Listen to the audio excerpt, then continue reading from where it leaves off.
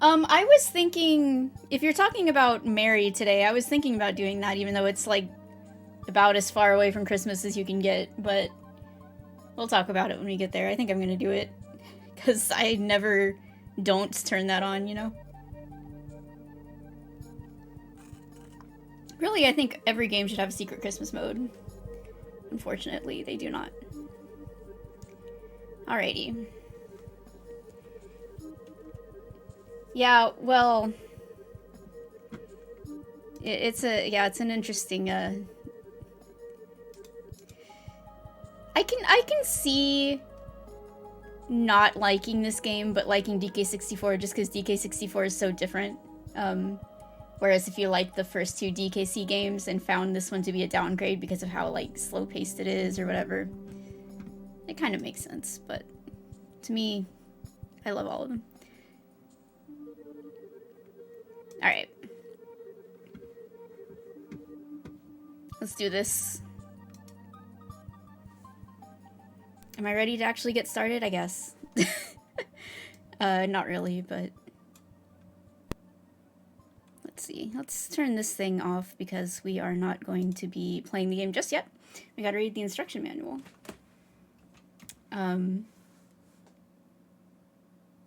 But how did it cause him to have an existential crisis besides the fact that he realized he was having an 8-hour-long discussion about Donkey Kong? To me, that made me have, like, what's the opposite of an existential crisis? What's, like, a affirmation of your existence? Like, you do that and you're like, yes, this is what I was put on this earth to do. You know? I was put on this planet to have 8-hour discussions about Donkey Kong in one sitting. You know, I felt like fucking awesome after doing that. I was ready to take on the world.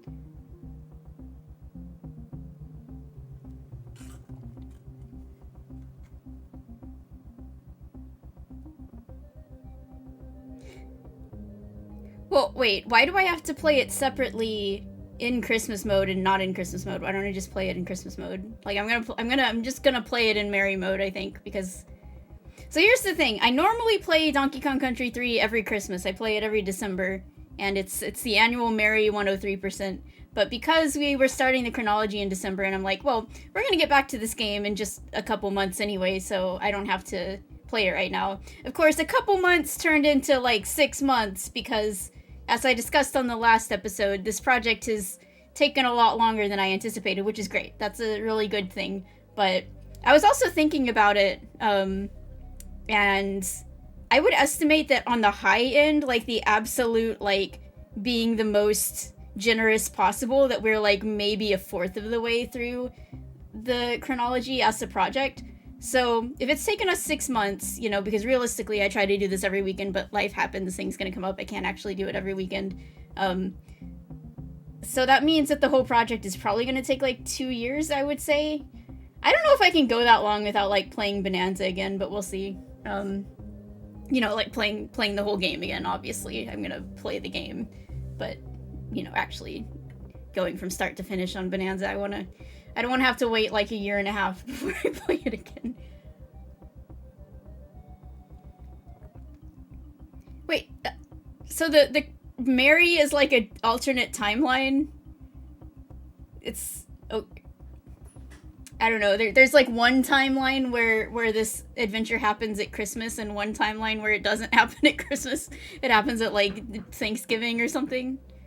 I don't know, we'll talk about the Merry timeline implications as we go. We'll have plenty of time to talk about that. For now, I need to pull up the instruction manual.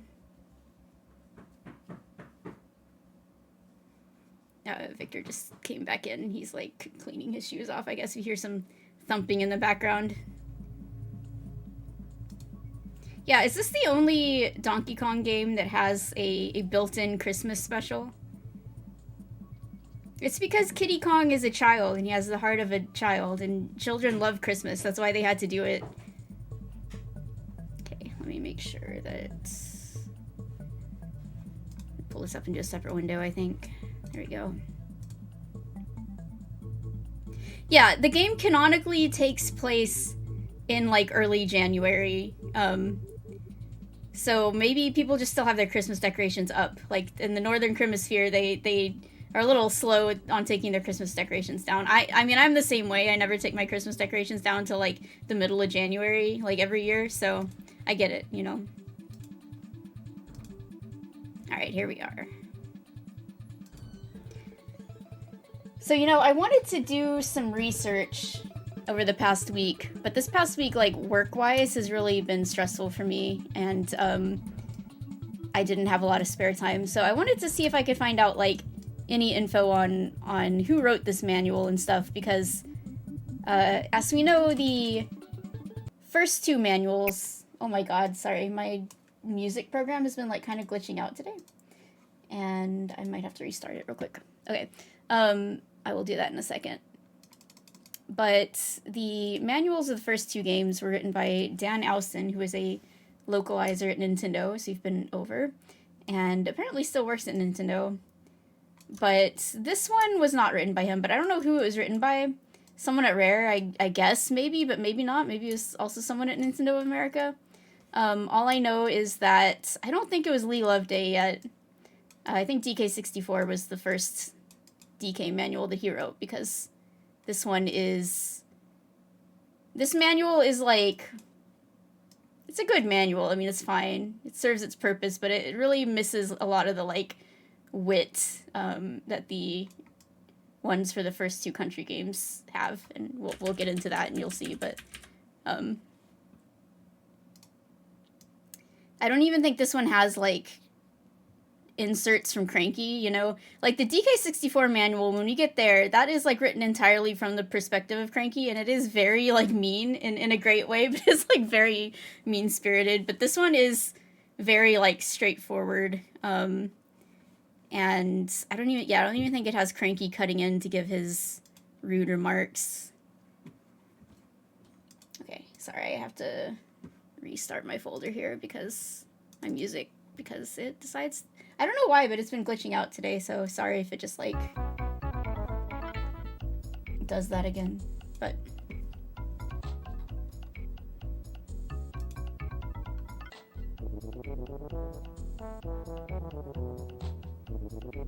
Yeah, I mean, I have a lot of thoughts to say about growing up with this game as a girl, because, you know, well, let's just go ahead. Before we look at the instruction book, I will talk about my personal history with Donkey Kong Country 3. So, here it is. Here is my cartridge that I have had since I was... Hang on a sec.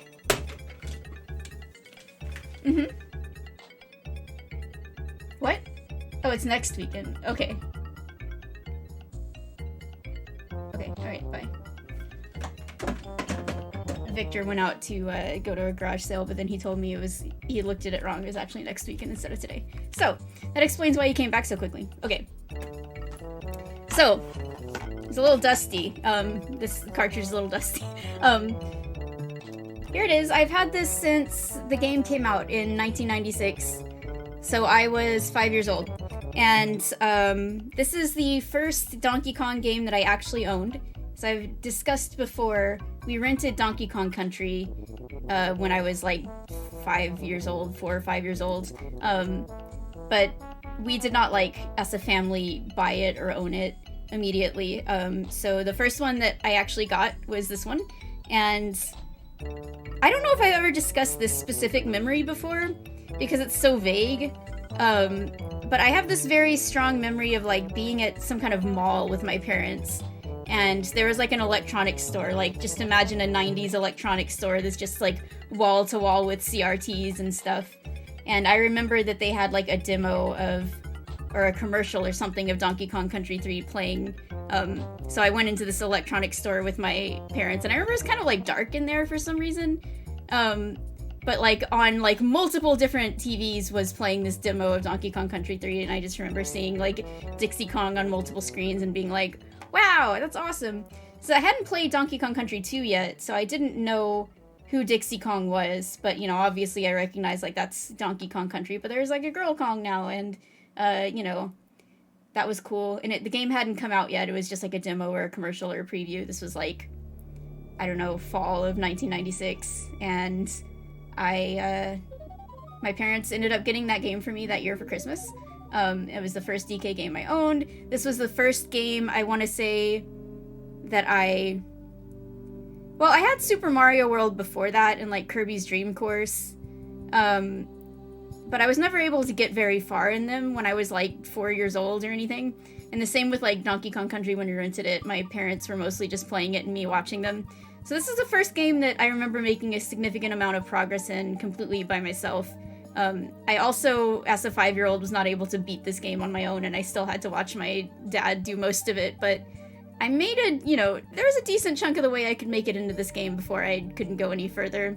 So this game is like kind of the origin story for me for a lot of things. It was not my first experience with Donkey Kong, it was not my first experience with Kremlings, but it was the first DK game I owned and the first one I played a significant amount of on my own. So it's like super important to me. A lot of people dislike this game for various reasons, some which it's like, yeah, that's fair enough, legitimate, whatever. Some I'm like, that's a dumb reason to dislike it, but it'll always be super special to me. So here it is, the cartridge I've had since I was a wee little kid. No, it's funny because I try to remember looking back, like, what... It is weird, like, if you go straight from DKC to DKC3, it's, like, two completely different characters, with no overlap in between. And I try to remember, like, as a little kid, what I thought about Kiddy Kong. And, like, I think I just didn't think it was weird, because if you play this game when you're a small child, especially when I was young, there were a ton of, like, shows and stuff that were themed not only for children, but, like, about little children. You know, there was, like, Rugrats, and there was, like, Muppet Babies and whatever. There were a lot of, shows and media that was like, this is the little child version of these characters, or this is a show about babies. So I think having a baby Kong in this game was just a complete non-issue to me when I was little. I didn't think it was weird or, like, annoying or anything like that. I just kind of rolled with it. Pun not intended. I took it for granted. So as I got older and I realized a lot of people thought Kiddy Kong was annoying, or like, why the heck did they put, like, a baby in this game instead of a cool character? I was like, yeah, I guess, but when I was young, I never even thought of it like that way. I was just like, he's a baby, sure, why not? So,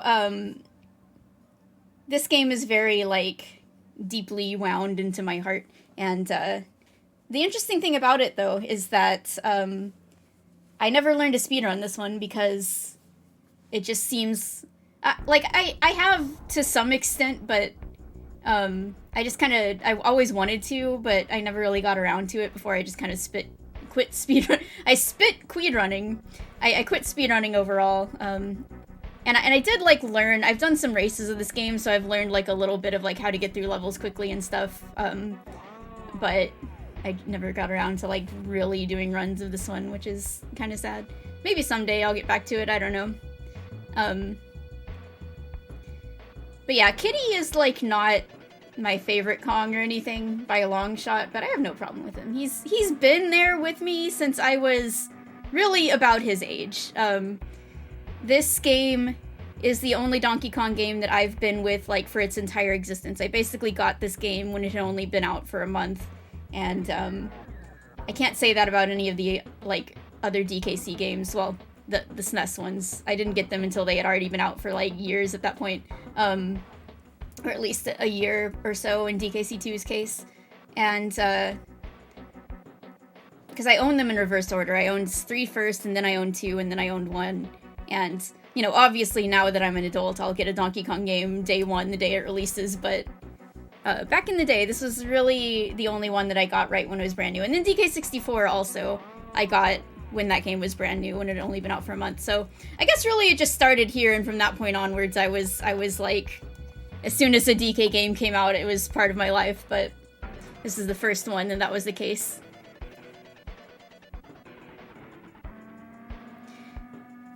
Yeah, I don't know, like, it's kind of interesting because I became a older sibling when I was 3 years old, Like, my little brother was born when I was 3 years old, and I was very excited about having a sibling, so I think that is something that is relatable to a lot of little kids, but, I don't know, when it did happen in shows and stuff, I don't remember being particularly invested in it or anything. Like, I watched Rugrats, and when they introduced dill pickles, I was like, okay, whatever. It's one thing when it's, like, your actual real-life sibling, and it's another thing when a little character gets added to the show. I don't know. I don't remember, like, having a particularly strong, like, oh, wow, that's so cool reaction or anything, so.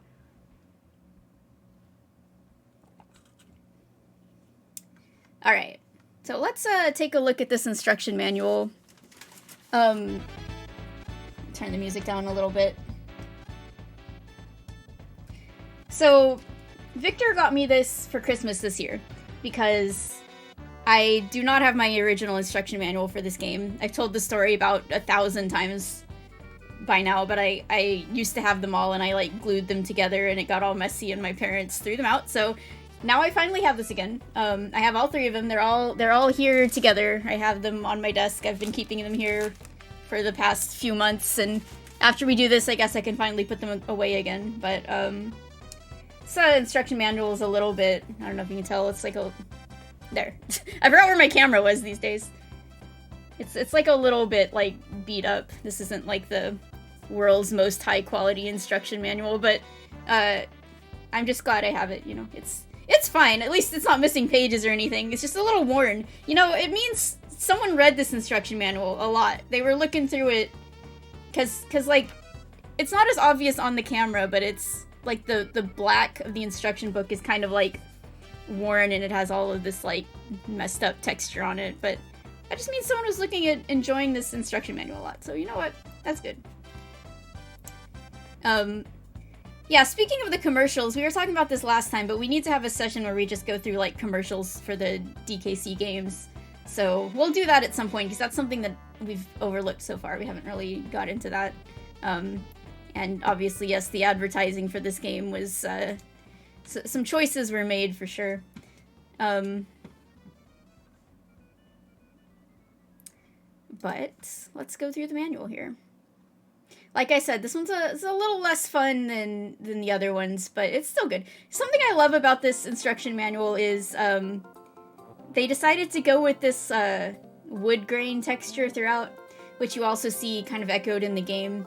And, you know, that mimics, it's like, oh, the nature theme of it all, the, like, woodsy, you know, forest theme, but it also really strongly reminds me of the 90s. So if you weren't born in the 90s, you didn't grow up in the 90s, you might not know this, but, like, I guess from maybe the 80s and the 90s, this was kind of a thing, maybe more of an early 90s thing, but a lot of stuff, there was a lot of, like, wood grain stuff, like, the Atari 2600, an entire game console that they decided to go with a wood grain theme for it, at least, like, some of them. My house, when I was a kid, like, so you know I have this, like, stupid, like, wood panel behind me, but our whole house was like that, and it had, like, a dark, well, at least our, like, living room and kitchen and stuff, and it had, like, a darker wood grain like this. So when I see this instruction manual, it reminds me of growing up, reminds me of being a kid, because this is what my house looked like at the time when I got this game. The whole house looked like the dang instruction manual, so very, very nostalgic. And there's Swanky Kong himself. I gotta say, this game is like a big upgrade for Swanky. Like, I don't know, he gets a more unique design. I really like this design for him better than just wearing, like, the blue jacket or whatever. He gets a more active minigame instead of just a quiz. It's, Swanky was on the up and up, and then he just completely disappeared from the world, but, like, he was going places. I guess he got too big for his britches, and then he just, maybe he moved up in life so much that he just was too good for the other Kongs, and he just left them behind, and then we never saw him again. Hey, Jeff! Glad you're here. It's not a Brothers Bear stream without Jeff, you know.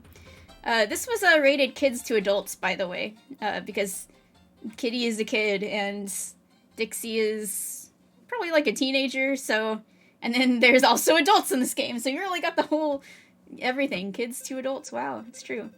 Alright. So, This scan of this instruction manual is not the particularly most high quality one, but hopefully you can see it well enough. I'll just... Yeah, well, that's true. I guess we did finally get an explanation for what happened to Swanky. But the movie canon is slightly different from the game canon, so... There are people who believe that Swanky was reincarnated into Quiztone instead of Quiztone just being like a big fan of Swanky, but I guess we can't say for certain if that's not true, you know? Alright, here goes. Trouble again. Which, by the way, we need to discuss what Dixie Kong's double trouble is actually referring to, because nobody knows for sure. You know, we'll talk about that as we play the game. But anyway... months after their victory against King K. Rool and his army of baddies, yeah, I'll say, the Kongs were still celebrating, soaking up the sun in their favorite glade on DK Island. Donkey Kong and Diddy Kong often slung up hammocks, banana hammocks, hit the music, and spent the day chilling out with banana milkshakes. If she couldn't think of anything better to do, Dixie Kong sometimes joined them. I like the implication that hanging out with her boyfriend is like her... Like, if I can't think of anything else to do, I guess I'll hang out with you, Diddy. I don't know, I got more important stuff going on. This morning, though, Dixie was surprised to find Diddy's room deserted. Up and about so early? That wasn't like him. It was only as she turned to leave that she spotted the scribbled note on the table. Gone exploring the islands with DK, it read. Back tomorrow. I know what Victor's gonna say. I know what he's gonna say. What?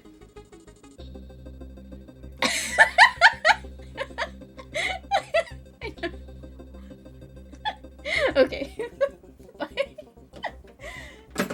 Yeah. That was great. He was saying I'm the same way. But anyway. Look, Victor, I'm sorry I didn't hang out with you more this morning, but the Kremling Kronology is very important. Alright? Go back to the beginning of the playlist here. Dixie could remember at least 3 times that they'd already tried this plan. Each time, they'd never made it further than the beach. That's where she first went looking for them. So, apparently, they never explore, further than DK Island. They always just get distracted by hanging out at the beach, I guess. Was this the first confirmation that DK can read? Does it? I mean, it doesn't talk about DK reading, it talks about Diddy writing a note. So, no.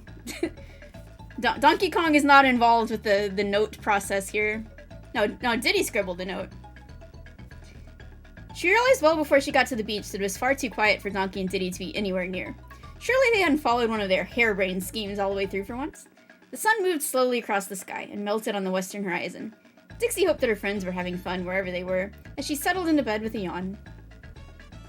When morning came again, another brief swing through the branches confirmed that Diddy was still off on his little expedition. Dixie found herself starting to worry. She could only imagine what kind of trouble Donkey Kong and Diddy Kong were getting into. As the day crawled on and the night fell on the jungle, neither of the primates showed up. Again, Dixie could do nothing but head home to bed and hope that they'd be back by dawn. The next day came, but neither Donkey nor Diddy returned. Donkey Kong Country did not return. Dixie had to find out what those 2 primates were doing. She made her way to the southern part of DK Island and swam to the nearest mainland. Okay, so here's the first thing we gotta explain. So, the manual states that she swims from the southern part of the island, but the northern Kremisphere is where she ends up, and obviously you'd think the northern Kremisphere is in the north, because it's the northern Kremisphere. Now, you know, it's not like the Donkey Kong Island is further north than it, because DK Island is like tropical, so you'd think it's like near the equator, and whereas the northern Kremisphere is obviously a more like northern climate, more like temperate climate, I guess.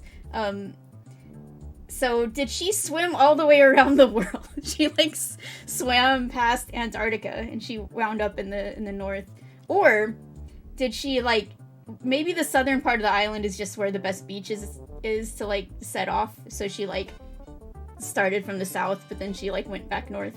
I think that seems kind of likely because like, you know, the back of DK Island is a little more like cliffy and stuff, so maybe she just set out from the southern part but then she made a U-turn.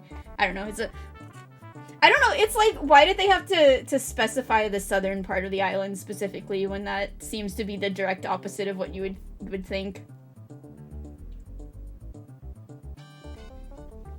That's true. She got caught up in, like, the current, and it pushed her all the way north.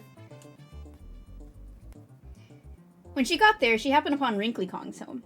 Wrinkly Kong told Dixie that the boys had passed by, but they hadn't said where they were going. She suggested that maybe the boys visited Funky Kong at his beach shop. I like how she, like, not only were Diddy and DK missing, but, like, apparently all the other Kongs have set up here on the Northern Hemisphere without, you know, without really consulting anyone else. They just all decided to hang out here. As Dixie was leaving, Wrinkly asked if she'd look for the mysterious banana birds. Hold on a sec. Here we go. It's a banger song. The birds had been seen in the caves across from Funky's rentals, but no one seemed to know how to get them out. Dixie agreed and thanked Wrinkly for her help. She set out to see Funky at his shop. Yeah, Dixie is so distracted by Diddy and Donkey Kong being missing that she doesn't notice that, like, Wrinkly's also gone, Funky's gone, Swanky's gone, but she doesn't care about that. Cranky's gone, but she, like, super doesn't care about that. Everyone just left without telling her. Funky Kong was busy working on one of his inventions, and his shop was full of unusual items. He can find a use for anything that he gets his hands on. Funky told Dixie that the only visitor he's had all week was Kiddy Kong. Kiddy Kong, let's go! Yeah, no, Candy's still on Donkey Kong Island, because she's not in this game. So yeah, both Dixie, I mean, both Diddy and DK ditched their girlfriends and just left them behind. Funky pointed across the room to the cuddly toddler who was chewing on an old spare tire. Funky, I don't think you should be letting him do that, but okay, I guess it's good teething for a Kong, you know? He's strong and can take good care of him. Funky asked Dixie if she wanted to take Kiddy with her. He's strong and can take good care of himself. Dixie agreed and the two were off. Before they left, Funky told them to keep their eyes peeled, haha, banana joke, for some cool junk. He also told them to visit his friendly pals, the Brothers Bear, for help. Why do I have this one in here? I just have, like, I put the one GBA song in this folder. No, we'll get to that one in several months from now. He also told them to visit his friendly pals, the Brothers Bear, for help. Once on their travels, Dixie and Kiddy discover a whole new collection of Kremlings, who seem to have a new master named Chaos. That's all we get about the Kremlings in this, like, entire thing, except for the very, very first line, I guess. They really kind of bury the lead with that one. It's just like, once she gets there, some fucking weird shit is going on. Alright, you figure it out. This game really wants you to get the story from actually playing the game, instead of reading the instruction manual entirely, which makes sense, because, you know, there's so much NPC dialogue in this game, so... There's a lot of setup in the manual, but the actual story really begins once you start playing the game.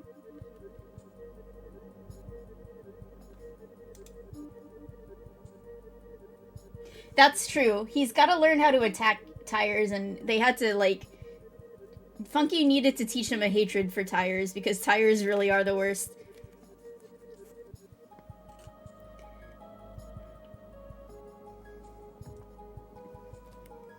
Alright.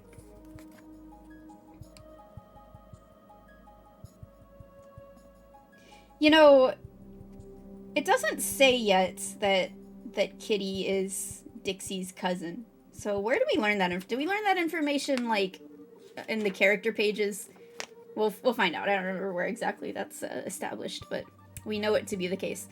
Alright, so here's how you start the game. I don't really need to look at this part, probably. But, you know, you gotta plug the cartridge into your Super NES and turn the power on and press start when you're ready for a great adventure.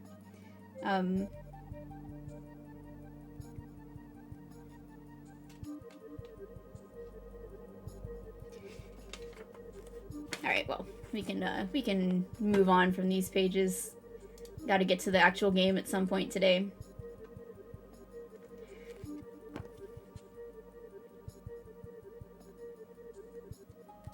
Good old bear coins.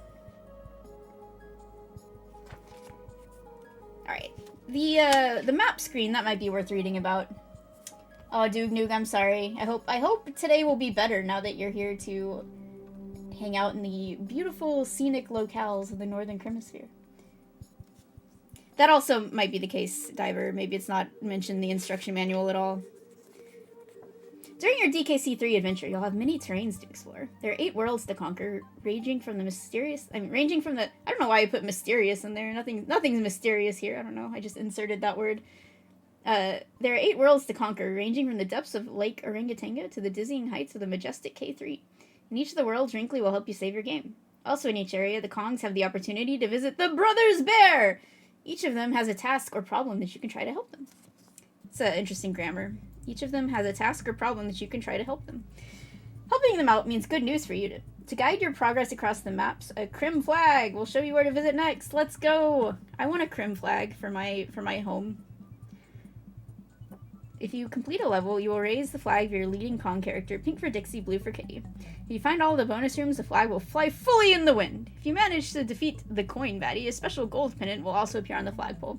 Now, I do want to shout out, I think the flag system in this game for showing your progress is actually, like, super cool. You know, instead of just having the Kong's heads on the map, imagine if, like, they went with the DKC or DKC2 system and you had to just see Kiddy Kong's face plastered all over the world. But the flags with the different colors and, like, how if you haven't found everything, they'll be kind of, like, sadly flopping around. But if you've found all the bonuses, then it's flying at full wind and, you know, with the little extra pennant for the coin. That's really smart. It's more smart and elegant than using the exclamation points and the little coin symbol at the end of the names. So that's always something that I really thought was neat about this game. Okay, my music player has decided to freak out again. Let me restart it real quick. But yeah, I love, like, sort of, in-game, I guess more, like, in-universe, I should say, like, information displays like that.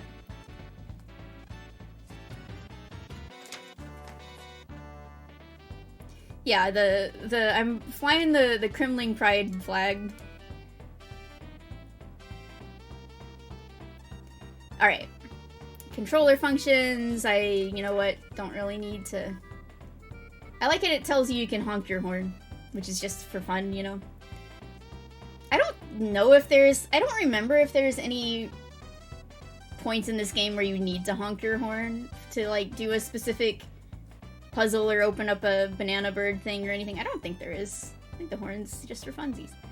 Alright. My favorite Brothers Bear is blue. I'm just gonna get that out of the way right now, but we'll talk about it more as we play the game. Dixie Kong is in the starring role as she quests across the island in search of her friends. She has terrific adventuring abilities. She navigates tough terrain with her helicopter spin. I can't read today. I'm like Donkey Kong. I can't read. I love Dixie. Dixie's my favorite Kong.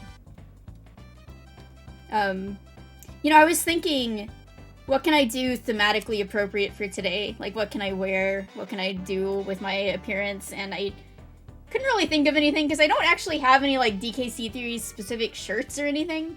Unfortunately, that's just, people don't make, like, a shirt of Baron K. Rulenstein very often or anything like that. So I was like, well, I can, like, paint my nails pink or something, but I don't have any pink nail polish either, because I'm not normally that much of a pink person. And I wish I had a little rare pin that I could, wear somewhere, but I don't think I do. I've got, like, my rare shirts and my rare jacket behind me, but...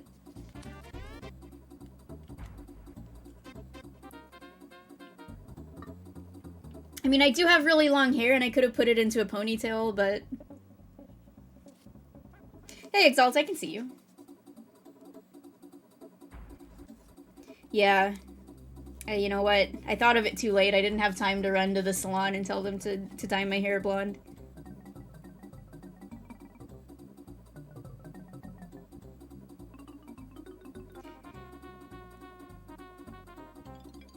Alright.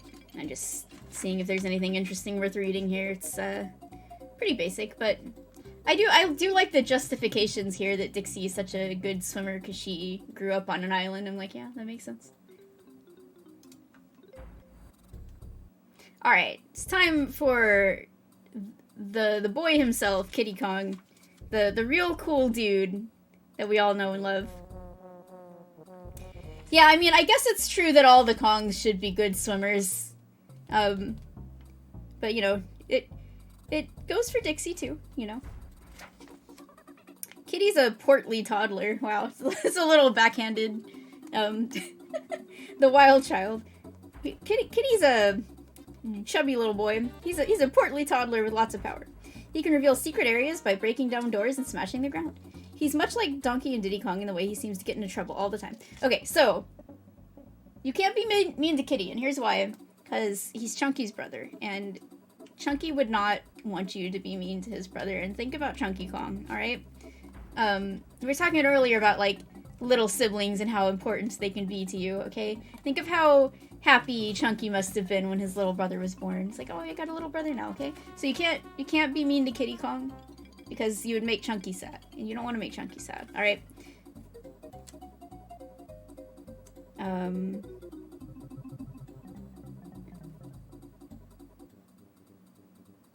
This sure is Kiddy Kong. Does it, talk about his water jumping thing that he can do, or is that... Yes, okay. Kiddy can also skim across water by rolling from land and tapping jump as he hits the water. I just want to say, when I was a little kid, when I was Kiddy myself, that was the hardest shit in the world. Like, Kiddy's jump thing, I could not fucking do it. Like, timing that was... That seemed like something for the highest skill level of gamer. I simply was very, very bad at it. And you know what? I don't even think I'm that great at it now, but I obviously can do it a lot better than I could then, but, there's like that one bonus really early on into the game that you can either like fly to with Dixie or you can do the jump with Kiddy, and for some reason as a kid I thought doing the Kiddy jump was the only way you could get there. I don't know why, I just never tried just doing it with Dixie. I assumed the Kiddy jump was how you were supposed to do it, and that was like one of the last bonuses I ever got because I just could not fucking get over there. Yeah, I still can't do the roll, skim off the water jump in real life. What the heck? I can't believe Kiddy Kong. I also can't fly with my hair either. What is this? I can't do it in Bananza either. Like, I'm starting to think it's not even real. People are just making it up, just messing with my head. Well, Dinky Kong, I think they wanted to keep with the, like, DK thing over there. And obviously, I actually think Dinky Kong is a better name because it does keep with the scheme of all the playable Kongs. But maybe... I don't know. I don't know why they decided to change it, though.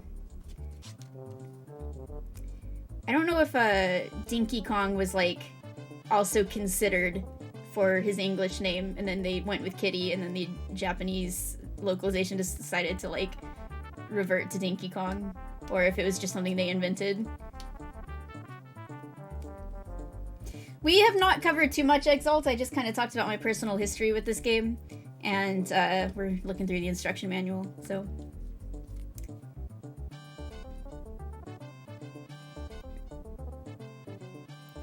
Dinky is kind of hard to say, I guess. Dinky. Let's look at the rest of the Kong family. Everyone's getting in on the act this time around. The Kong family members offer their services for free, with the exception of Swanky Kong, of course. You'll find the Kong family members in every world. Funky's Rentals. He's opened up his own boat rental shop, which the Kongs can use for free. Yeah, all the Kongs decided to be much more generous this time around. I guess if you're, like, set up on Crocodile Isle, things are... You're really living hard there, you know, you're trying to eke out a living on the Kremlings' homeworld. You gotta take every bit of money you can get. But here you're just like chilling. In the Northern Hemisphere, it's all good. You don't have to ask for money as much, you know. You know what, Team Major? That's that makes sense. I can't say that I knew that necessarily, but I believe it. Yeah, like, it makes me wonder what, as Kiddy gets older, he probably is not going to keep the name Kiddy Kong his whole life, but it makes me wonder what he's going to grow up into. Unless he becomes, like, a real jokester, and so Kiddy Kong means he's, like, kidding around all the time. So, you always were a kidder. Alright. Wrinkly Save Cave. She stays at home this time, exercising, watching TV, and playing video games. Dude, me too. That's the life. That's the life. And she's enjoying it while she still has it. Stop by for a visit and she'll save your game. Yeah, she's playing Super Mario 64. She's living large in there. Kiddy Kong. Yeah, he becomes a cat boy. Swanky. His show's on the road now. Play the throwing game to win top quality prizes. Cranky. Your opponent in the throwing game.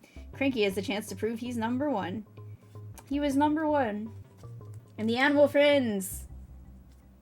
That game is so fucked up, Caro. I have also seen someone play it, and it will never leave my brain, unfortunately.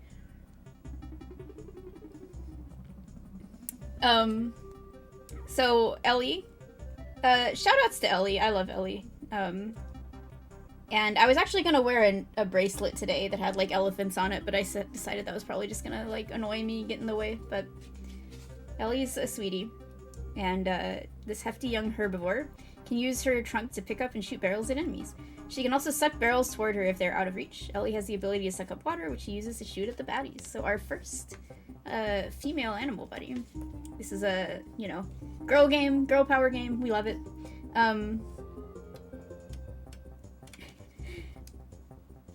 Unguard the swordfish. Can't have a Donkey Kong Country game without him. Right? Right? Right, Retro Studios? If you caught Unguard in a previous adventure, you know he's a keeper. Yeah, he is. We love him. Using his incredible swimming ability and his sharp bill to knock out enemies, Unguard is a great friend to have on your side. Squawks the parrot. He can fly, but he's no lightweight.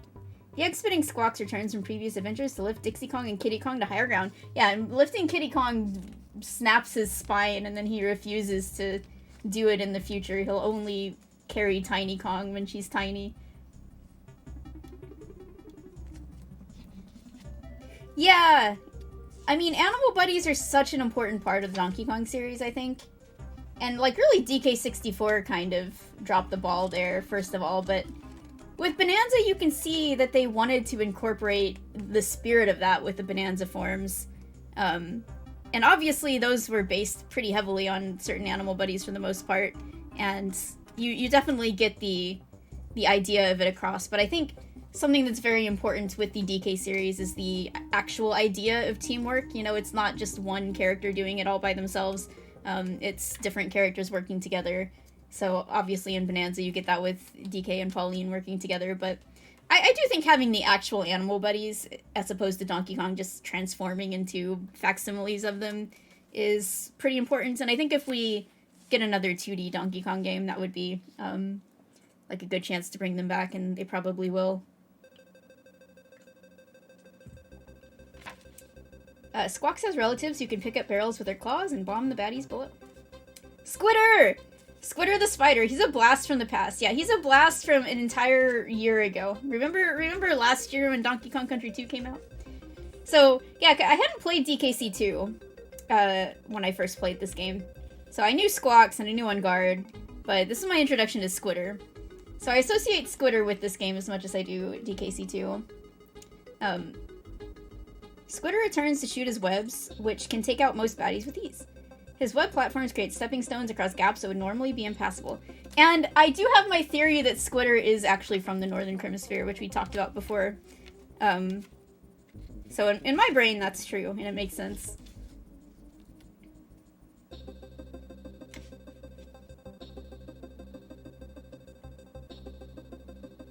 Well, yeah, because the Bananza forms are supposed to be, like, Donkey Kong transforming into them, so it's, like, half DK, half, you know, whatever the animal is. So they're all gonna be jacked, because Donkey Kong is strong, so... Heffy, hey! I am glad to hear that people are watching them on YouTube, too. Oh, I meant to create a command here on Twitch, where, like, you can type something in and get taken to the YouTube playlist. I was gonna do that, like, yesterday, but I forgot. Oh, well, I will do that today. Because I do have, I think, 19 episodes on there now, so.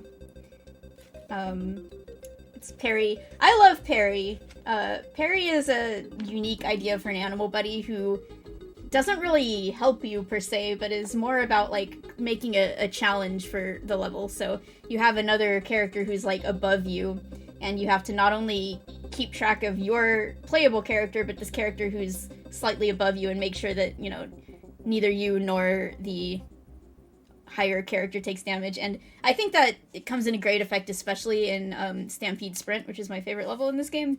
And oftentimes I will sacrifice the Kongs to keep Perry alive, because I will protect Perry at all costs. I love him. That's, you know what? It's probably gonna be exclamation mark chronology, but I can make exclamation mark command work too. A parallel bird. When I was a very small child, I thought a parallel bird was an actual type of bird because of Perry the parallel bird. I didn't understand what it was talking about. I literally just thought like, this is what a parallel bird is, that they're real and they look like this. And later I found out that was not true. I wish parallel birds were real. Alright, but we are about to get to the main event. That's right.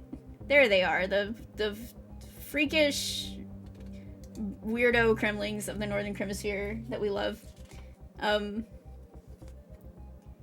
Here are just a few of the Kremlings and baddies that will try to stop you from finding Diddy and Donkey. Is it really just a few of them? I think this is all of them. I mean, is there anyone they left off of these pages? Well, kind of. They don't have the bird. They don't have the fat bird on here. What Kremlings are missing? We don't have Cuff and Clout, our besties. Yeah, I guess they are missing. If they don't really have every single one on here. Interesting. It's just a little taste. Hi, Vasu. How's it going? Alright. Let's get this out of the way. I really love... Okay, here are the ones that I really love. Copter, my beloved. Copter is like one of my favorite Kremlings that there is. They always just look so happy. They're basically just cutlasses, kind of. So of course I love them, but they are adorable and they are always having a good time, even though they are very annoying and kind of one of the more actually hazardous Kremlings, especially in levels like Confused Cliffs. But I like how you can bounce off their heads, and you have to do that to get to a bonus, so that's really neat. Copter's my number one. Also Kraka. Kraka is not in this game. But, you know, good old Kraka, the real Kremling that definitely exists, which is not just a clasp.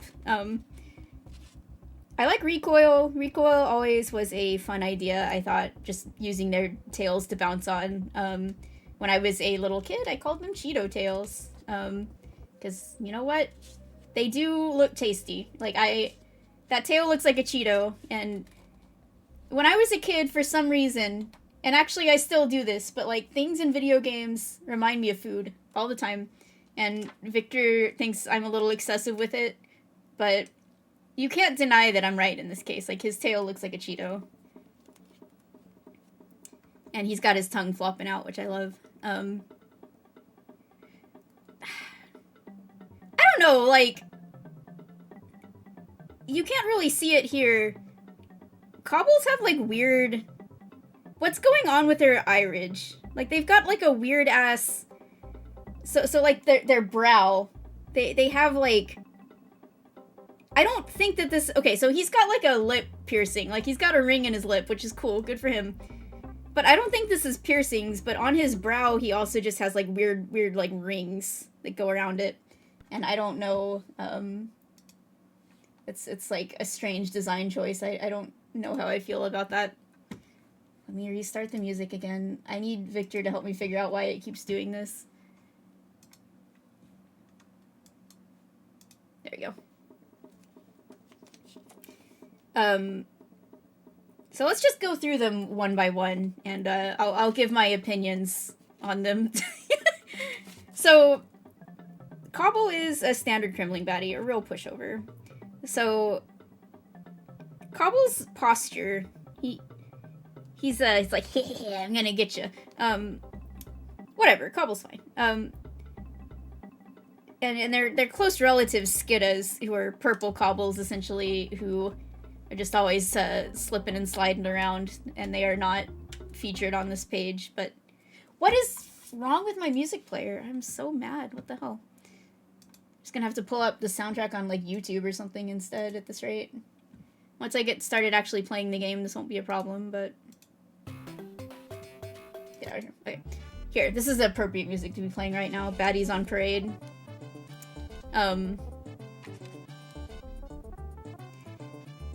So...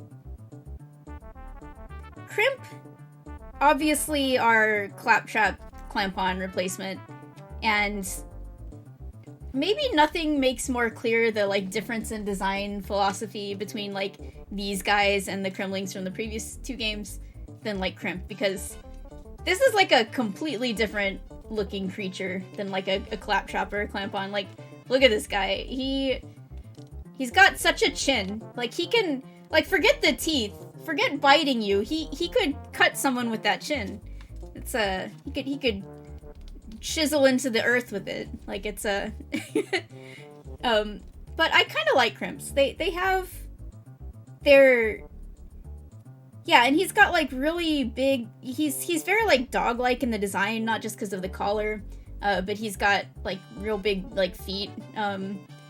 But he's kind of got like that like ugly cute thing going on of like a pug or like a, I don't know, a pit bull or something, where he's kind of weird looking but in a way that I find endearing. Like, I don't know, I like him. I don't have a problem with Crimp. Crimp's not as good as the other like quadrupedal Kremlings, but I roll with him, you know. Hold on, let me see, what is this? You know, yeah, so what Andre has posted here is a lizard that does have, like, sort of a weird brow ridge, spiny thing going on, and now this is something that I did want to get into when it comes to the design philosophy of these Kremlings, like, in general, which is, I think here in this game, we get a little away from them being, like, I need to take this song I don't know why I have that one GBA song in here. We get a little away from them being, like, crocodiles explicitly, and they become just more kind of like reptile monsters, more like just general like lizard characteristics and stuff,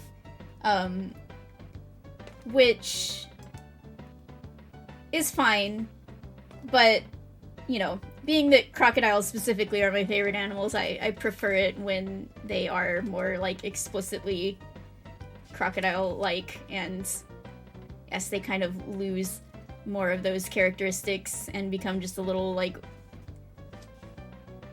I don't know. I feel like they just lose their specific appeal to me.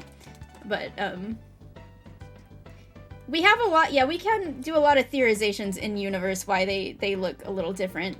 The of course out of universe explanation is that like different designers and artists worked on this game.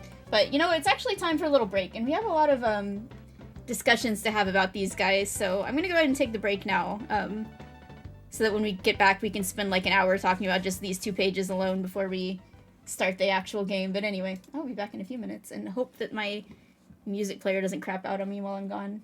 So, see you soon.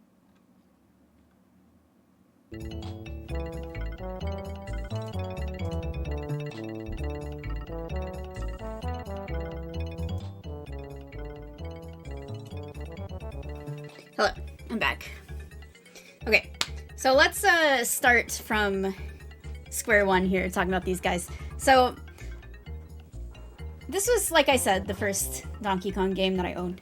And, you know, I've stated many times that overall, I do not like the design philosophy of the enemies of this game as much as I do for the first 2 games.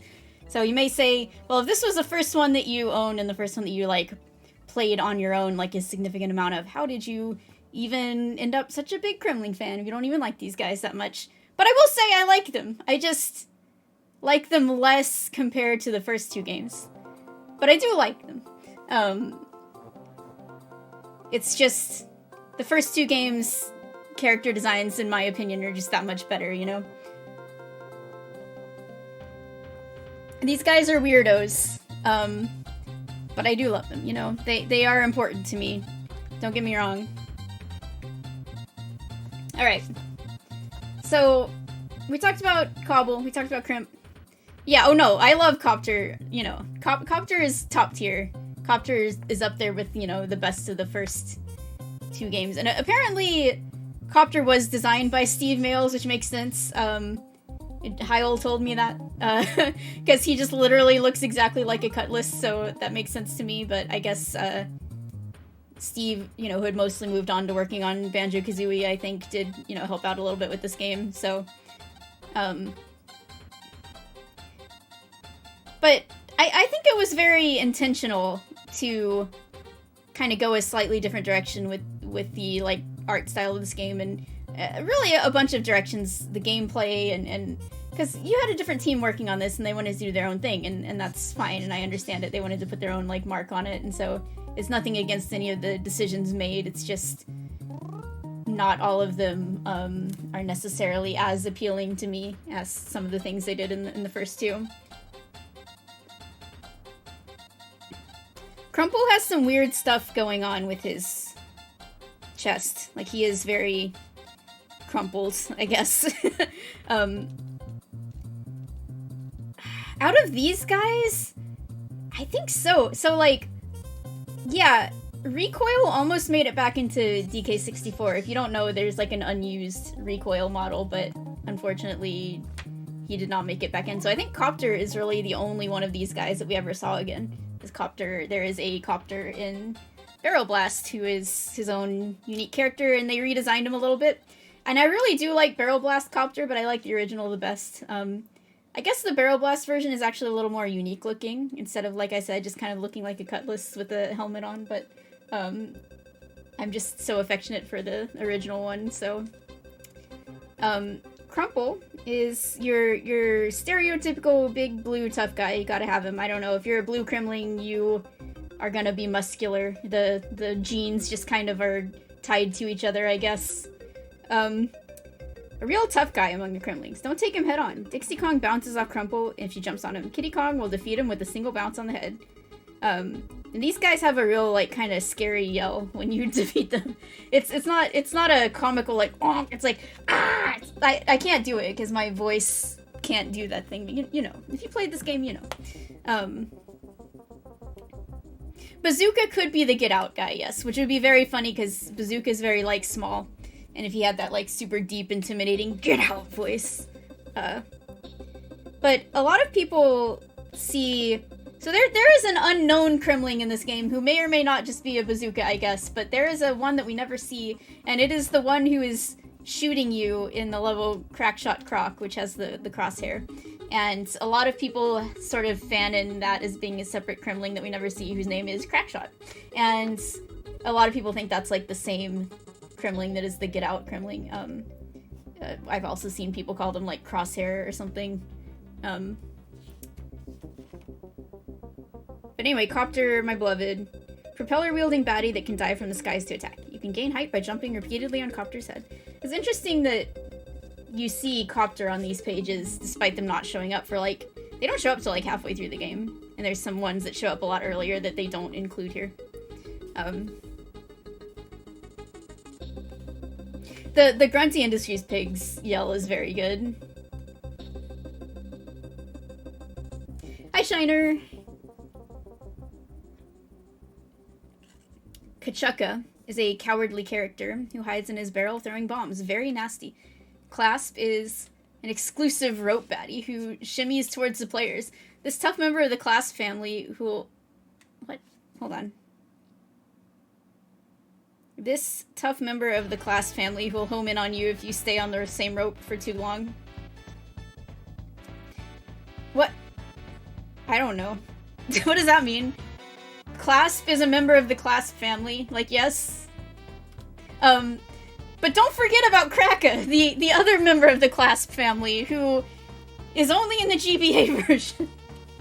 I guess that's why they were already setting up Kraka's existence back then. They had to foreshadow that there were other members of the Clasp family. Yeah, well, you know these guys up here are a little kinky. Wait, you think the Glitter Gulch Mine Cowboys are zombies? I mean, I guess they are underground. I never thought of them as zombies. They're green and they pop up from underground, but that's strange. I never thought about them like that. They're just, like, kind of weird gremlin goblins like a lot of other, like, grunty minions. And they just live in underground because they're miners, and I don't know, but that's interesting. That's a new way to think about that. Recoil, his springy tail can propel him towards players at speed. Beware. Or sometimes they don't really jump anywhere at all and they just kind of get stuck and they can't actually really jump and they're just like...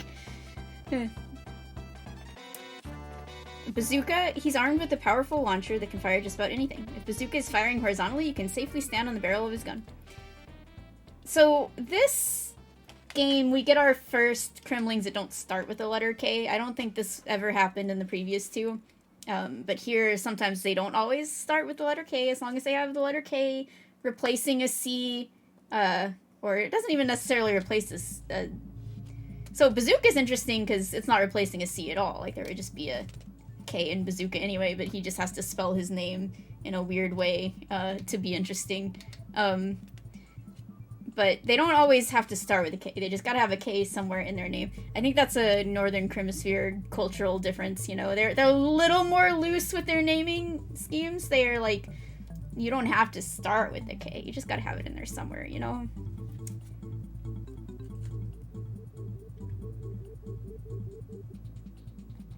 Yo, Smash Matt, thank you so much for the gift sub. I don't know if Dreamer's been here yet today, or if they're just lurking.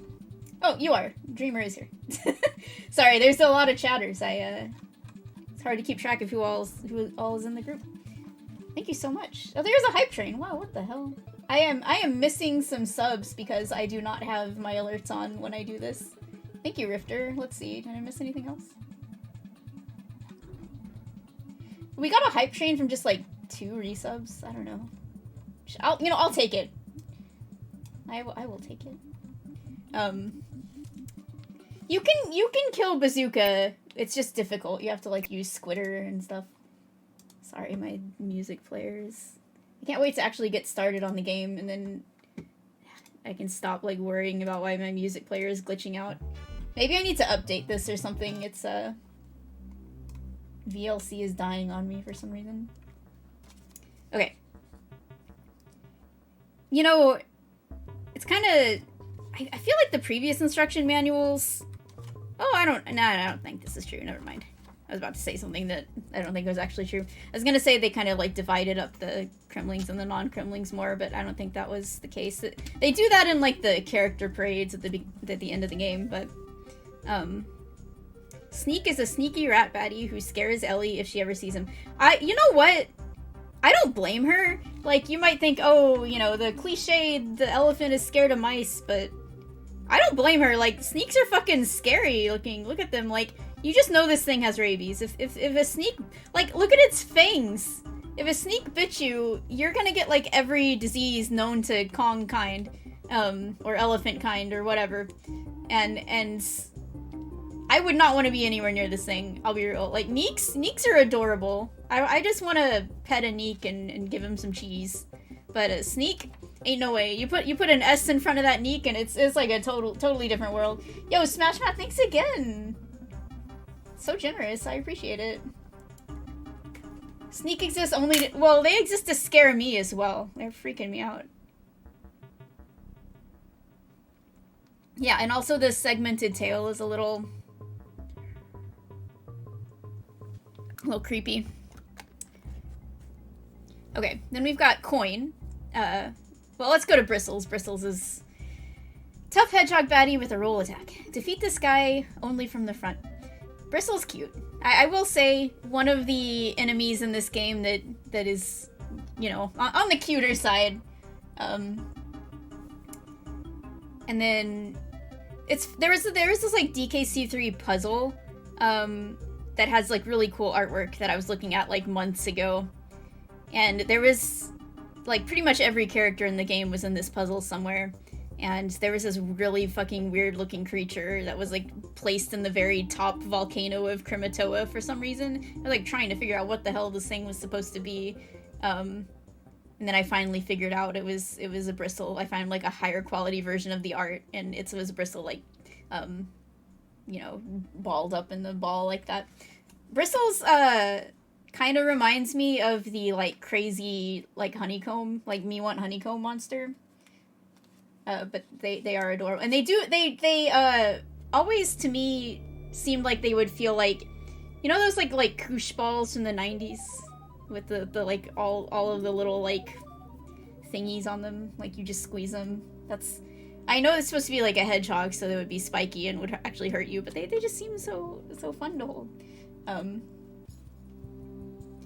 Coin. I love coins. Coins are another one that I really like from this game. I think turning the hero token, the DK coin, into a little, like, challenge of not just finding them, but, like, how are you going to get this? And it's not hard most of the time, but sometimes you gotta figure it out, and sometimes you have to figure out where you get the barrel from and things like that. So I thought that was one of the clever things this game does, and I just think Coin is very funny. I like that he has basically like a trash can lid that has the coin like pressed into it. His like stupid ass bucket hat. It's good.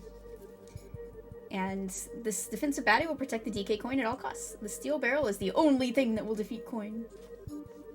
Buzz, now, controversial inclusion of this game. The beloved zingers have been replaced by these weirdos. But that makes sense, you know, like, people are like, where'd my zingers go? Why'd they take my zingers away? And I love zingers, you know, #1 zinger fan right here. But this is a different region. It makes sense it would have, like, different native wildlife in it.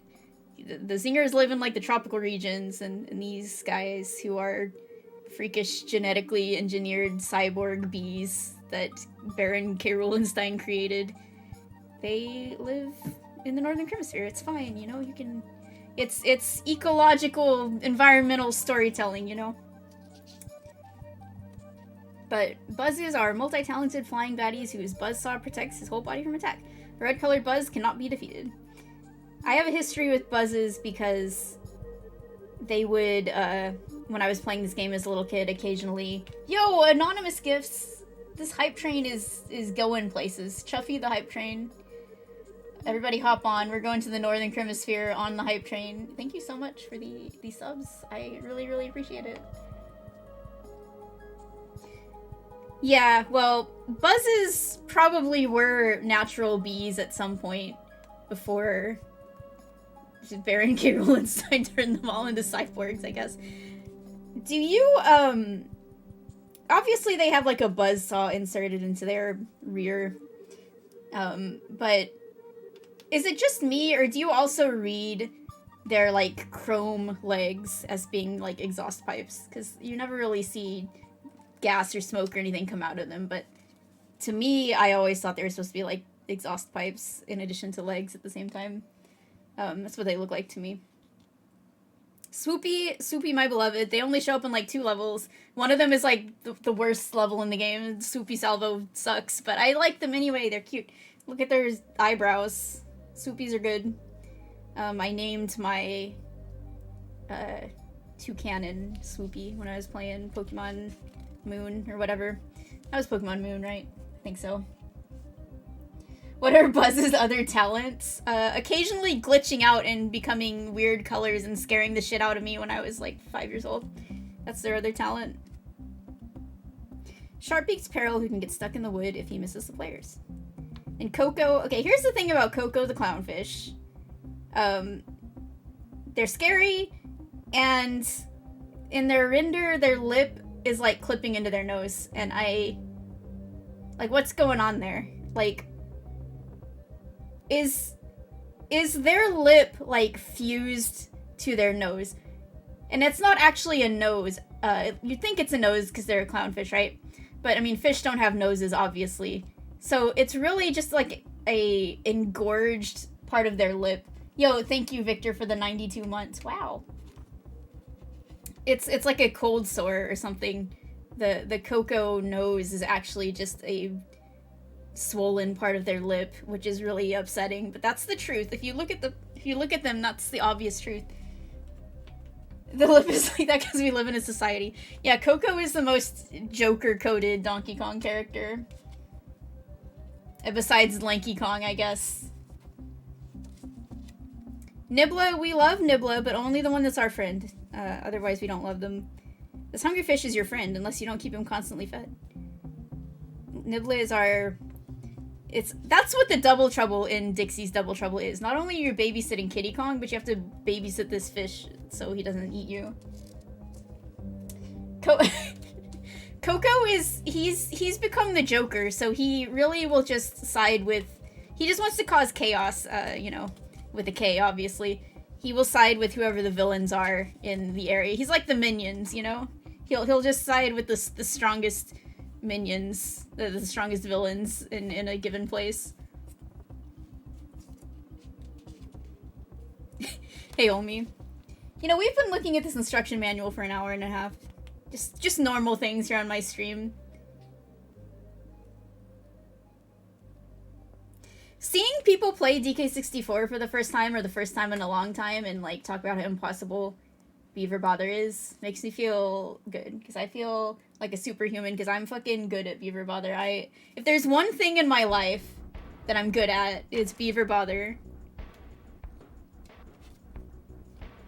Yeah, you know, High Ol' Russell always likes to talk about how K. Rool is obviously like the one true villain for DK. Like, DK can have other villains, but like, K. Rool is the Joker to DK's Batman, but Coco is the Joker to Kiddy Kong, I guess.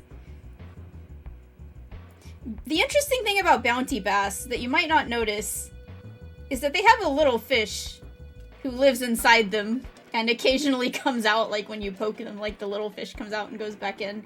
So they have a very interesting symbiotic relationship going on there. A little bit of a vor relationship. The real Bounty inside Bounty Bass is his little buddy that lives inside of him. The gluttonous fish that holds big bonuses, you get a chance to defeat him.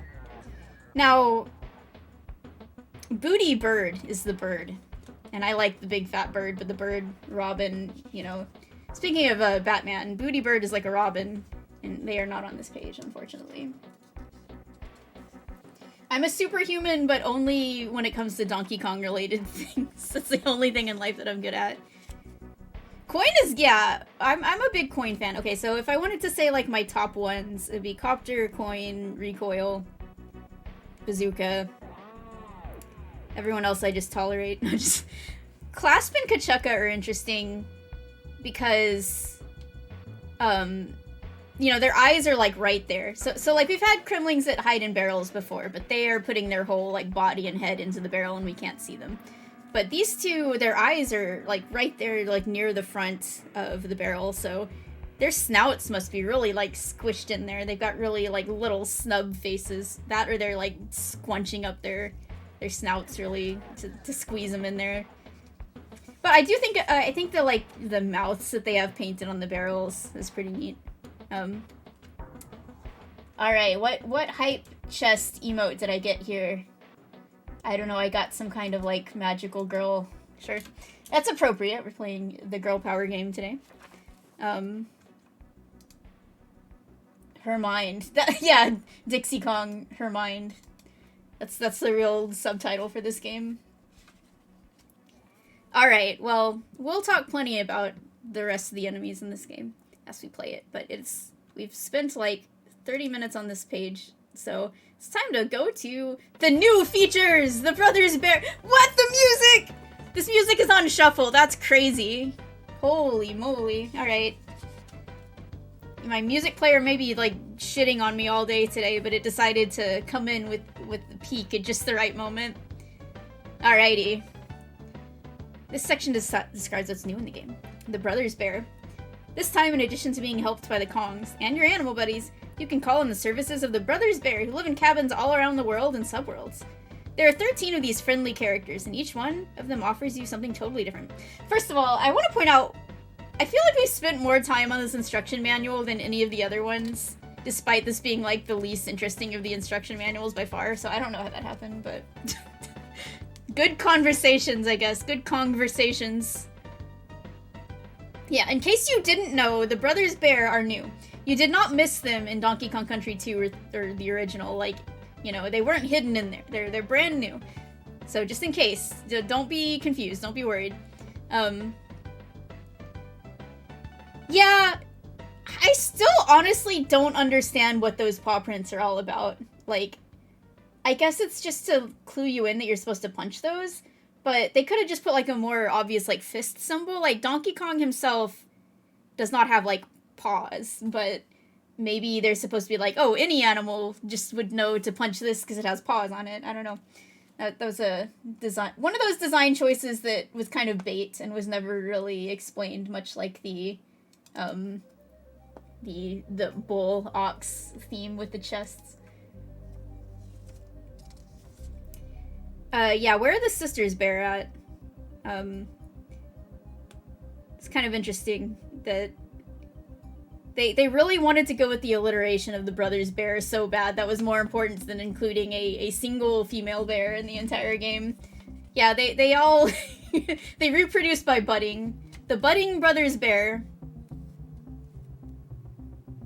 Yeah, I mean, I think Banjo is probably just one of these guys. He's related to them. His family might be from here originally. So we do have Tootie. Tootie exists. The Grizzly Girls. There we go. Thank you. I was trying to think of like the sisters something, but I couldn't think of a S word that had to do with bears. Yeah, are they literally all brothers, or are they just brothers in like a metaphorical sense? Like they're part of some kind of like fraternity or something. They're all just close, like a brotherhood of bears. I don't think they're all supposed to be literally brothers. Because they have like sort of like Benny and Bjorn are twins, so those two are brothers for sure. But I think, you know, because they have like differing relationships with each other. Like Blue is especially sad that like Blizzard has forgotten about him, so he thinks. So like, if they were all brothers, wouldn't he be equally sad that the rest of his brothers don't think about him? But he has like one particular one that's his best friend or whatever. So I don't think they're literally all related. I think Brothers Bear is just like a, you know, name for them as like a group. But the Blowjob Brothers Bear, yep, that's them. Anyway, Bazaar, the shop. First of all, who's your favorite Brothers Bear? As we go through these, the shopkeeper of the island has many goods for sale at a price. First of all, my favorite is Blue, as I said before. They put him in the back. No wonder he's depressed. Look at him. They put him, like, way in the back. Poor guy. Barnacle. This guy runs the gift shop. He drives a hard bargain, so be prudent with your spending. Sometimes it's worth spending a little extra for a necessity. Brash, also known as Jeff. He's big, he's bad, and he's got an attitude to match. Kong's viewer. So I do like Brash a lot, not only because he's Jeff, but because he's a speedrunner. And he's a really shitty speedrunner, but he gets really mad when you beat his record, and I just think that's very funny. It's the kind of thing that I've just liked more over the course of my life. It's like, I feel that.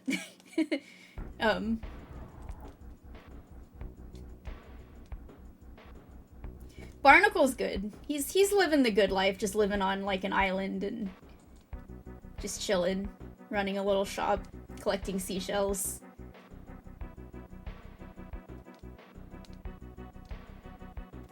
Bjorn is a good name.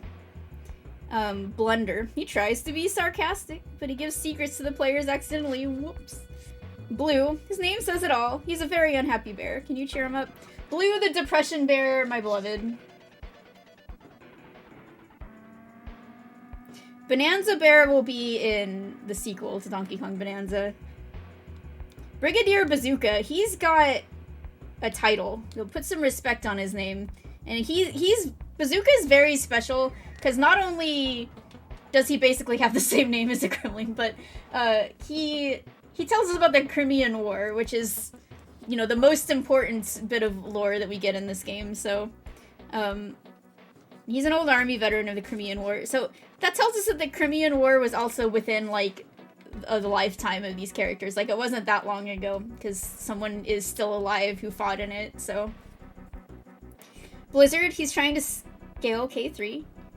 I like that he's a polar bear. There's a couple of them. Benny and Bjorn are also polar bears.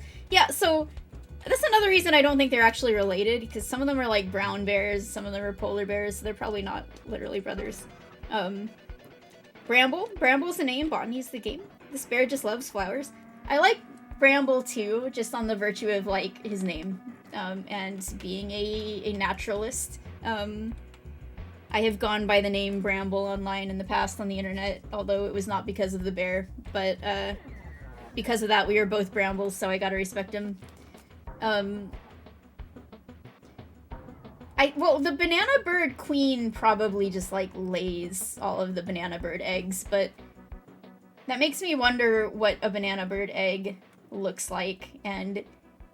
Okay, what if it's not an egg, but she just, like, lays bananas, and then when they're ready to hatch, the, like, legs pop out and they, like, unpeel themselves, and you get the banana bird head there. Well,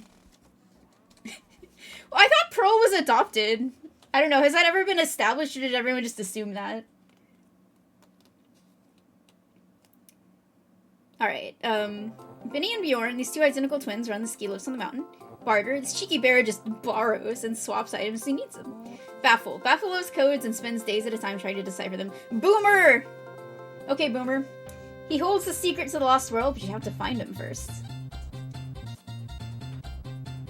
Banana birds. As you progress through the quest, you'll find banana birds. Once rescued, these mystical birds will fly to the safe cave where Wrinkly Kong looks after them.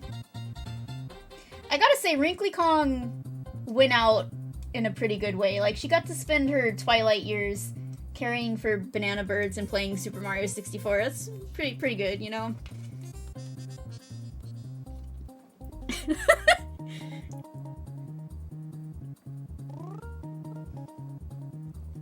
Swanky Sideshow. This time, Swanky's got a great new Sideshow game. It is pretty fun, I'm not gonna lie. I really like Swanky's game in this, it's very fun. The game focuses on throwing, and the I'm always throwing for content when I stream. In the one-player game, Cranky finally gets a chance to show how good he really is, as he will be your opponent. Funky's Rentals, vehicles provide progressive access during the game, blah blah. A fun thing about Funky's vehicles in this game is... So this is really the first game I played, since, you know, this is one of the first games I played in my life, all things considered, that sort of had a system like this. But this is a system that you see in a lot of RPGs. Even to this day, is still something that's pretty common.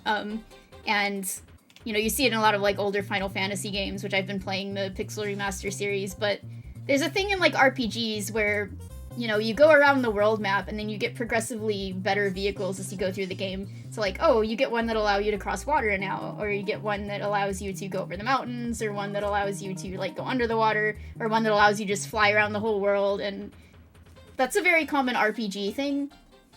But every time I play an RPG that does that, which is a lot of them, it unlocks this, like, primal memory in my brain of, like, playing Donkey Kong Country 3, because that was the first game I played that had a similar system.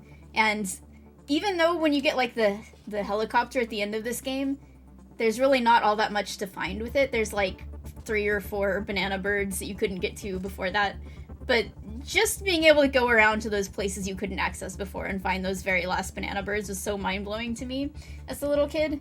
And you get that same feeling when you are, like, playing an RPG and you get the most powerful vehicle and you can go places and look around the overworld and find the secret caves with the secret bosses that you hadn't found before. It's like, it's just a mechanic that every time I encounter in a game, I just love it so much. It's, like, one of my favorite things ever. But it always makes me think of this game, which is the first time I really experienced that. Bleach Bear. Yeah, this is a very important game for Funky Kong because it sort of establishes his modern design and his, you know, it really leans into him being a mechanic and inventor as well as just... I guess it's kind of implied that he, like, made his planes before and that he, like, worked on them and stuff, but this game goes, like, extra hard into, And also his fur is like it's like he's rolled up the sleeves so he can get down and dirty with the machine, so he's like rolled his fur up. His fur it's like a 3/4 length fur sleeve. It only goes like halfway down his forearm. Yeah, this is before the PTSD of Wrinkly's death turned him into really like a gun fanatic. So he was just working on vehicles at this time, you know, before the Dark Ages.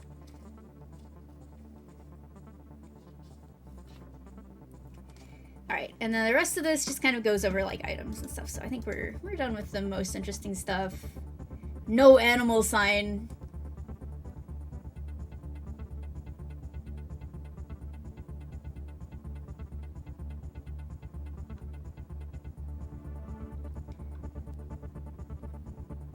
Dude, that booster barrel's really taken off down there.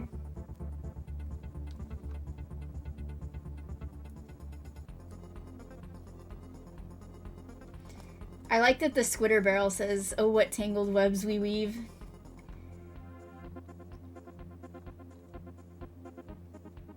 Warning, copying of any Nintendo game is illegal and strictly prohibited by domestic and international copyright laws. Backup or archival copies are not authorized and are not necessary to protect your software. Violators will be prosecuted. Good thing I have my cartridge from when I was 5 years old, okay? I have the real thing. I showed you already.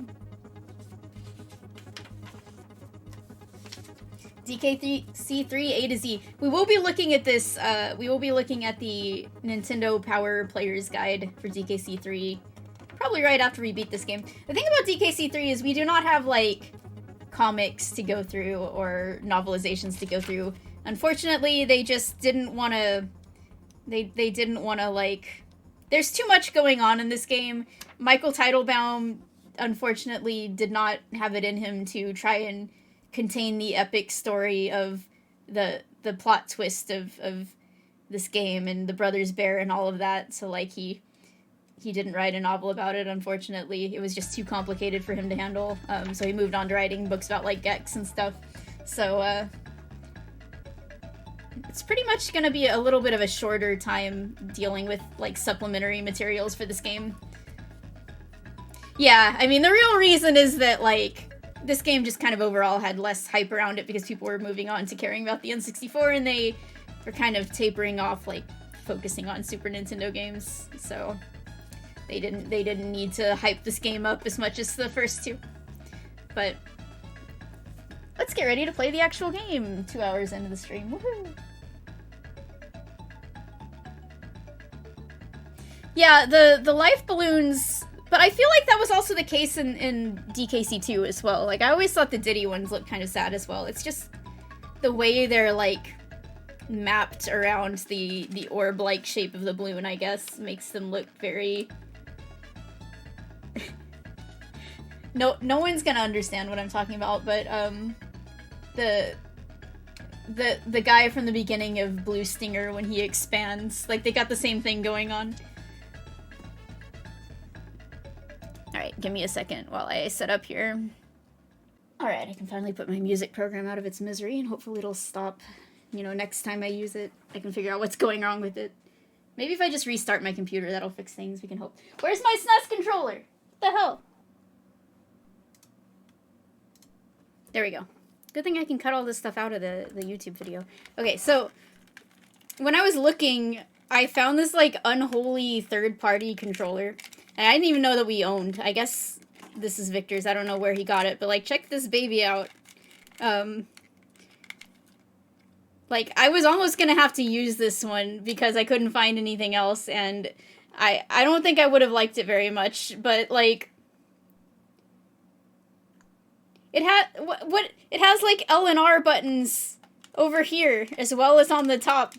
I guess maybe that makes it easier for certain things. I don't know. This thing is... Look at this! It has, like, so many switches on it. This thing is crazy. But it is cool because it's, like, I like the colors of it and the transparency. It's got, you know, the classic see-through, you can see the innards type of design. But this thing is a beast. I'm glad I didn't have to use it. It's a little much. But it is neat. Yeah, I guess you can use this... Well, I don't know. Because of the plug of it, I don't think you could use this on the Genesis, but maybe. I don't know if they both accept the same plugs. I don't think they do. But yeah, if you were a Sega gamer and you wanted your Super Nintendo experience to feel more like that, then you would get this. I wonder where he got this from. I don't know. I'd have to ask. Anyway, good news is found the proper controller, so.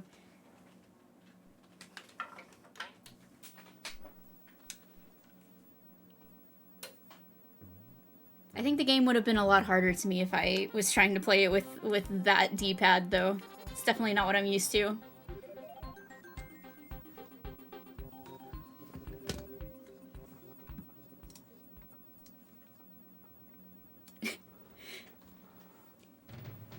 Believe it or not, I am not just a Donkey Kong Land 2 streamer. I know this is going to disappoint many of you.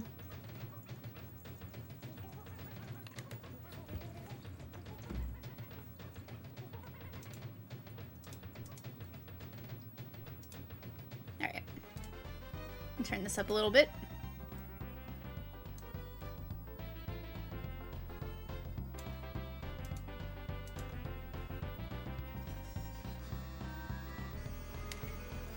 Now I have to try to settle into a good position here.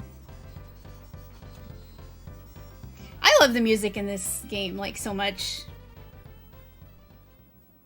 I might want to move my camera now that I'm, because this camera position is mainly for when I'm looking stuff on my screen. Yeah, I'm just gonna go ahead and do that real quick. So give me just a few more minutes, but now you can enjoy, the title screen of this game, at least.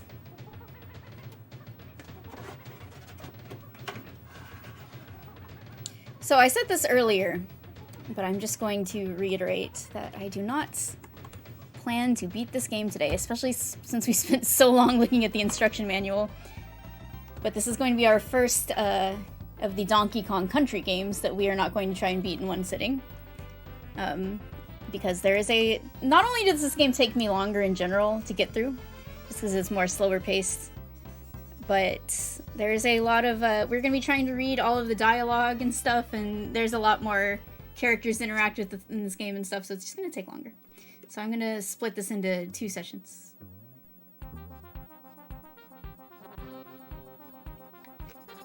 I prefer the original soundtrack for sure. I am not a big fan of the GBA soundtrack, actually. I like it, but I don't love it. I think it is, you can tell that Dave Wise had to do it kind of quickly, in my opinion. It's not his best work, but it's fine, but I don't know, you know, people gas it up a lot. I don't think it's that good. I'm really, really attached to the original, for sure. See, the thing is, Reiji, I want to try to get all the dialogue there, but I mean, if there's a choice I have to make, I guess we can try to go for the secret dialogue instead, because that's more interesting.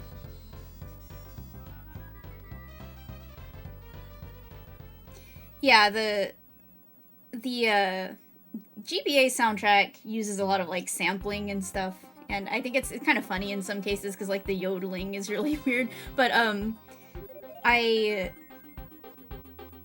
I feel like a lot of times maybe it's just because I'm so used to the mood produced by playing the original game, but I feel like a lot of times the new soundtrack does not fit the levels and the mood of the game as well as the original did. Like, the tone is completely different of some of those songs.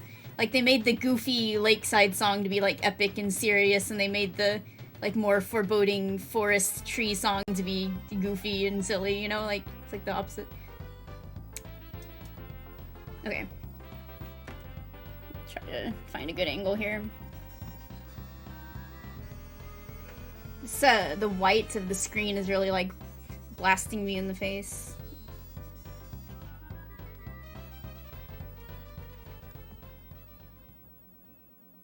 It's hard to tell, like, if the angle is good, because I can't, like, look at myself while also looking at the TV. But just gonna go over here. That should be better. Okay. Alright, let's do this.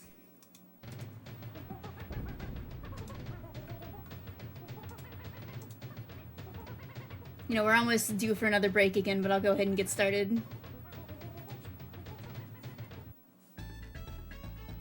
Oh man, last year's game, by which I mean 2 years ago, because we didn't play it in December. Why do I have, whose is this? Was this like one of the races that I did? I don't remember doing this one at all. This must have been like the last community little casual speedrun thing I did. I already have a name picked out. So the way we've always done it is it's based on who, like, there goes my Xbox controller. It's fine, don't worry about it. This is the one that I'm going to be deleting, obviously.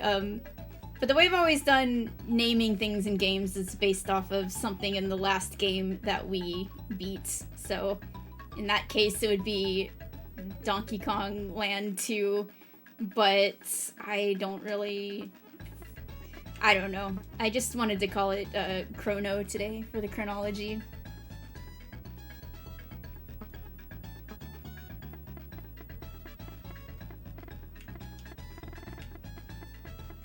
If I had actually played this in December, I wonder what I would have named it. Like, what was the last new game I had beaten on stream at the time then? I just played Sphinx, right? That was like my... Well, Ghoulies, of course, but I play Ghoulies every year, so... I just call it a Sphinx or, like, Tut, maybe. Horus. Horus sucked. I'm not gonna name anything after him.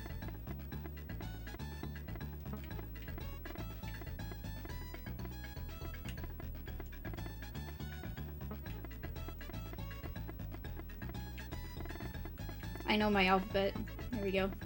Chrono, like, you know, my, you know, from my favorite game, Chrono Trigger. Chrono Trigger's not my favorite game, but it's one of my favorite games. Donkey Kong Country 2 is my favorite game, but Chrono Trigger is one of my favorite games. Bub is actually named after, of all things, one of the little guys from the Bubble Bobble series, because we had just played, like, the N64 puzzle bobble game back when we did Tufts, and now I can't delete that file ever because it's my only 105% file that I have. So we're stuck with Bub for the long run until I do another Toughest run. I would be excited for the FF7 remakes, but I need to play them at some point. I haven't played the first two. And I really do like Final Fantasy VII, so I'd like to play them someday, but I haven't played anything in the series, because I mean, I don't have a PlayStation 5, but I know they're out on, like, other stuff now, so... And this one's coming to the Switch day one, I think? But... Switch 2, I should say, not the Switch, but...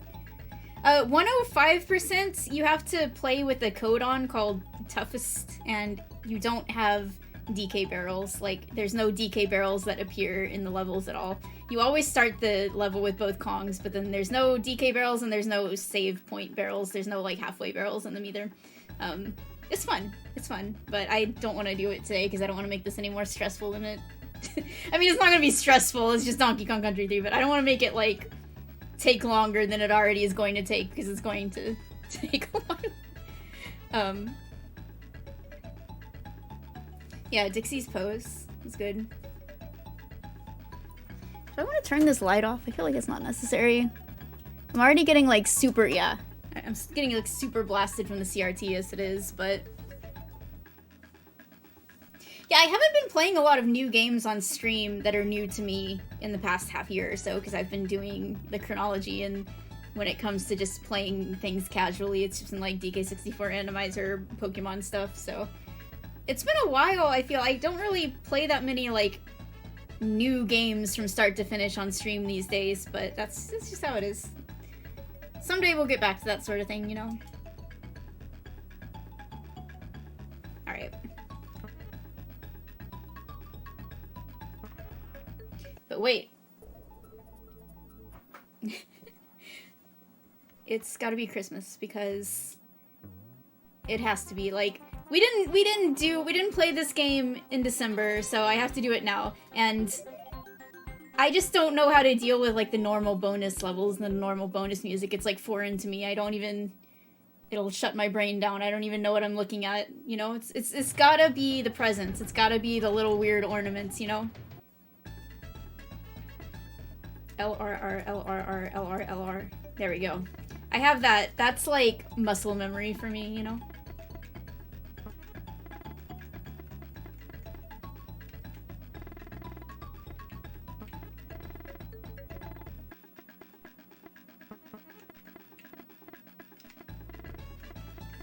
There we go. Now it's time to celebrate. Yeah, you know, I could have just put the chronology on hold for a month so we could roll around to it being July, but Christmas in June. Christmas came early, you know. Good enough. I don't know why Dixie cries when you get the code correct. Like, maybe because you're cheating, and she's like, you cheated not only the game, but yourself. She's a purist, and she doesn't want you to cheat. Or she hates Christmas. Dixie Kong's a real Grinch, and she does not want the Christmas mode to be on, but sorry, Dixie.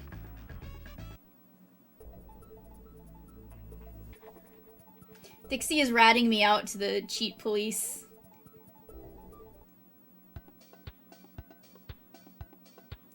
Hello there, it's me, Mrs. Wrinkly Kong. I found life too hectic at school with all those naughty Kremlings pestering me all the time. If you need to save your game, Dixie, call here anytime. And I'll record your progress on my new VidMeWhat's-It machine for you.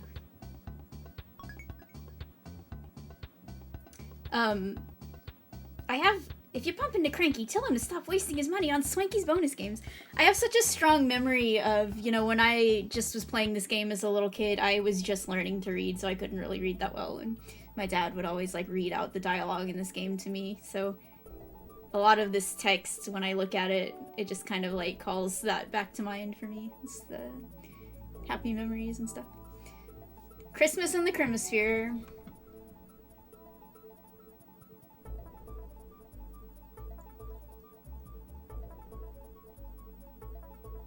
Oh, ads already? Okay.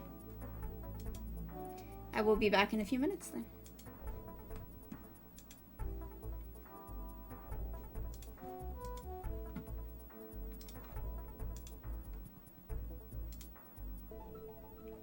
Oh, so it's like a parasect situation. No, yeah, Ellie is right to be scared. She knows something's scary's going on.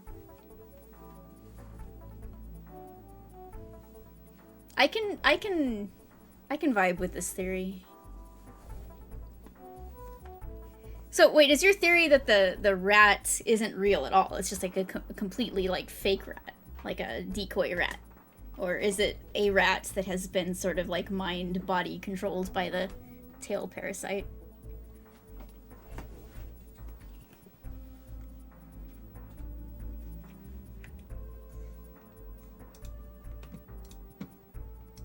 Okay, I think we should be out of the ad break now.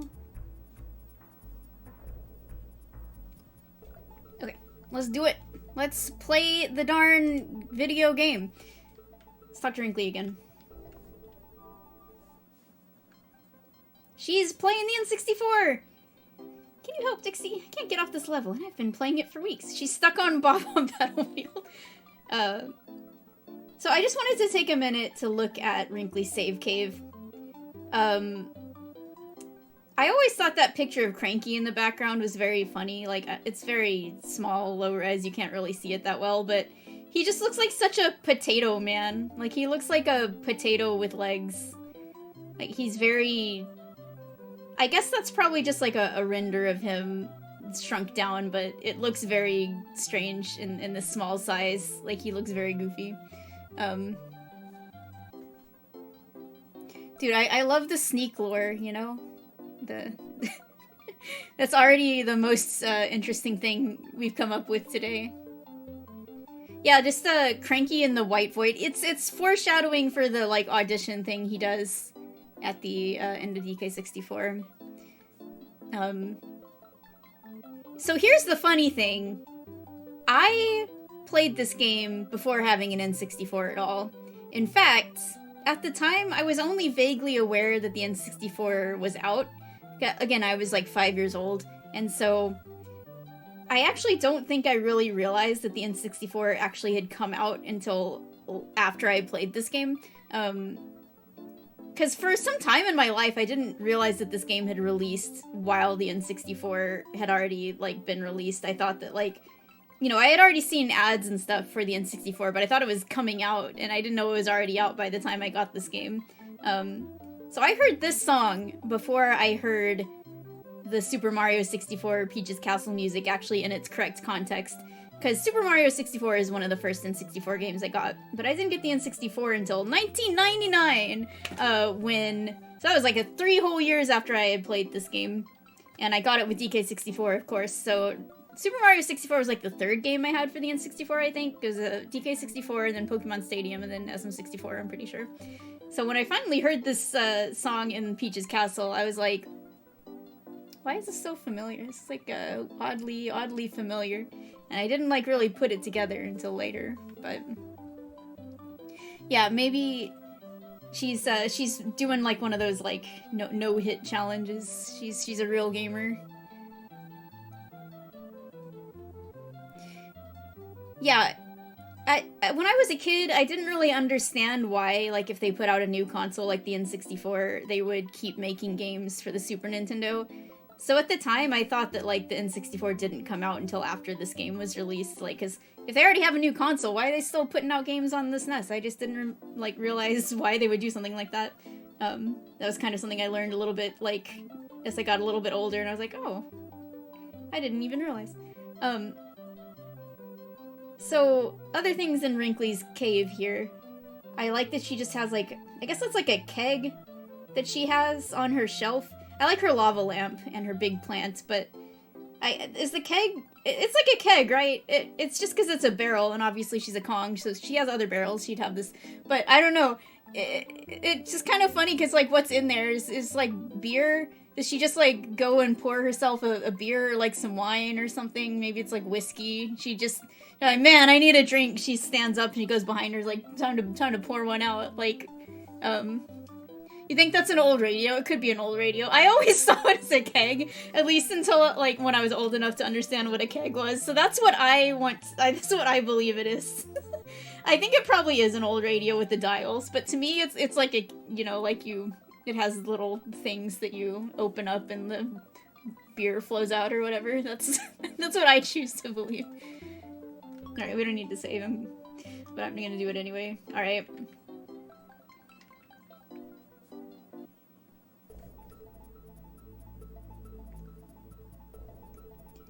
And we'll visit Bazaar's General Store to visit our first brother bear.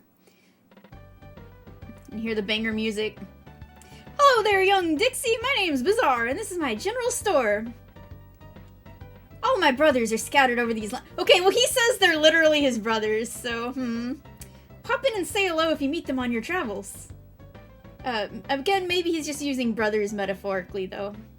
And, or maybe some of them are his literal brothers and some of them aren't. Yeah, all my bros. The blowjob brothers. Yeah, you do get, like, a ranking at the end. And the only way to get, like, this, there's, like, a little karate Cranky Kong that pops up, and the only way to see it is if you do 105%. But I don't know if that just counts, like, time spent in levels. I don't know if it also counts just time spent talking to NPCs and stuff. Alright, Huffy, thank you. I will be continuing this game next Saturday, so if you aren't able to come back today, there will be more of it then. But yeah, I mean, I don't expect us to get a really good ranking today, because we're going to be taking our sweet time, so if, to the extent that time does factor into it, we're going to be really slow.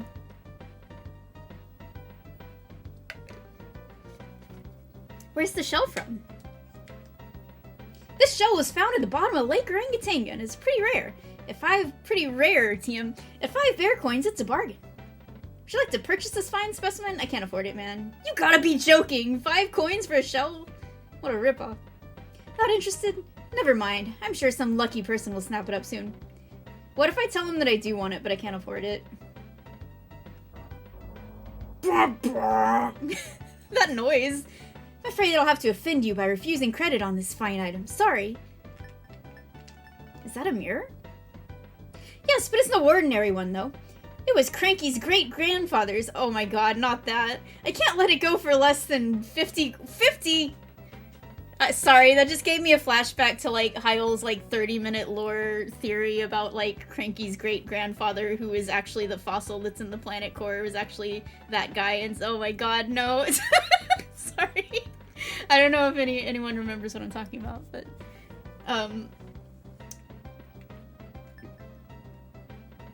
alright. Well, Nothing today. I don't have any money. I just got here and I don't have any of the local currency. I'll come back later.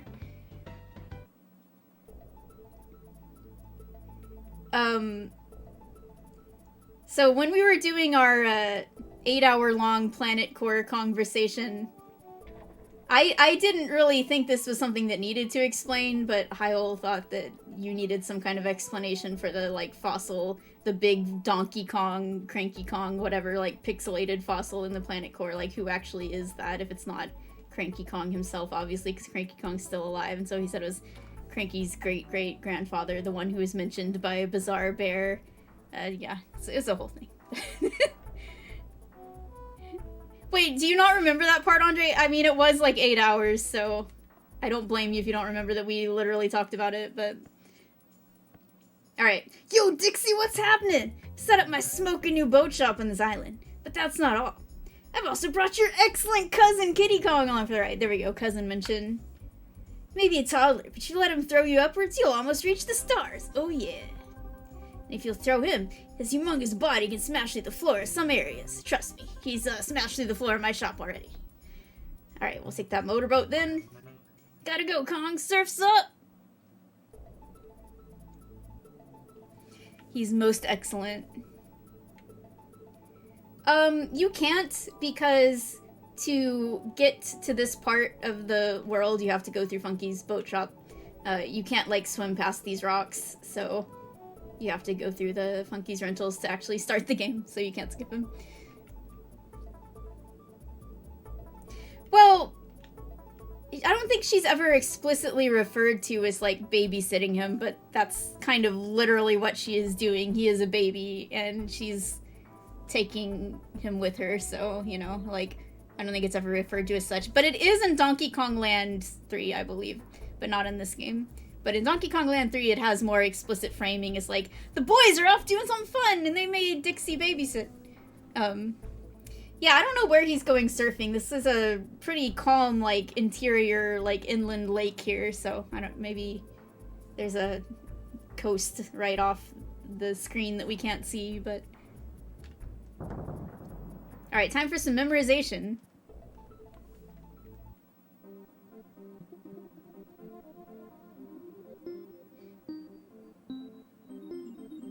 BXAB. For the later ones, I'm gonna have to write them down. Some of these get to be the point where my brain can't handle them all. Alright, our first banana bird, yay! Banana bird. Alright, good old Lakeside Limbo.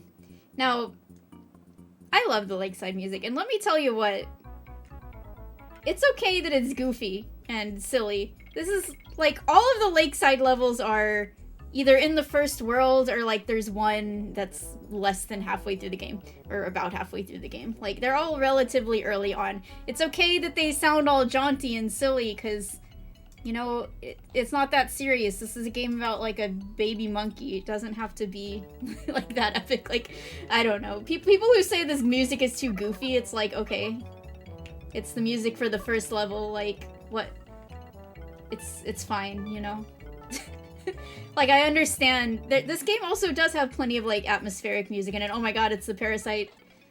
But it's okay for the first level music to be silly. Like, I don't... Like, live a little, relax a bit, you know? It is the Canadian national anthem.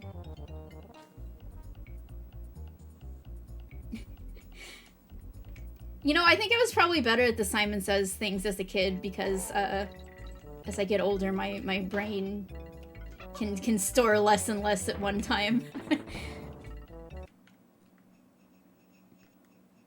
Alright, Merry Christmas, everybody.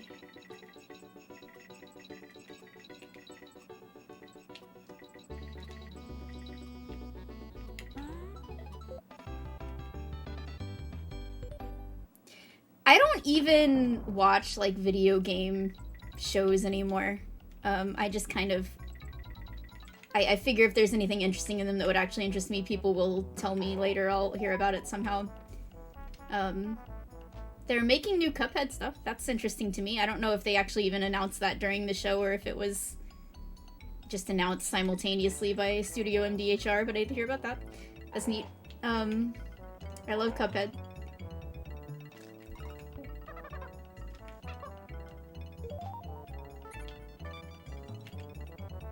I do watch Nintendo Directs, but even then, if they're like super early in the morning where I live, I'm probably not going to get up for them anymore at this point. Like, I got up for the Switch 2 one, that had Bananza at the end. But funny story about that one, which I have told before, is that I thought it was an hour later than it actually was. Like, I misread or misunderstood what time it actually started. So I meant to wake up 10 minutes before the presentation, and instead I woke up, like, right at the end of the presentation, and I literally saw, like, the end of the Kirby Air Riders announcement and the Bananza announcement, and that was, like, it. But I did wake up just in time for that, so that's good.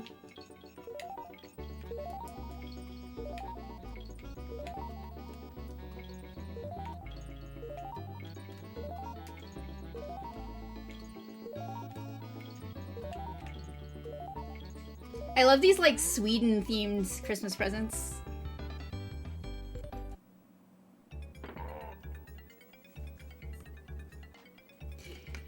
I mean, I don't know. I feel like pretty disconnected from the video gaming industry these days.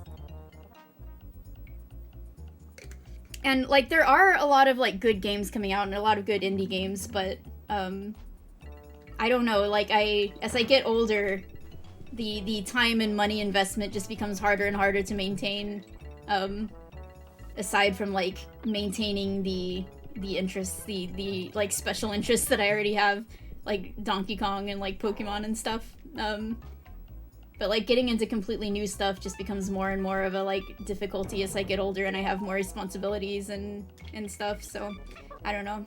Again, if there's something that, like, super is like, interesting to me, I'm sure that I will play it, and I try to always try new things, too, and like, explore new games and new genres and stuff, but it's like, hard to keep up with everything.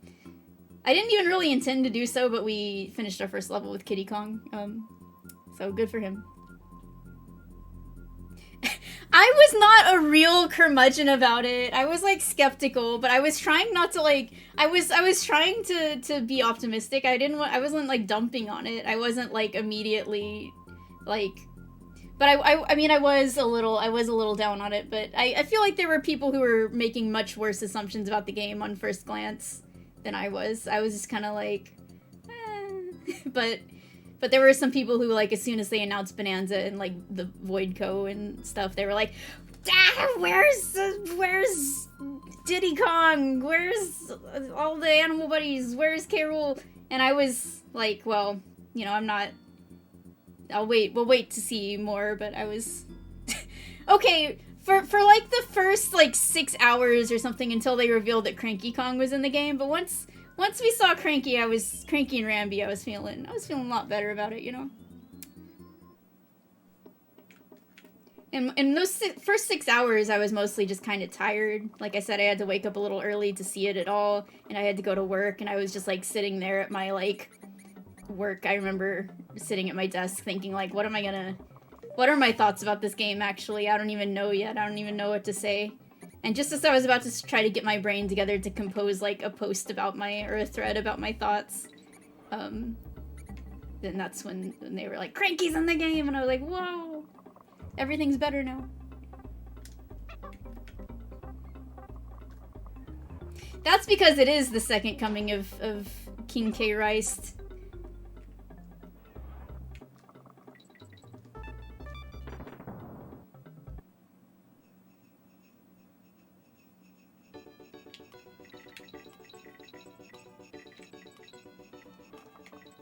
Now, I do remember, of course, when I watched the, like, treehouse footage of Bananza. It was, like, a couple days later, and we watched it on stream. I was, like, only moderately... I mean, I was a little cool on the game, because I feel like the treehouse footage that they did, like, 2 presentations on it, and I feel like the first one, they kind of got across everything that they needed to, where they were doing, like, the intro of the game and, like, running around in Lagoon Lair and stuff. And then they had like another one where they pretty much just did the exact same stuff again. Like they just ran around in Lagoon Layer some more. And it made it seem like really repetitive because they just decided to show off the same thing twice. So maybe it just wasn't exactly the wisest like use of time. Or it was like maybe if you missed the first presentation, watch this one. Because it kind of just covered the same stuff again. And it made it look like there wasn't actually that much meat to the game because they just kind of chose to show off the same stuff again. So I was like a little skeptical of it then, and it was hard for me to like react in the moment on stream and actually seem excited and thrilled about it because it was kind of just the same stuff that I had just watched already. But that just turned out to be maybe a little bit of a not the best like initial impressions. I like that the music is festive even if there's nothing Christmassy in the bonus. It's just like, here's some Christmas bees.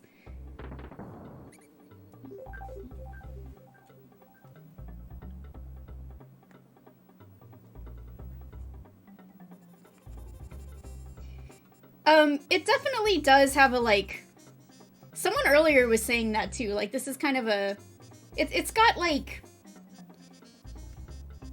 It's interesting, because I want to say this game is, like, more naturalistic in a lot of ways, but that's not necessarily true. There's a lot of, like, natural environments in this game that are very, like, I guess realistic, but at the same time, there's a lot about this game that's extremely, like, vibrant and cartoony. It's, like, one extreme or the other. Where, like, the factory levels have this, like, super vibrant, like, bright pink or bright green or whatever pollution gunk in them, and the Kremlings themselves are, like, super vibrant colors and less, you know, they're more likely to be, like, red or, like, purple or something as opposed to, like, just green or yellow or brown or whatnot. So it's, like, one extreme or the other. Things are either, like, super bright and vibrant in this game or, like, very naturalistic.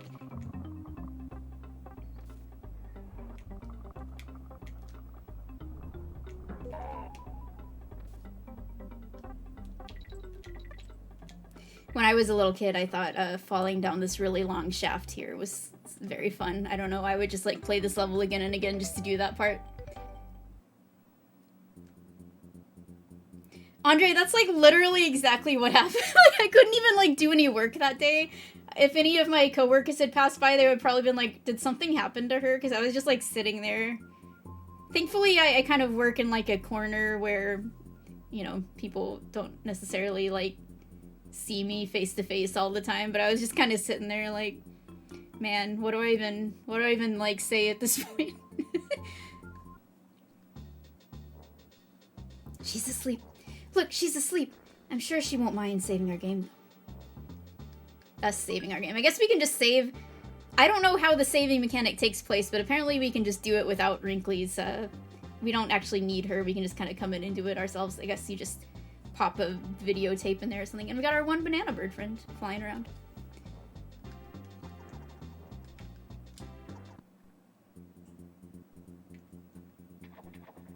Okay, time to visit Barnacle.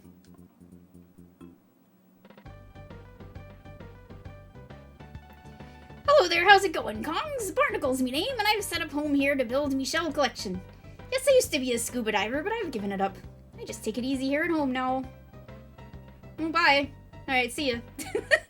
They don't even say anything to him, they just leave. Like, alright, man, I don't want to hear about your shell collection. Boring.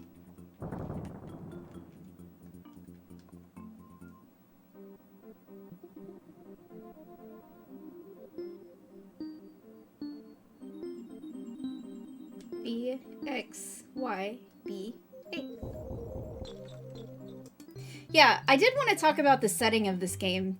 So, you know, I've heard that this location, you know, the natural environments here were mostly inspired by, like, places around Europe that, like, the devs had been on trips and vacations and stuff. And you can see that with, like, the snow levels and stuff. You could see it as, like, the Alps or something, and I feel like there's a little bit of maybe the, like, Germanic area influence in this game. But I think there's also, like, you can sort of universalize these areas and maybe they might remind you of places that you've been. Because, like, the Northern Hemisphere, like, locations remind me a lot of places that I've been that are in North America. So, you know, like when I went to Yellowstone and stuff, or the Yosemite that has, like, the big trees in California. And, so there's a lot of environments, I guess, around the world, not necessarily just in Europe, that this kind of resembles. And I think there's something about this game that just will make you think of, like, beautiful places you've been. And, like, for instance, in the Pacific Northwest, there's this place that I went to that had, like, a lake. That it was like a lake, and you could see the mountain reflecting on the lake, just like you can see in the background here. I think it was even called, like, Mirror Lake or something. And it's, of course, this is what it immediately made me think of, was Donkey Kong Country 3. When I was a little kid, I told you this before, but I used to always, like, one of the ways I learned to draw as a child is I would just play video games, and I would pause the video game and I would draw the entire scene before me, the characters, the background, and everything. And I did so much with this game in particular just because I found the backgrounds to be so beautiful. Yo, look at me jumping! I got it! I'm a pro at this now. But, yeah, you know, like, Donkey Kong Country it takes place in, like, a jungle, really. So most people haven't necessarily been to a place like that in real life, or at least not often. Maybe you went on a vacation to a climate like that, but I think the locations in this game are a little more, you know, they're a little scenic and exotic still, because maybe you don't go to a place like this every day. But they're more likely to be places that the people who play these games have actually visited on vacations and stuff, or, you know, summer. Maybe you have a summer home at the lake or something if you're fancy, but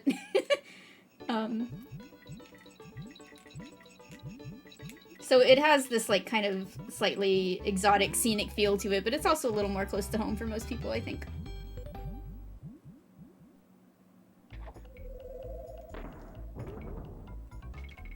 And then you get, like, Donkey Kong Country 2, which is...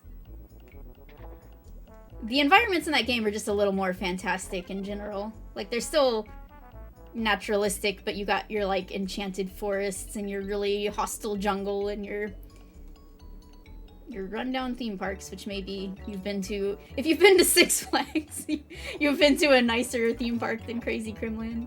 Dude, I'm always dumping on Six Flags because I grew up in Texas and it was the best we had.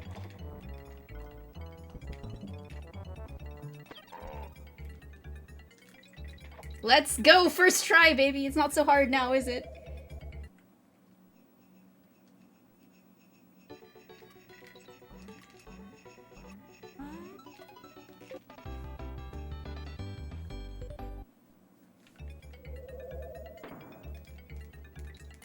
Missed that time, but that's okay.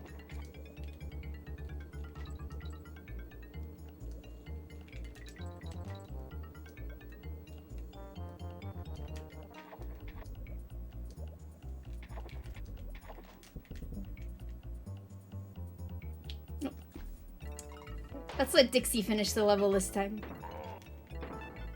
I love that, I just threw the guy off. I just threw the Naka off, and then, like, 5 seconds later, you just hear, like, oh! Just from off screen. Hey, Nagi, it's going well. We are, like, 3 hours into the stream, and we're just getting started with the game, really. You know how it goes.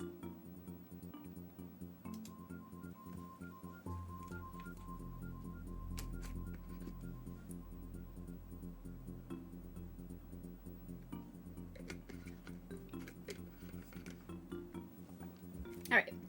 Today I'm having a vanilla chai drink. It's very tasty. Alright, time for Skiddas. I like the snowman. So, the backgrounds here are interesting because, like, those little ski huts or whatever, little ski chalets, I guess they're supposed to be, like, far in the background, but everything looks kind of squished together on the, you know, the closest background layer, so it just kind of looks like the houses are very tiny. Like, they're kind of right there, but they're very small. And the snowman is like 3 times as big as the house. Yeah, well, these are the nice snowmen. We'll deal with Bleak later, but Skitters are so funny. Like, look at them. It's like, whoa! Imagine you're a Kremling and your entire, like, role in life, your entire job, and what you're even named after is just the fact that you have to live in the snow world and you can never get your grip on the icy physics properly. Like, that's just your whole thing.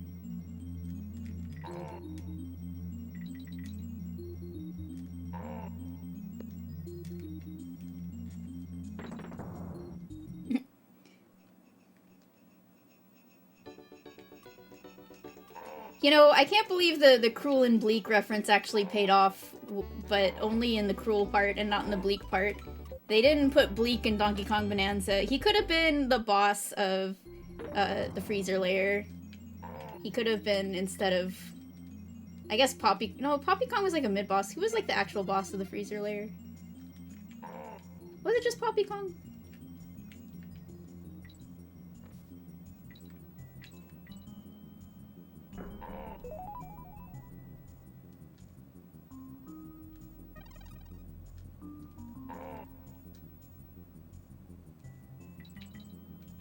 Oh no, I fucked up. I'm gonna die here in like the 4th level. Oh yeah, it was whatever the big Rolescoid.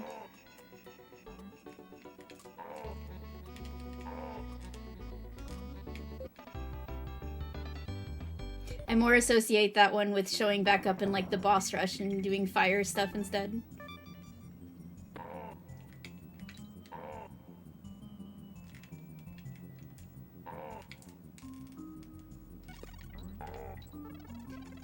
I like that the crimps have an especially deep oh, even though they're just like a little doggo.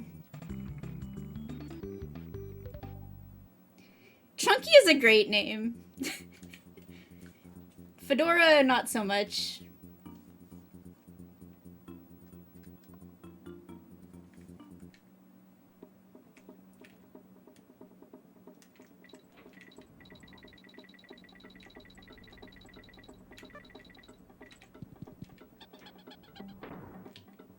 So if you're a speedrunner, you can skip getting Ellie here because it's much faster, as you might imagine, to get through the level if you're not scared of the rats all the time. But I have done it successfully in the past, but I don't remember how to do it, so... Why would you want to skip Ellie anyway? She's so cute.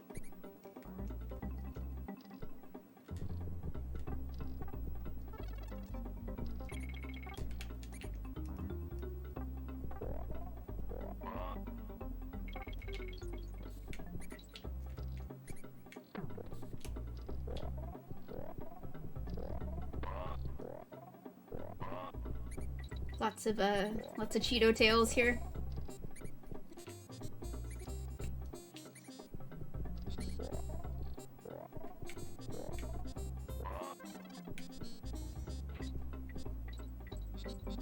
You know, I like Ellie more now than I ever did in the past, which I always liked her, but now it's like, I don't think, you know, she's the reason we have the elephant Bonanza. Like, it probably wouldn't exist if not for her, so... even more reasons to respect her.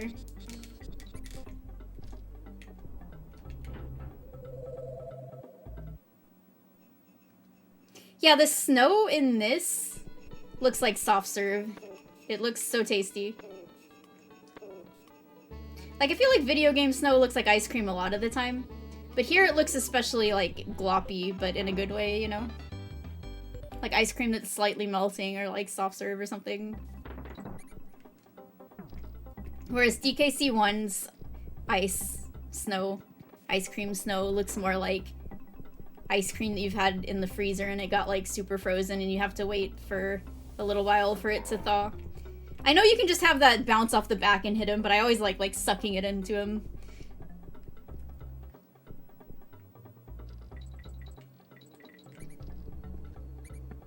Maybe Big Chonker Kong is his actual name and Chunky is just like short for... Chunky is short for Big Chonker.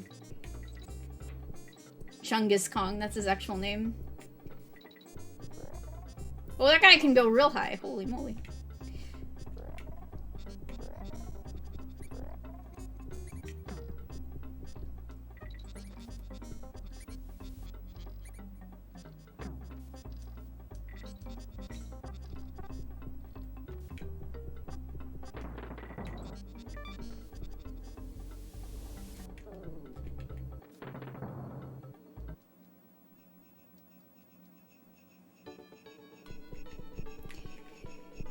So I have theories about the Northern Hemisphere, but I don't know when would be a good time to get into it. Maybe you want to wait till we're a little further in.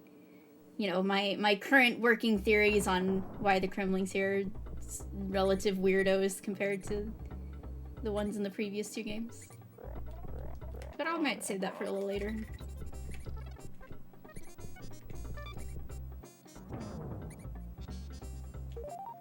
Yo, I can finally go buy that shell now. Yeah, it is unfortunate for Ellie that, like, her first level that she's in is one that just really highlights, like, making her more of an annoyance than, like, a help by the fact that she just can't progress normally without being scared of the rats constantly. It's not necessarily the best, like, first impression for her. But she's so adorable.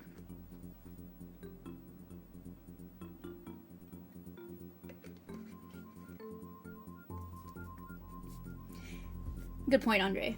Alright, but it's time to see Swanky Kong for now. See, this is why we can't talk about our deep lore just yet, because we have to engage fully with what's right in front of us, which is Swanky Kong.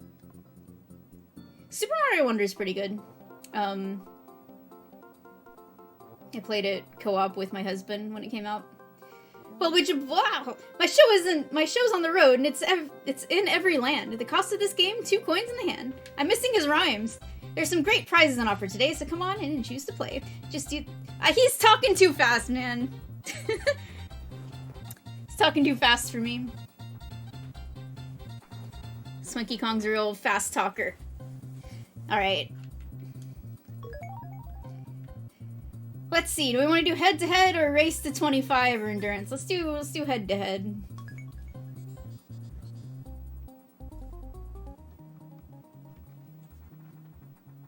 I love the plushies here, by the way. Yeah, I'm not paying attention to Cranky, but Squitter on guard plushie and Squawks, and then just some like nondescript bears and like a little girl doll. But I want the Squitter plushie so bad. I mean, I want all of them, all the Animal Buddy ones at any rate. I don't care about the other ones, but.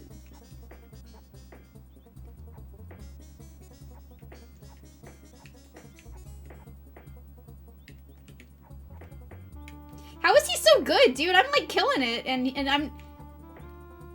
he's... What the fuck? Why is Cranky such a gamer?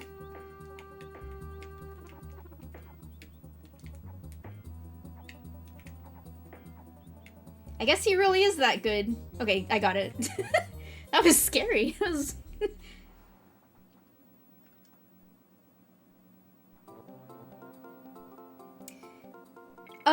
I don't think if you're playing 2-player that you get to play as Cranky on the other side. I think you play as, like, Kiddy, and, like, one of them is Dixie, and one of them's Kiddy. I don't know. What's a good name for the target Kremling that is portrayed here?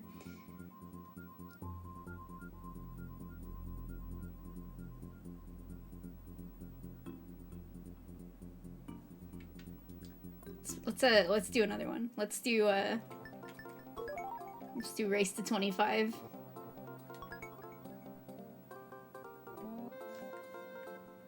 Hi Medley fan. We are very early on because we spent like 2 hours just looking at the instruction manual and talking about this game, so we're just barely getting started here.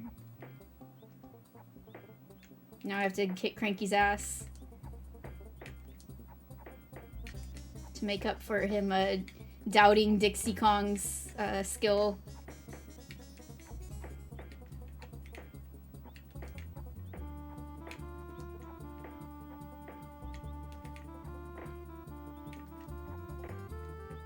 I gotta show Cranky what the girl gamers are capable of.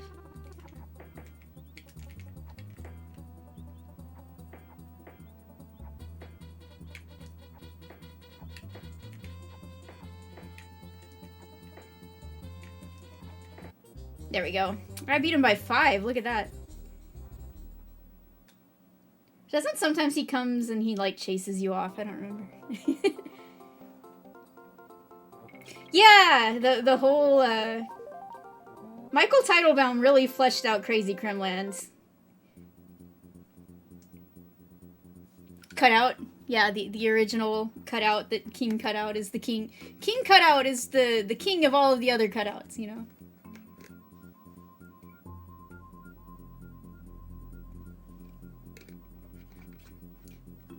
I can't say the manual really presented any, like, particularly enlightening information that I didn't already know, although I haven't looked at the manual in a very long time. It mainly just brought out a lot of conversations.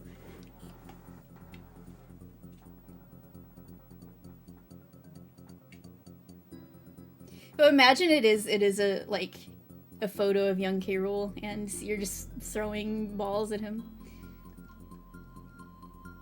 I feel like Cranky would have that. Cranky somehow has a picture of K. Rool when he was a kid, and just gives it to Swanky to make the targets out of.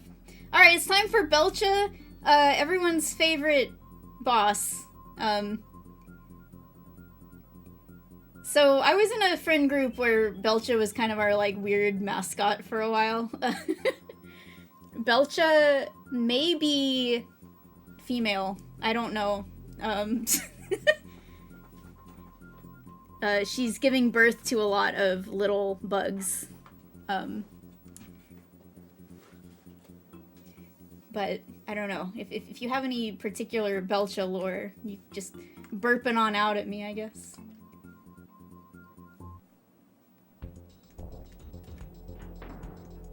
It's a little easier with Kiddy, I think.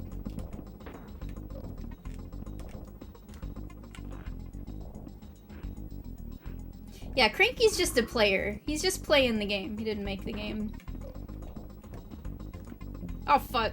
I'm a failure. There we go. Would you? Oh, no. There's a way to, like, glitch Belcha out and make their teeth, like, separate from the rest of their body and just be, like, floating there. I don't remember how to do it, but... What a idea for a boss. A giant burping barrel.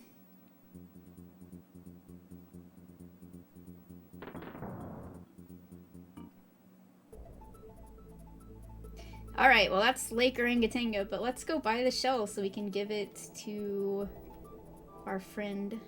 We can't go past that either. Give it to our friend Barnacle.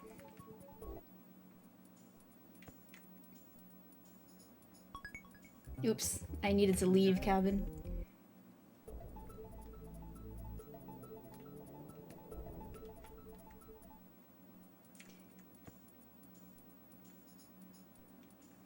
The fact that Belcha appears to have, like, real eyes. Like, that's the scariest part.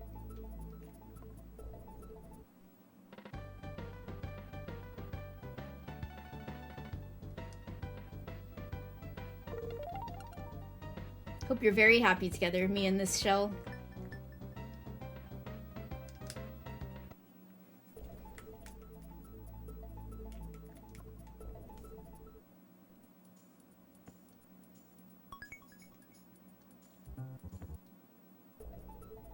Oh, you know what we didn't do? Let's take a good look inside Funky's Rentals and see the interesting details here. So, if you look on the left, there's like a shark jaw. You see that? Little, like, shark jaw bones. This globe, that he looks like he might have taken it from Wrinkly's Kong College. Like, maybe... I think it's probably the exact same, like, 3D model that they had from that. Maybe after Crocodile Isle collapsed, the globe floated over back to Donkey Kong Island and they salvaged it. And then, of course, the phone that we were talking at some point on some stream months ago about, like, if there were any phones in the Donkey Kong universe. And I think it was Reiji pointed out that Funky does have a phone behind him here. So that was an excellent bit of observation. And then it looks like what he's got hanging from the ceiling is just like a gold... like banana, like maybe that's like some bling or something, but just like a gold banana bunch, and there's like another banana hanging as well. I like the little porthole window where you can look out and see the environment. He's got like 2 furnaces. I don't know. I like appreciating all the little details here. The environments in these. I feel like they're a little more detailed than some of the environments of, like, say, Funky's Flights or whatever in the previous games. So it's a banana phone. Yeah, because I think this came about from talking about, like, calling the All Mine remote a phone, and how it's not really a phone, but that we keep referring to it as a phone. So we're trying to think of, like, other phones that do exist in this series.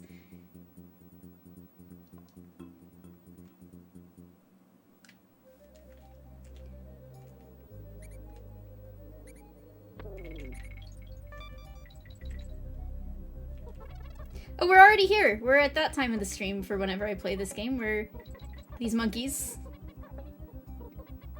I like to ask my chat whenever I play this game to try and write out the sound that these monkeys make. Like, how would you spell this sound right here? So have fun with that. Spelling it, you know, like, I can't even, like, imitate it, let alone spell it.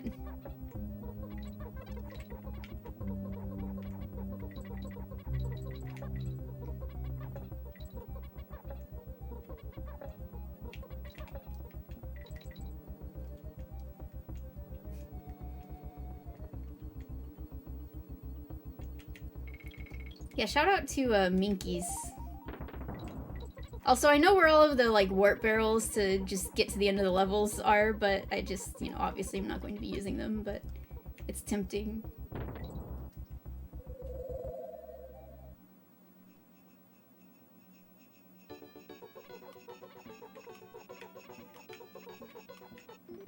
Ah, it got Kiddy in his butt. Okay, how do I get back down to that one? Ooh!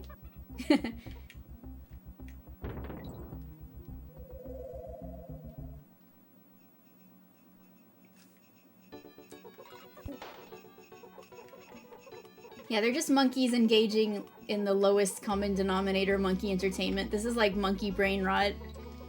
Just, it's like monkey doom scrolling. They just throw things at a wall all day. That's how they entertain themselves. Honestly, probably better than looking at your phone, I gotta say. This is what I need to do if I'm ever tempted to just, if I'm bored and I need to not look at social media, I'll just throw things at my wall. I'm sure Victor will approve of that.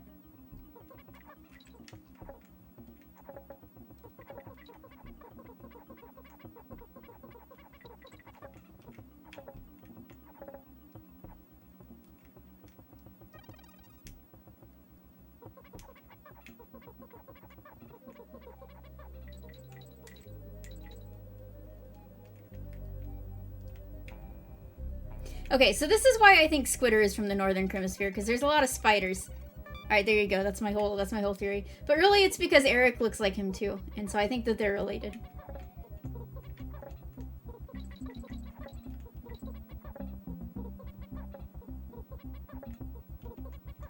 And, you know, like, Radley is described in the DKC2 manual as being from Crocodile Isle, but Squitter isn't.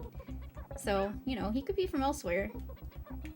I don't think he's from Crocodile Isle. He just showed up, but he's not from Donkey Kong Island either. I need to get over there. Hold on.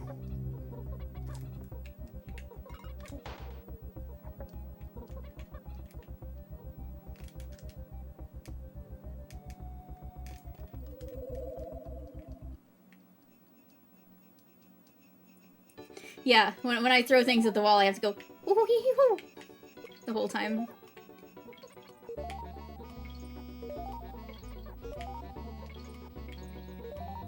Should have stayed up there.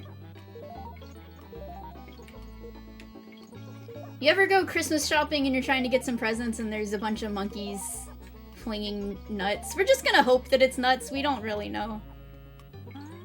These guys weren't in the instruction manual. I hope it's nuts that they're flinging. Dude, that's a good comparison.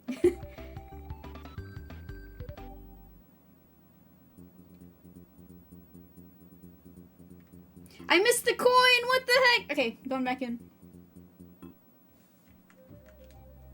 Yeah, this game is actually, if you put on the Merry bonus mode, is the most realistic depiction of Black Friday.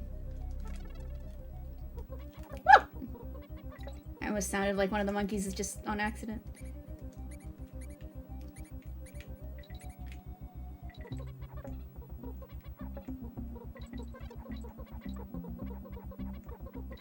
The weird thing about these monkeys, I don't know, but like, the way that, so their fur is white, but the particular way that the shading on them works out, when I was a kid, I kind of thought that they were like mummies, like that they were like mummified, they had the mummy gauze wrapped around them.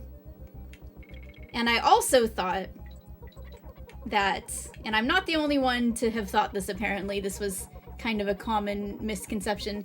But okay, so they're like throwing with one hand and their other hand is like above them, right? But I thought that they were wearing like little, you know, like the little like Roman, like the headdress thing where it has like the little feather mohawk thing on the top, whatever you would call it, like little Roman helmet. I thought they had that kind of thing going on. They just had like a little bristle thing on the top of their head.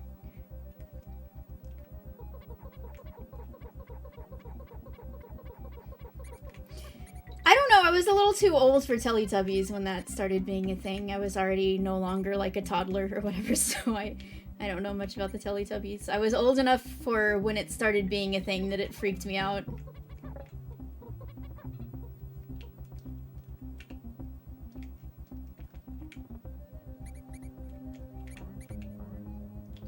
You know how, like, all the kids, when they were, like, little kids, and the first edgy thing that a kid does is say that they, like, really hate Barney, and that Barney's fucking stupid, and he should die. I was like that for the Teletubbies. Not really, but they did scare me a bit. But I was not like that for Barney, because I loved Barney when I was a little kid. Barney was my friend, and it made me sad when other people were, like, needlessly edgy towards Barney. Barney was the first, my first reptile obsession in my life, you know? The original.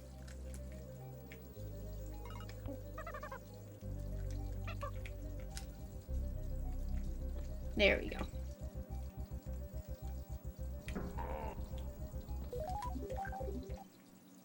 The water is like running through the pipes here in my room, and I can like hear it really well. I don't know if you can hear it. Like the mic is picking it up super strongly. I don't know if like Victor's washing something. I don't know what's going on up there, but it kind of works really well if you can hear it. It works well for like the environment. It's just the river running, you know? Why is it so loud? Like, what the hell? It sounds like he'd be like showering or running the dishwasher or something, but I don't think so. I don't know what he's doing up there. Alright, it's the brash level. It's the speedrunning level.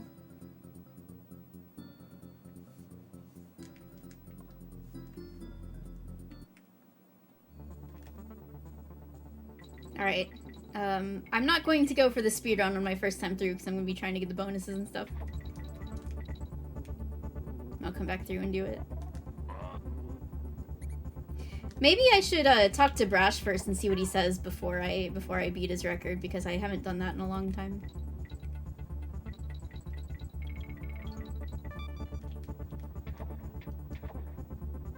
I think there might have been a bonus up there that I didn't get to, so...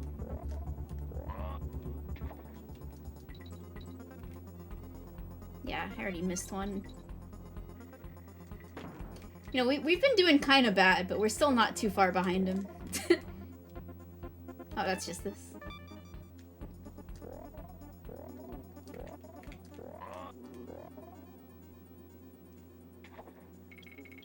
The swarm of insects following you, if you look closely, it appears to just be like really tiny buzzes.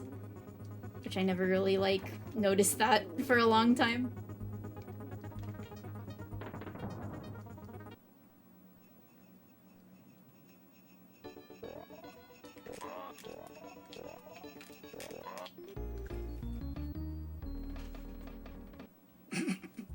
Recoils, actually. Ow! The wonderful thing about recoils is recoil is a wonderful thing.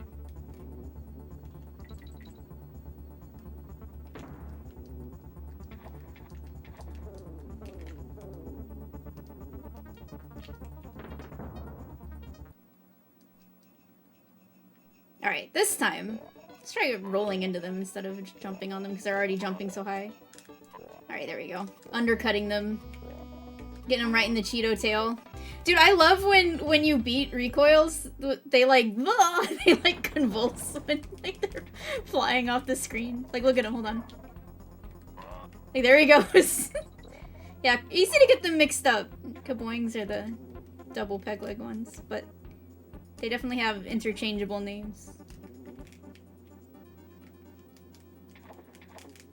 Ah, my first death. At least I feel like Kaboing could fit either of them. But I feel like recoil, I guess, only really fits the one with the actual spring.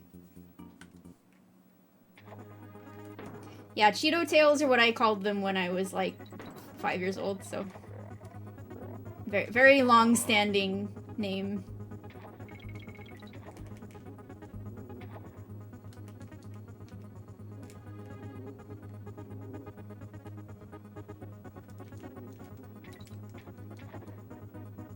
My first death is in Riverside Race, and Brash is just like rubbing his hands together.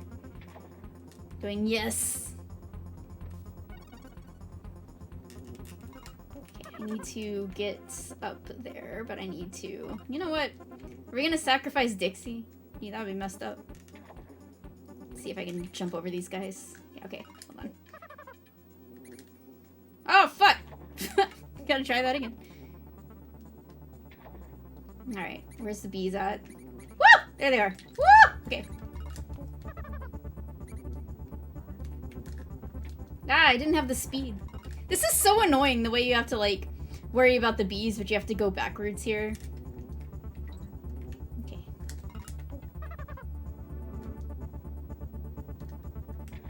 There we go.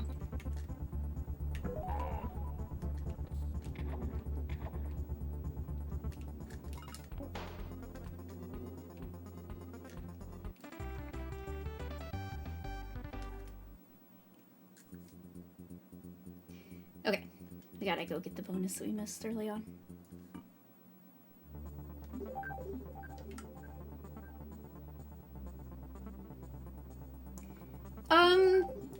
Yeah, I want to see if I can do some research into that and find out, but I do know there were people who worked on this game that were just really kind of, like, learning it on the fly, believe it or not, because, I mean, the environments in this game are really nice.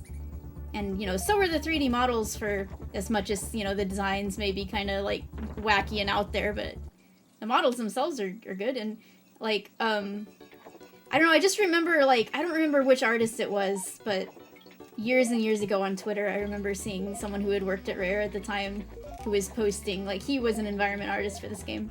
Like, for instance, he posted, like, he did the background for Castle Chaos, the one that I used in my announcement image for this, the, you know, background for the final boss, and he said something like, you know, I had literally, like, just learned how to use this program, like, a month ago, and this is, like, one of the first things I made, and I was like, god damn, this is so, what the hell? That's, like, so memorable and so good. Okay. Moving on to Squeals on Wheels, one of the slowest levels in the game, for sure. Lee Ray, yeah. Sounds right. Because I remember it wasn't... I don't think it was someone that I had, like, heard of before. Like, not one of the names that gets brought up all the time in conjunction with these games.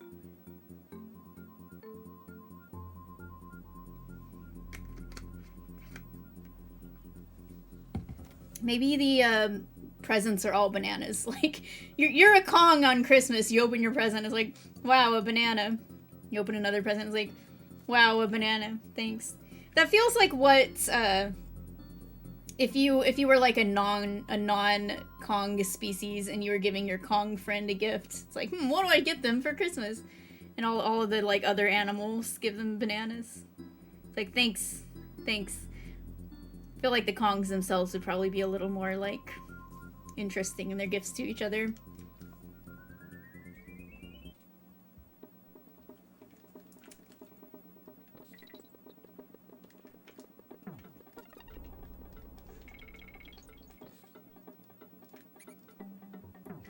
Yeah, there's actually a glitch where you can get through this right here, and you can just like skip to the end of the level. And I believe, again, I'm not an expert on speedrunning this game, but as of the last time I was looking into it, which was a couple years ago now, I think that it was like very free to do on the Japanese version specifically, and that it could be done on like the North American version, but it was much less reliable. And kind of, like, down to luck to some extent, but still possible. But maybe they've found a better setup for it since then, I don't know.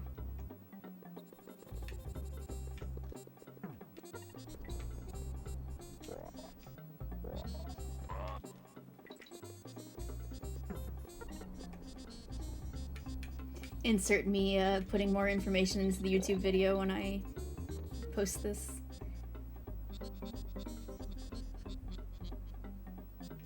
Yeah, you know, it's kind of funny, but like, whenever someone that knew me but only like vaguely would give me a gift, usually as an adult, like say like a work gift exchange or something like that.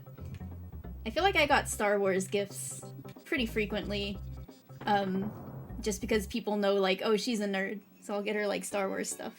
I like Star Wars, but not, like, a lot, you know? It's not, like, one of my big things. It'd be like, that person's a nerd, bring in the Star Wars! It's happened enough to be a noticeable trend in my life. So the thing is, the rats are keeping the doors closed by powering them with energy by running on these wheels, which aren't connected to anything, but we can pretend.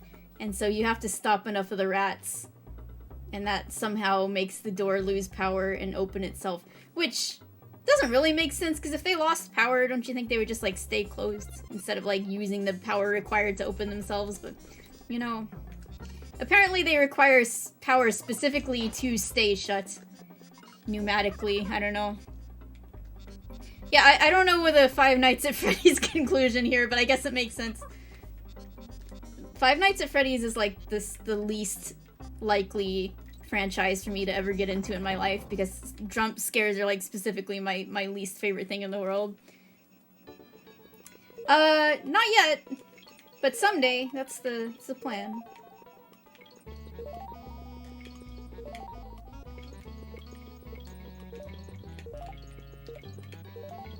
Yo, all the presents! Aw, man. That was like 7 in a row.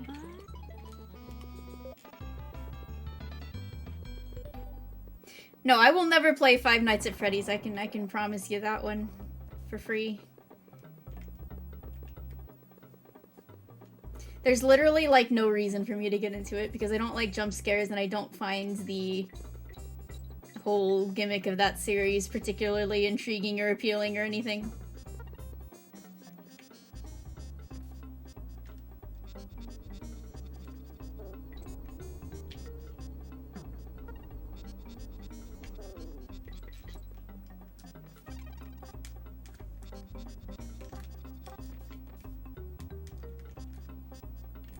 There's a lot of times where, you know, people will say, oh, you should play this, you should do this, or whatever, and I might not actually be interested, but I'll say something like, oh, maybe, you know, I'll consider it. But in this case, I can just tell you that I'm not going to. Alright. I will say that this level has, like, the most fun ending. I don't think we can get up there. You play this entire level just to do the ending of it, because the ending is very fun. Sorry, I had a hiccup there.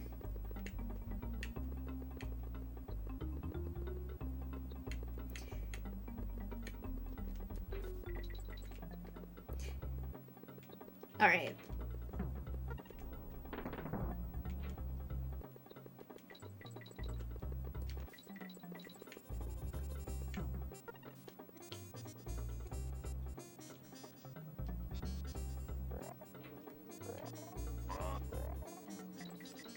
This level is really, like, it's so long. It just keeps going.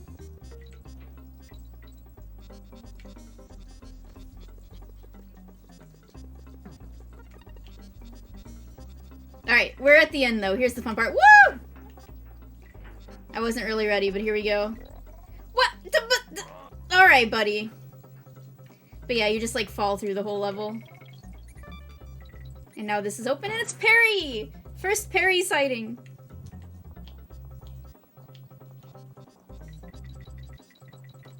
And Perry can poke other birds like that. And then turn into a balloon for you. Perry the parallel bird, not a real bird. Yo, nice streamer, how far are you? I will be playing it again myself, and it will be one of 3 times this year that I play the whole game, I guess.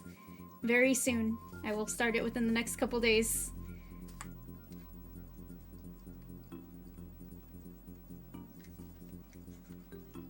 Yeah, the fact that you can get hit by one of the recoils as you're falling down is like, how does it even happen? I'm like falling from a great height. How does he win in that situation? Oh, apparently there was an ad break that I just played through. That's okay. We'll just keep going. Oh, so you don't even have Chunky yet, probably. The game hasn't even really truly begun until you get Chunky Kong. Yeah, there's you know what? Everybody in this game has like a very muscular chest. There's no like Kremling titties flopping around, and there's no man boobs, there's no nips. Maybe that's my real problem with it, you know? Even K. Rool keeps himself covered up pretty well. He's got that lab coat on. So he's a little more modest in this game. That's the real problem. Everybody is too swole, everybody's too shredded in this game. We don't have any clumps, you know? We don't have... Clump did not show up for this. K. Rool left him behind in the dirt and ran off without telling him. So, unfortunately, we do not get Mad Science Clump tagging along in this game. So, no Mad Science titties, no nips. This was the first time that Nipple Watch... Actually, yeah, well, I guess Donkey Kong Land didn't have him in it either, but this is where Nipple Watch starts to be an actual concern, because this is when our nipples are endangered, and this is when they start to disappear. Thank you for the consolation bits. Yeah, they were look-smaxing. That's, they were using, their science and their chemicals and stuff to look-smacks. That's what the factories are actually for.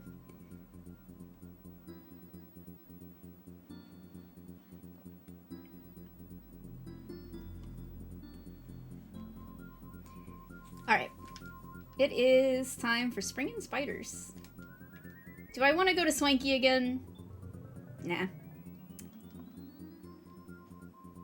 Well, no, I know how it is in Barrel Blast, I know. I'll be disappointed, but it's not like it's gonna be a surprise. I'll be disappointed, but not surprised. He flew so fast on those barrels that his nipples flew right off.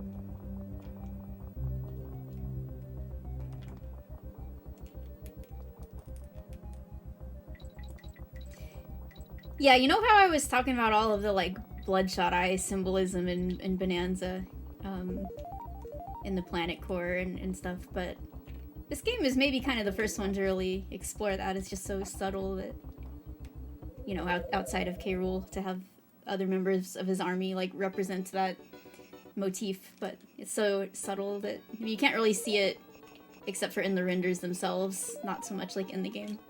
Most people don't notice it.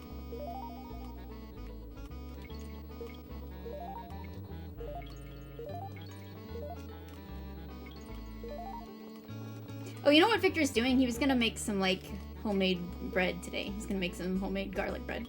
Maybe that's what all the water is about. He's doing kitchen stuff.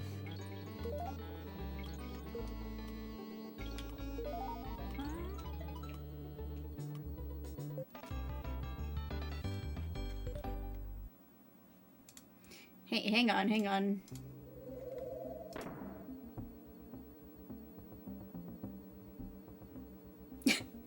Well, okay, but Bleak still doesn't have snowman boobs. He does have kind of a... Yeah, he's got that body shape, but you know, whoever was making him out of snow needed to put a little more oomph in the upper parts, you know? Then you could have made, you know how like you make the snowman like faces or buttons or whatever. You could have given him little like nipples with little like pieces of coal or whatever. Now imagine the Frosty song, except instead of 2 eyes made out of coal, it's 2 something else made out of coal. There you go. A new holiday classic brought to you by known Christmas themed game, Donkey Kong Country 3. 2 nips made out of coal.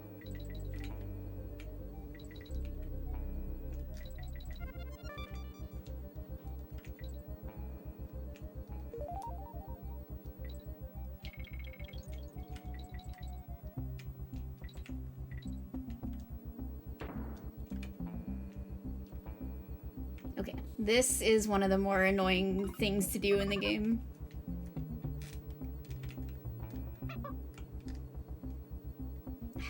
You have to, like, throw right at the very top of the jump.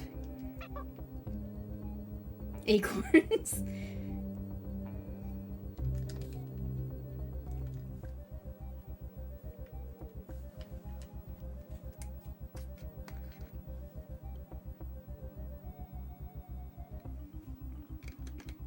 Yeah, I feel like enemies to lovers is something that happens in, like, fanfics and stuff a lot more than it actually happens in real media that you see. Alright.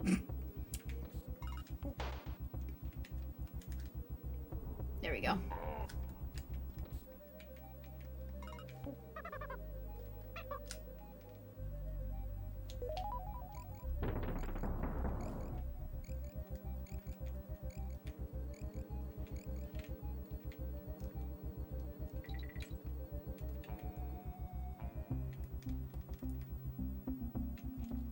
I don't want the inn. Whoa! Okay. I guess I'm getting the inn. Never mind. I wanna... Okay. I wanna get up there. Because I feel like I don't know. Maybe I don't need to get up there. I guess it doesn't matter. It's just a little shortcut.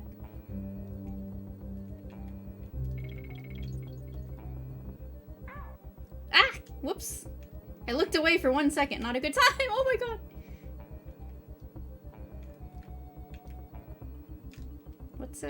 Okay. It's so easy to miss things in the tree levels because a lot of the, like, secrets and bonuses involve just, like, you gotta throw up to some, like, branch that's barely visible. Like, oh, in this specific spot, you have to know to, like, throw up here, you know?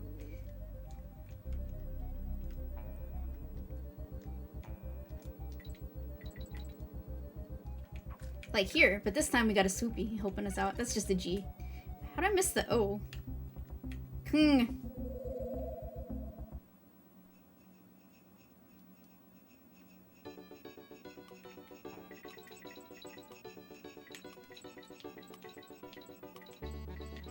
Oh, frick.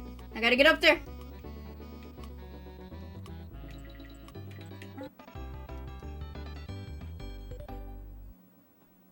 Okay, fan works are real media, but I should say, like, initiating media. So, like, the original things, and fan works are ones that are based on things that already exist. They're, like secondary media is maybe a more respectful way to refer to it. The Great Ape War... I knew it was gonna come up at some point. That is fan fiction. That is fan fiction. The problem is most people don't know or acknowledge it as such. It's actually fan fiction in the interesting format of being, like, wiki-based instead of being, like, straight-up archive of our own based or whatever. Alright, let's go visit Brash and see what he has to say about the fact that we have not beat his record yet. Because I don't think I've played this game in ages where I've actually talked to him before beating his speedrun.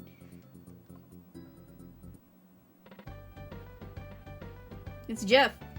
Hey, it's a Banana Brain Kongs! What do you think you're doing coming in Brashin's cabin without asking? See that riverbank race? I ran that in 1:15. You couldn't do it in double that time. Went for a walk on the riverbank level, did you? That would explain your pitifully weak time on it.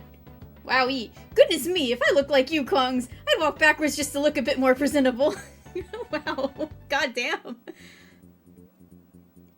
You know, Brash is acting like a real tough guy, but he says, goodness me. That doesn't seem like a very, like, tough guy thing to say. It's like, oh, goodness me. But that was kind of a sick burn. He is a toxic gamer, for sure. I don't want to be, like, on voice chat. I don't want to be on a Discord call with Brash. You just know he's, saying some stuff. See, that's the annoying thing about it, is that a lot of people who think the Great Ape War was maybe, like, a real thing or something, or at least that it's... They're basically just responding to the fact that it is implied there has been, like, actual legitimate military conflict in the past of the Donkey Kong series. But the thing is, that's true. That's not wrong. That's not a wrong assumption. It's a correct assumption. It's just that they're wrong about what it's called. But I guess the Great Ape War thing annoys me a little bit less than it did when it was first kind of catching on as a meme. Because I realize that the assumptions and the reactions people have to it, for the most part, they don't look at anything deeper than the fact that, like, wow, there was, like, a war in the Donkey Kong series world, which is true, and they just don't know the correct name of it. But they have the idea correct, so I guess it's not that big of a deal, you know? I know there's all this, like, other made-up bullshit in there that are, like, specific events that happened, but I don't think people generally read that deep into it or pay that much attention to it. There was a war. It was called the Crimean War, and we will find out more about it when we talk to Bazooka the bear in a couple worlds from now. I normally do Mechanos first, so I guess just next level we get to, next world we get to. Let's go beat Brash's... Does he have anything else to say if we talk to him again?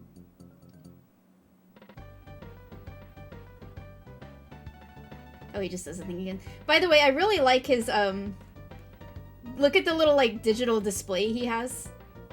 Oh, the only way... oh, man, the only way you'd ever win one is if they give it to you in a cereal packet. Oh, man, he's got some burns. I just wanted to point out his little display of the timer that he has, where it has, like, people getting chased by a crocodile. I just really like it. Did you get hurt on the riverbank level, Kongs? That must be why you were so slow. Where are your manners? I'm sure I didn't see you wipe your feet on my unwelcome mat. Dude, why is Brash such a... he's such an asshole. He really is, like, the cranky of the bears. I bet they get along. Either that or they, like, hate each other because they're trying to outdo each other with their insults. But he's so much.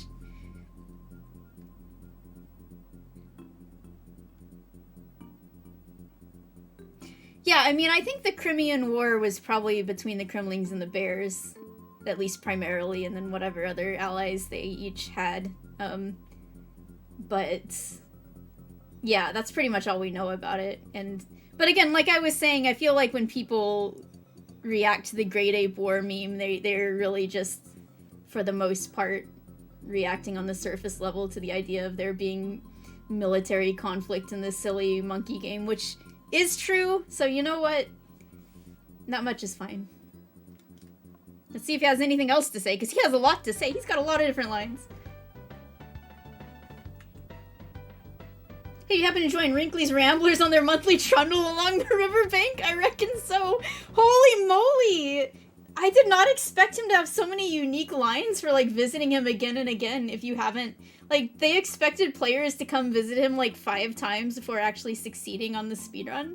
This is so good. They gave us so many bangers.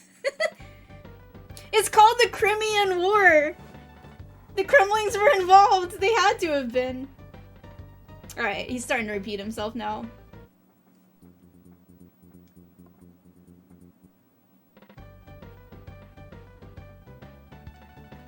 Alright, alright. I think we probably got them all by now.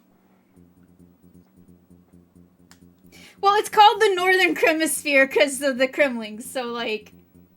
Unless it happened in this place that is a known Kremling territory, and the Kremlings still live here, and it involved the bears, but the Kremlings somehow weren't involved at all in the war that took place in their secondary homeland, but okay.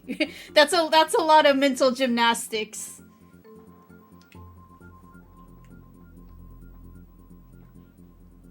Alright, let's do it.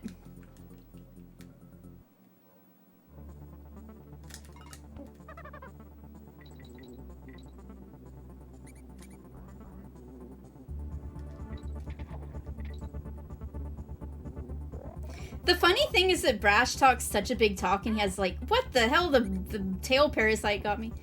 He has so many zingers, or buzzes perhaps, since we're in the Northern Hemisphere. But his time is just really not that good. Like, he is the world's cockiest speedrunner, but his time is not very hard to beat, you know? He talks like he just did like a frame perfect, like, inhuman, like, task level run of this level. And, actually, it's just not that, it's not that hard to beat his time, really.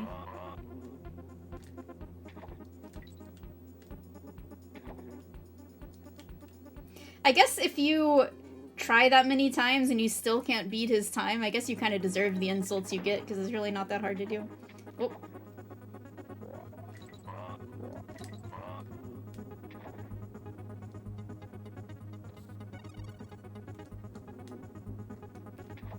See, like, I fucked up a lot, and I'm still gonna do it. Just barely. I fucked up a lot, but I still did it.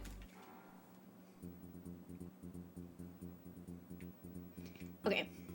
Now we go talk to him. See what he has to say now.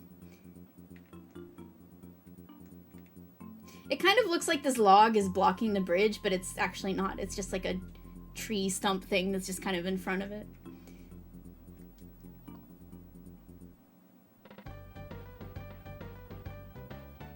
What? You can't defeat in my time? I've held that record for the last 2 years running. You have made me so angry. I could... He's actually a Kremling, by the way. He takes off his mask. He's a Kremling. Alright.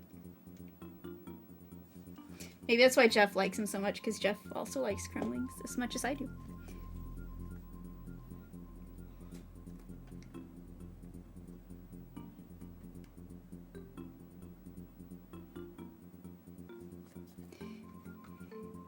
Well, hold on. I'm reading Andre's comment here.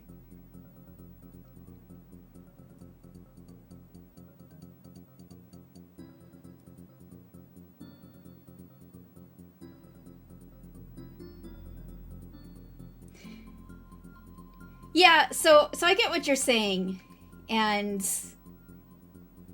something that I love about the Donkey Kong series and the Donkey Kong fandom is that this is a silly series about cartoon animals, but it has this like really good balance of having like more serious moments or poignant moments or whatever, but also like never taking itself completely seriously at all. And it has this like pretty good tonal consistency throughout the whole series, where even when things are, you know, sometimes games are more like atmospheric and whatever, like Donkey Kong Country, and sometimes games are a little more goofy like Donkey Kong 64. But overall, the tonal consistency of this series has been pretty good in that, like, it can have its more beautiful, like, I don't even want to say self-serious, but like a little more like reflective moments, and even some like darker things that happen or are hinted at. But it never stops like also being silly, and the longtime fans of the series recognize that as well. And that's why we can have like 8-hour long discussions on a podcast about just one part of a Donkey Kong game, but also recognize that what we're doing is inherently just kind of like a fun game that we play with each other, because it's all just like a, you know, it's something that we are very seriously invested in and do take seriously. But also at the same time, we recognize that it's all just like kind of a hobby at the end of the day, and it's all just kind of silliness. It's you know what I'm saying? Like, it's hard to express this in words, but it's something that we're very invested in, but we also recognize that, like, it is just fun. It's like not the most important thing in the world, but because we recognize that allows us to kind of like engage and indulge in it fully without like taking it too personally or too seriously or something, you know, like. But, yeah, and I guess that is the part that bothers me about the Great Ape War meme, is it's sort of like a misconstrual sometimes of, like, the tone that these games do have, where, like, yes, there is military conflict in the background of the series, but it's not like it, was ever taken as a super serious thing. But at the same time, it does exist, and it is something that is acknowledged and is, like, an actual thing that happened, but I don't know, I mean, you could talk all day about more casual fans or more casual Nintendo fans or whatever, not really understanding what the Donkey Kong series is all about, but that's all a different, you know, there's a lot of different angles you can approach that from. But that's what I love about this series and this fandom, is that obviously I can spend what I project to be 2 years at this point now doing an entire series dedicated to the Kremling timeline. And it's something that I do take very seriously and invested in, like, telling this story and the actual history of it, both within the context of the in-universe games itself and also, like, the out-of-universe history of the, you know, their concept art and the development and everything. But it's also one where every single time we have a stream, we talk about, like, crocodile man nipples, so it's got both things are equally important. You take it seriously, but you also gotta realize that it's also a joke at the same time, you know? Like life itself. Well, that was great. That was awesome.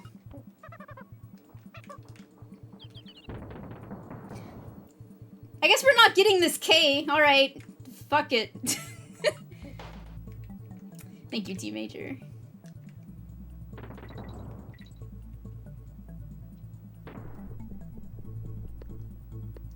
Alright, now we get to have some actual fun with like, Ellie's mechanics by... I love the, like, water sucking and water spitting mechanics.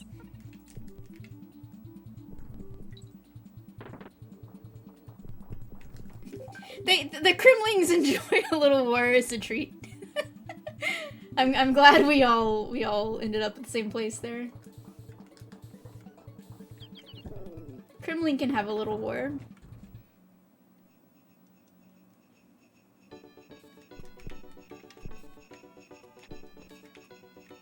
Blah!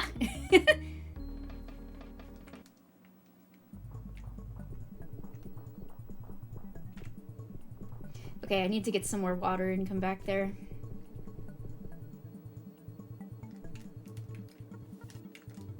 Oh, fuck, I knew this was gonna happen. I'm just gonna... Fuck. Ah! I don't know if I can get back up there. Just kill me. Just kill me. Second death.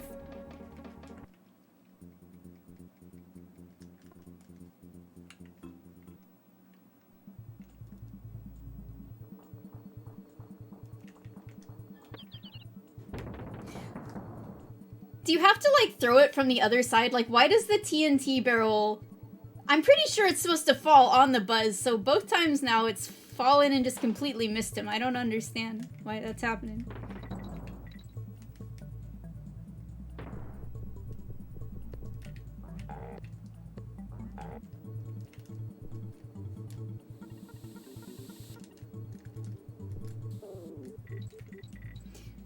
Well, you know, there's There's no nips like crocodile nips, you know?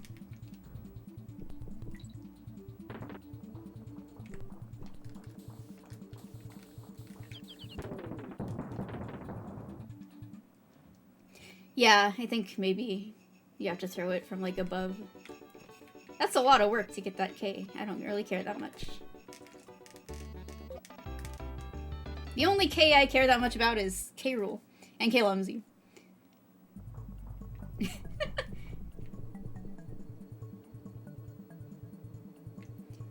If this cartridge stopped working, I would lose it. I would be so sad.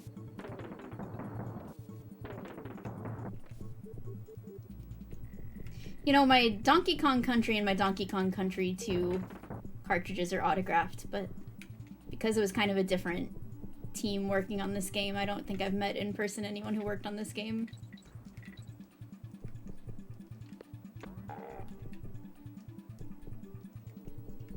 I don't know,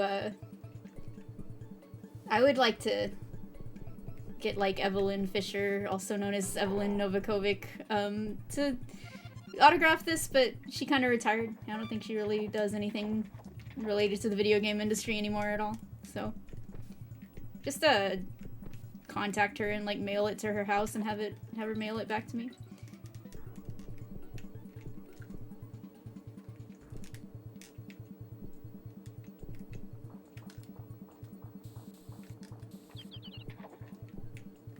Is there a reason to go in here besides just to refill your water really quickly because it's a safe space where there's no Nibla?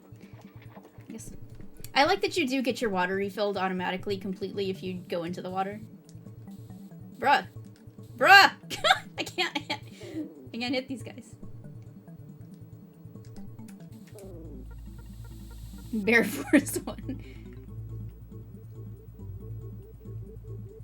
Yeah, I don't know what she does these days. I just don't think that she does, like, video game music, at least. I know there was some interview that came out with her, like, years back that I read, but it's been a long time.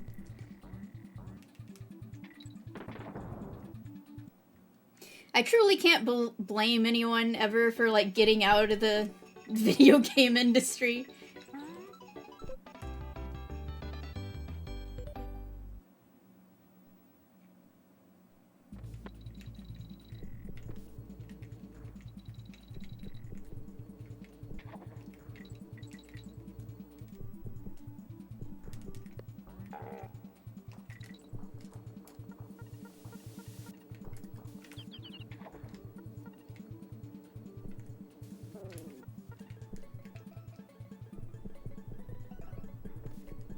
This level is so orange. I guess it's supposed to take place at sunset or something.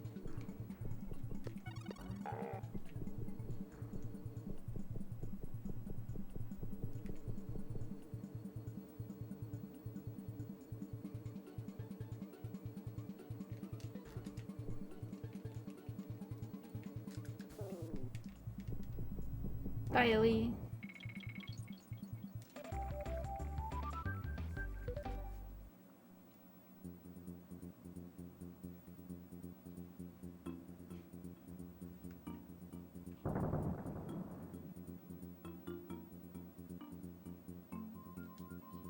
Alright, Eric's Horde.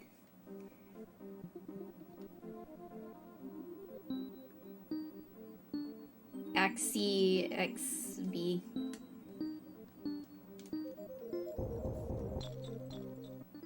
You know, Exalt, I've thought the same thing since I was a little child.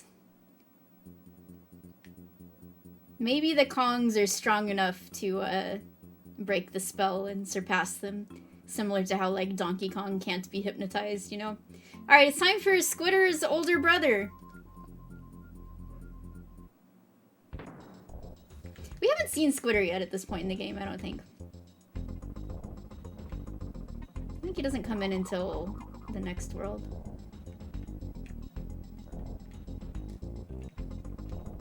Eric's pretty freaky.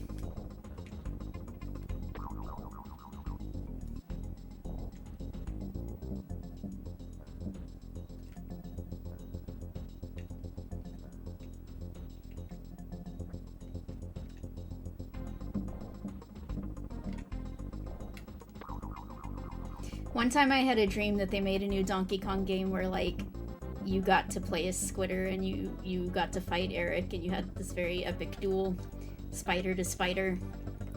And it was, like, extremely serious. Talking about the Donkey Kong series being serious.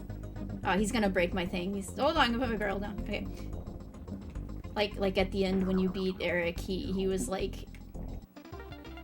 He said something to Squitter that was like, it was a pleasure to... Like, it was an honor to die by your hand or something. Alright. Blunder's booth.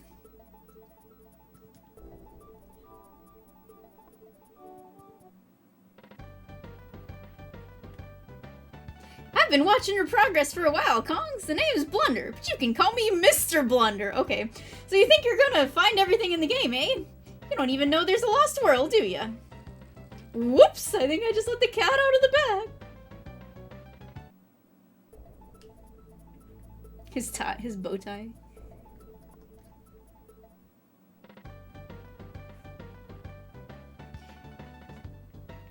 I guess he just says that.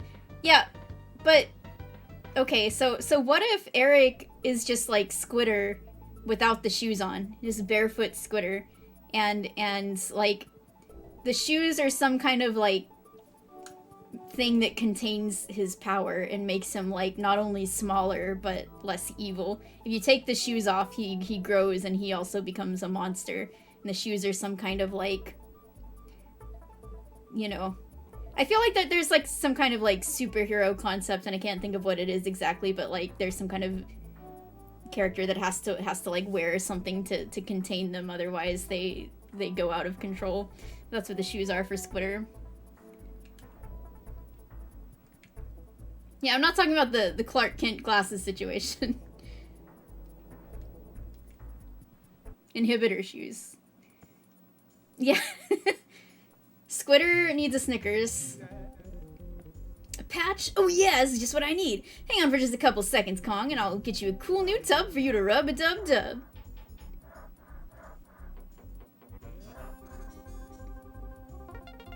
Alright, the hovercraft. The iconic hovercraft. Bust a move, got a groove. Yeah, am I thinking of Shadow the Hedgehog? I don't know, maybe.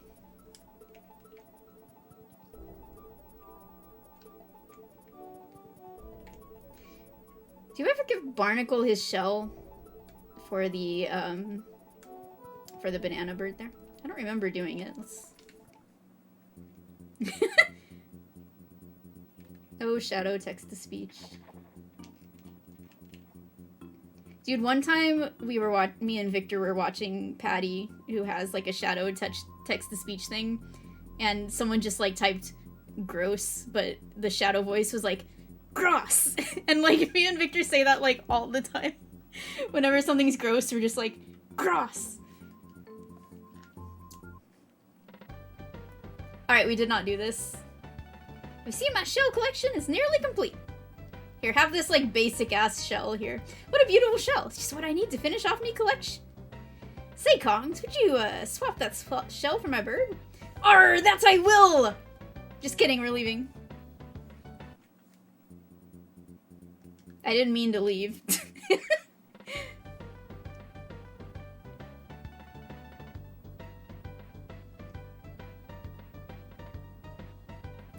What do you tell him? No. No, I like my shell.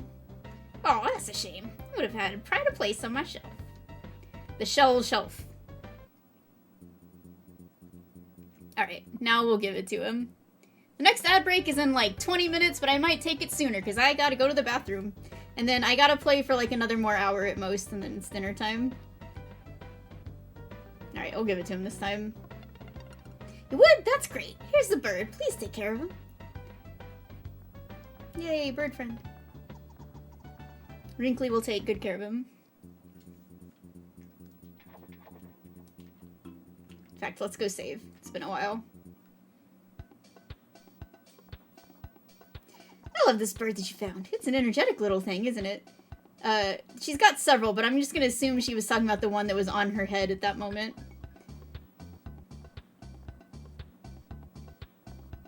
What's that? You want to see The Lost World? Which channel is that on, Kongs? That's funny. This game... I love how much dialogue it has in it, because it's got some good stuff, for sure. And a lot of this I haven't read in a long time, like Brash's incredible sick burns. Alright, finally we get to go into the open world. It's so much more now. Alright. I usually do Mechanos first, just because I think it's a little harder, so I like to get it out of the way. Let's go visit Bramble.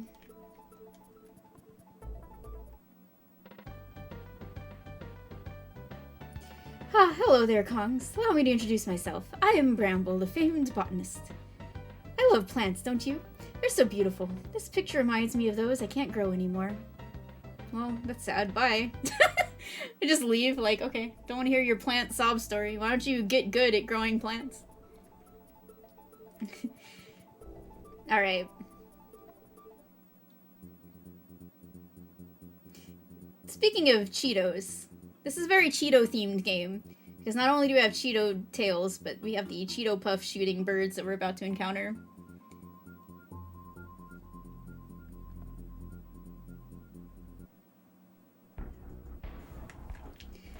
Alright. I do love the factory music.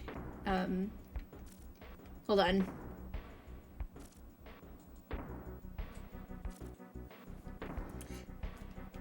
And the Shy Guy noise that we're going to hear soon enough. Wow. Owen Wilson. I like the factories in this game are... They're kind of like steampunky, you know? They've got like a really like cool art style to them.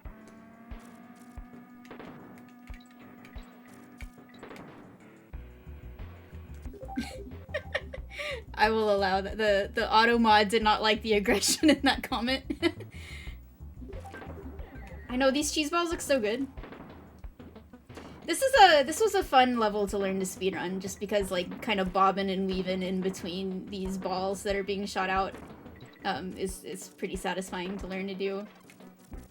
A lot of cases it's easy, you kind of just like run by before they even shoot them out, but sometimes you gotta be a little fancy footwork with it and it's fun.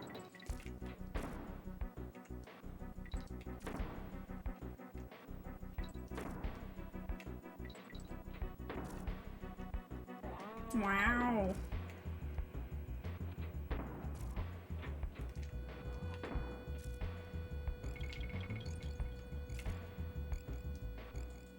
I always thought that these, like, machine things were cool. I don't know, these big furnace things.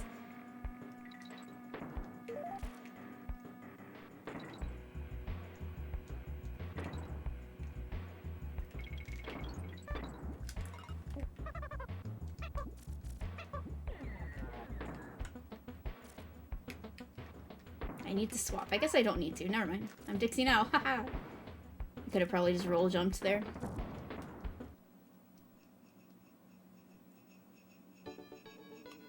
Squitter! Eric has been contained. He put his shoes back on and is transformed back into Squitter, our friend. Just so you know, because we talk about a lot of stuff on these streams, some of which I take seriously and some of which I don't. I do not think Eric and Squitter are the same person, but I do think that they're related.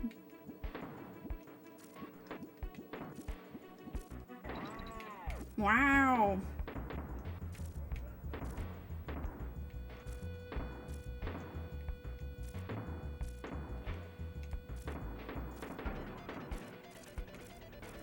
Okay, I need to get Kiddy and come back.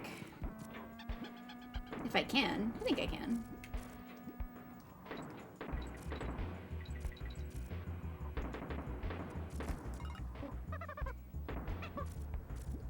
This is tricky. Alright. Ooh. Ooh.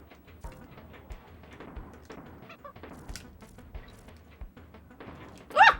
Okay.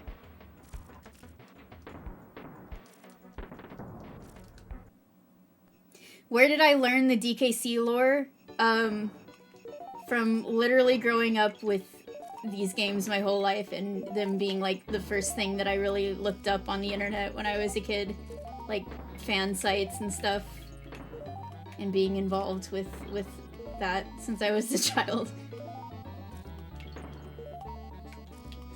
Actually, when I was a kid, I wasn't really involved with, like, Donkey Kong communities directly as much. But I was involved with, like, Banjo-Kazooie fandom, which was tangentially close enough.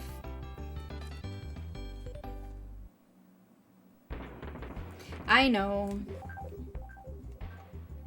Imagine being a streamer. Cringe. A potential source for what I was thinking of. Okay, what was it?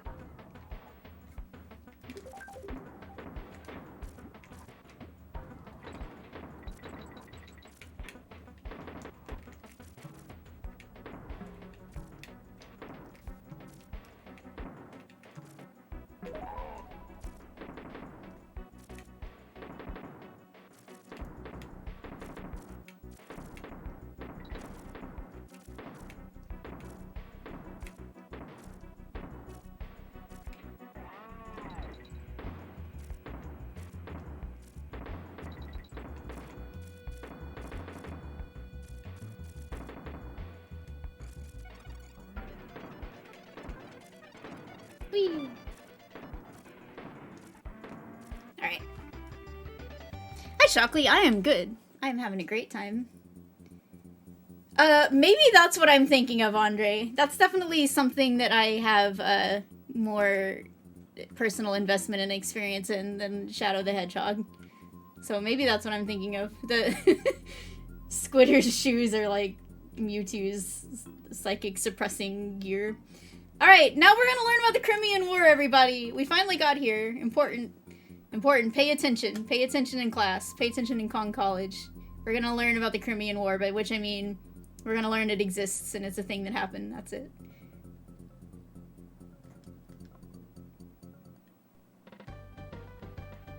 I like his mustache. Morning, Kongs! Brigadier Bazooka here. All present and correct, I see. Marvelous. I fought in the Crimean War. Don't you know? But I've retired from the service along with Big Bessie. Who's Big Bessie? She's only the biggest and greatest cannon of all time. What a beauty! Have you seen Big Bessie? I haven't fired her for years. No ammunition, you see. Well, bye. We're not interested in your Big Bessie if you can't fire her. We're just gonna leave. We love Bazooka and his out-of-nowhere lore drops.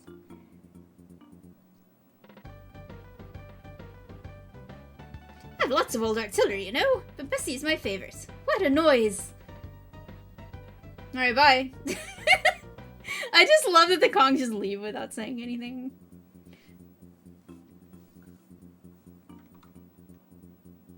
Dixie's dragging Kiddy out by the collar. It's like, you don't, young child, you don't need to learn about war yet. I'm going to keep you innocent for as long as I can. You don't need to know the harsh truths of the world. Alright. I'm gonna take that break a little bit early because I gotta go to the bathroom. When I get back, we will play for maybe like an hour more at most because I gotta have dinner at some point. But one more break and then we'll get back and keep going for as long as we can. Here I have our dancing shy guy in honor of the factory music.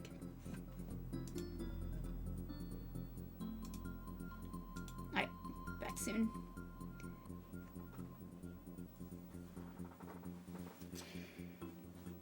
Yeah, I mean, they have, like, the mills, the sawmills and stuff.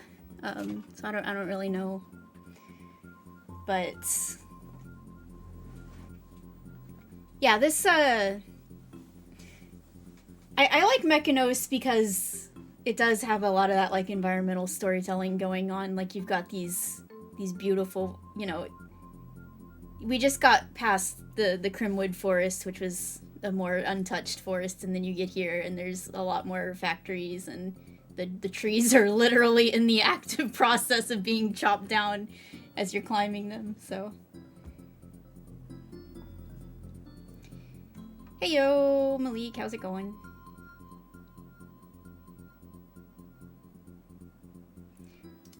I guess, you know, it would be kind of funny to imply that Kiddy Kong was saying that. Like, maybe that's one of the only words Kiddy knows how to say at this point. He's just like, bye! He leaves. That is true. You know, now that Crocodile Isle has fallen, all the pirate Kremlings, you know, Do they still need pirate ships at this point? The Northern Hemisphere economy is in shambles, trying to figure out what to do with all this wood now. Now that the main people they were selling the wood to are kind of trying to figure out what's even next, you know? Then again, if there was, if there were any pirate ships anchored around Crocodile Isle, they probably got destroyed in that whole thing. So they need to replace a bunch of pirate ships. All the remaining Kremlings need to build some more pirate ships real fast. So maybe it's a boom time, you know? Alright. Klubba's new fleet that he's building, the new independent, free, kingless fleet of Kremling pirates need to get a bunch of new pirate ships.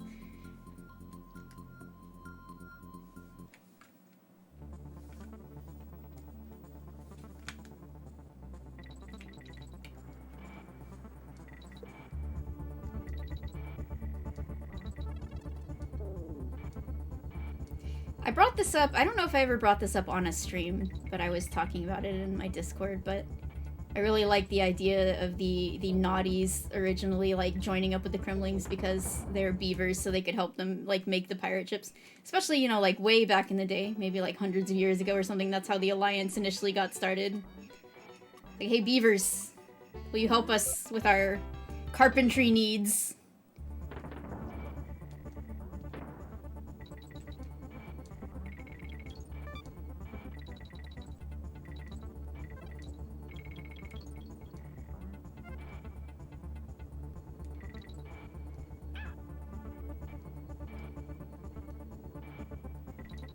The hitbox on this goddamn toboggan, I swear. Oop. Probably should have, gotten that barrel. I'm absolutely going to die trying to get this. Okay, no.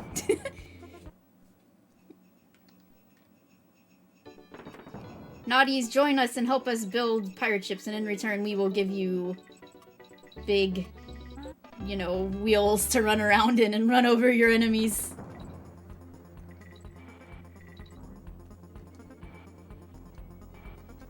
Wow!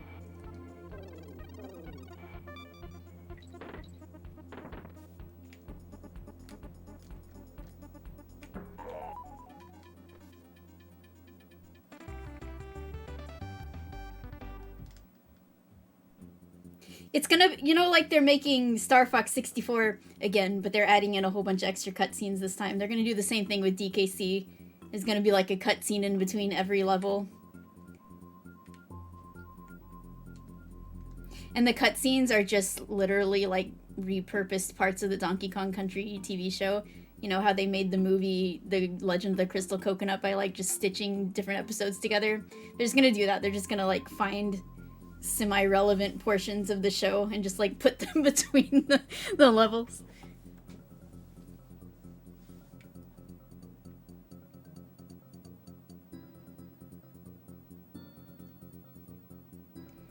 So, okay. So, I wanted to talk about this at some point, and I guess we can do it now, and hopefully these levels I'll be on autopilot enough that I can talk about stuff while playing them. But, I mean, the way I saw it is, you know, after DKC2, basically all the survivors of Crocodile Isle, for the most part, and there's always going to be some, like, people that are always going to be loyal to K. Rool for whatever reasons, because they're just extremely dedicated to him, like Clump. But for the most part, the Kremlings just, that lived there and that were under K. Rool just don't want anything to do with him anymore. But they didn't really, like, dethrone him actively. Like, they didn't really get a chance to do so.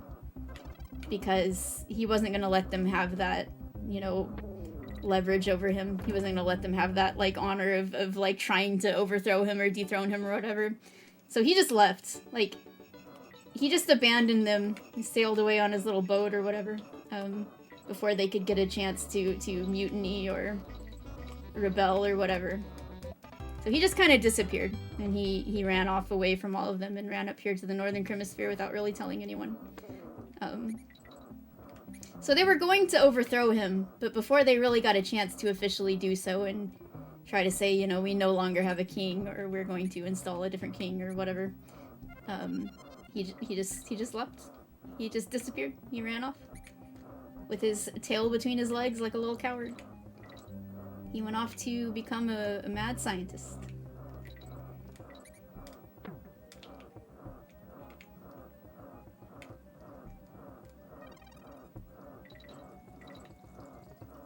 And then when he got up here, he still didn't want anyone to know that he was here and, you know, try to take the rebellion or the revenge or whatever up to him. So he had to be in hiding and do things underneath the disguise of a robot proxy.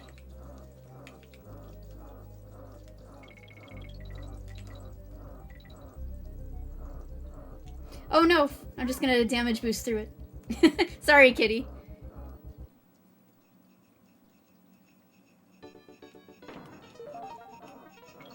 See, I'm not a believer that, like, everybody on Crocodile Isle died or anything.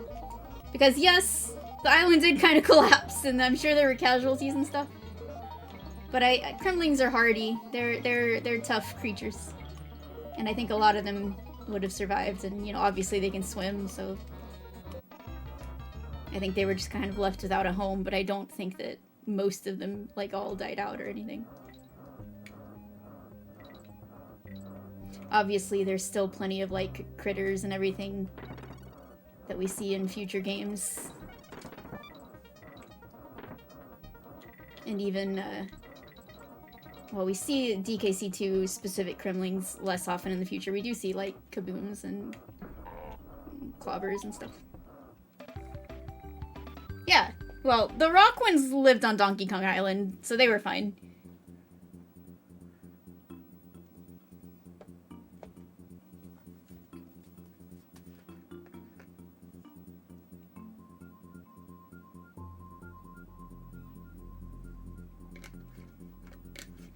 Well, yeah, we can talk about this, of course, when we get to DK64.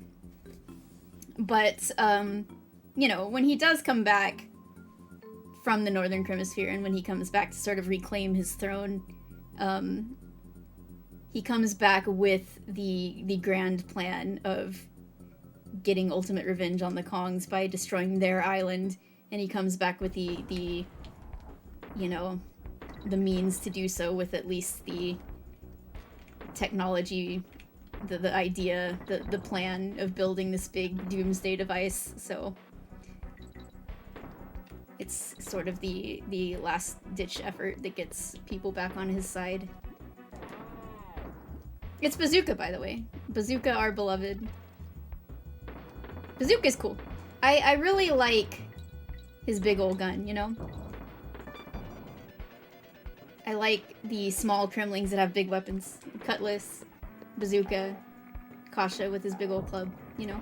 The little guys with their overcompensatory weapons.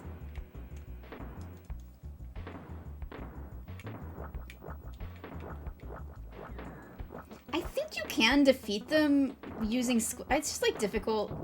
I don't know, but there's ways to defeat them, I'm pretty sure, but they are usually pretty invincible.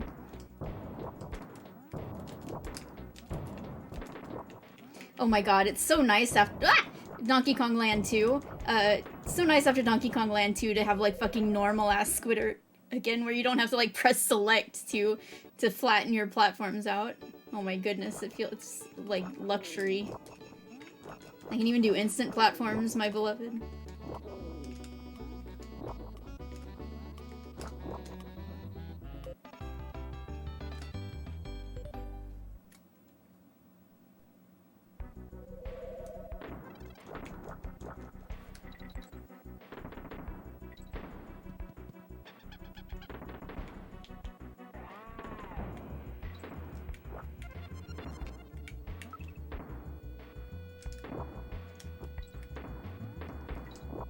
I guess I didn't need to do that because I have Squitter, but...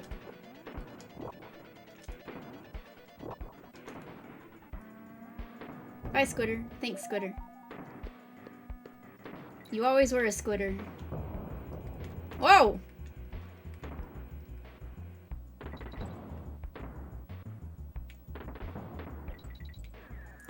anything down here?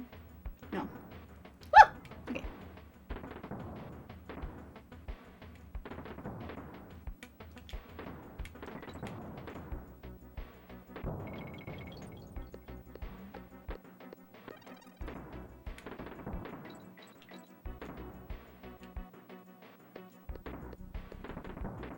I forget where all the bonuses are here, so I have to explore every little nook and cranny. Oh. Look at this is like the lemon lime factories where they make lemon lime ices.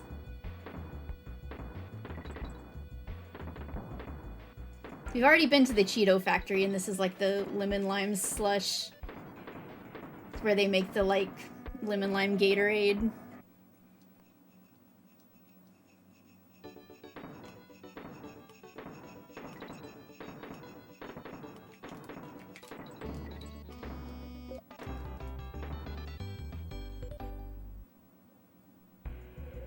One thing that makes the Kremlings in this game look more just like general lizard-like and less crocodilian specifically is that a lot of them don't even have visible teeth. Like, obviously those guys do for sure. Like, these guys don't.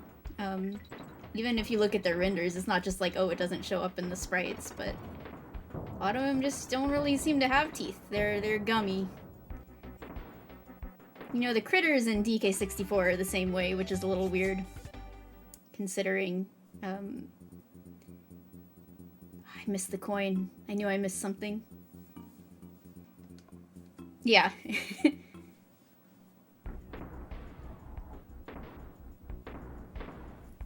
Well, I mean, yeah, I mean, if, you were the ruler and you got our entire island destroyed, I'd be pretty mad about it. It only needs to happen once. I don't even think Donkey Kong Land 2 is a real thing that happened. I think once is enough. Whoopsie. It's a pretty big whoopsie. We did a fucky wucky.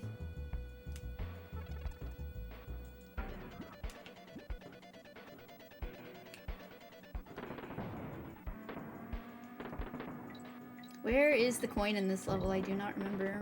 We'll find out. We'll find him.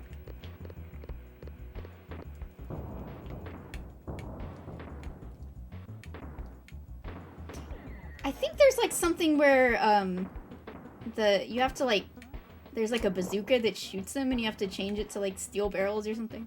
I don't remember if that's in this level or another one, but I'm stuck here.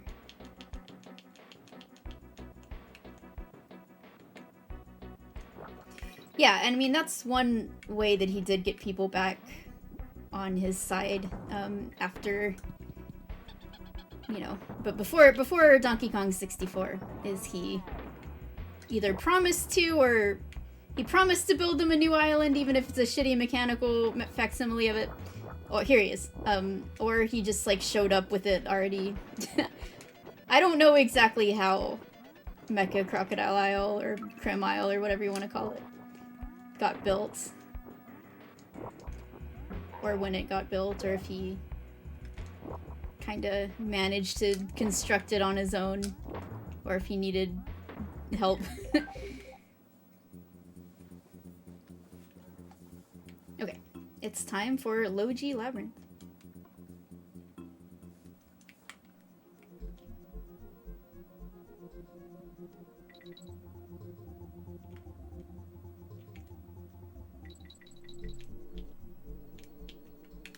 But yeah, there's a lot of like between DKC3 and DK64, a lot of like assumptions you have to make, or like interesting holes to fill in.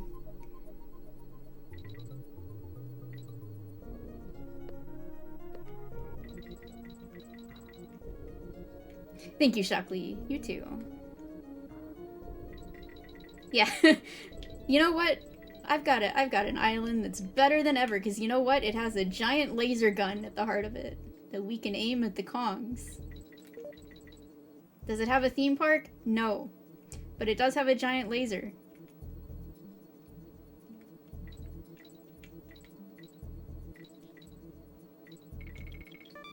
This was actually, believe it or not, another fun one to learn to speedrun, because just like learning how to fall at the appropriate times and which direction to go to avoid the bees.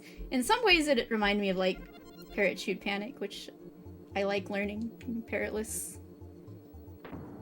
It does have a toy factory, which may or may not be actually located on the island, or maybe it's just a portal to another place, but you know, I like to think it's located on the island because, you know, like, we know that Donkey Kong Island is bigger than it appears to be in DK64, where it's very small and you can walk around the whole island in like 60 seconds or less, but that's just because it is a simplistic 3D map representation of what would be obviously a full-size large island that has hundreds or thousands of Kongs living on it, who knows. But, so you'd have to assume the same thing for the Kremlings Island, that it's actually much bigger and has a lot more going on than we really, like, get to experience in the context of DK64. Also, first Quack's appearance in this game, I believe. I have a home that destroys other homes.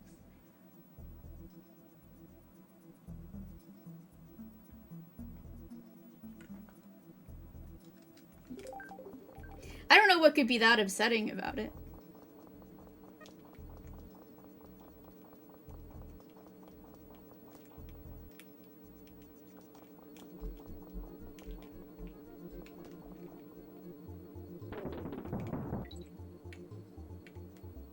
I should have taken the TNT barrel down here. That guy's way too fast. Oh well.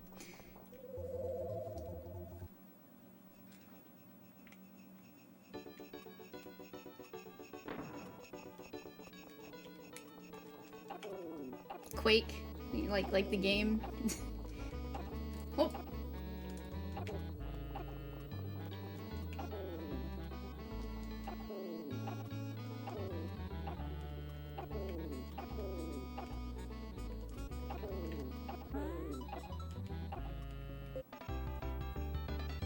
We got to be Squawks for one glorious moment, spitting our eggs, but immediately back to Quawks now.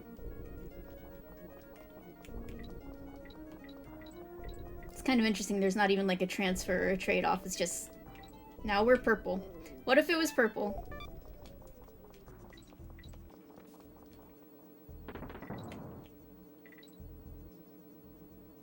You know what? I'm going this way.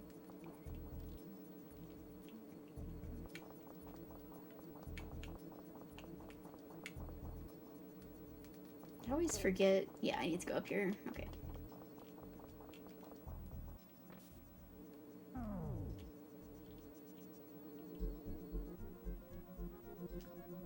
Oh, fuck!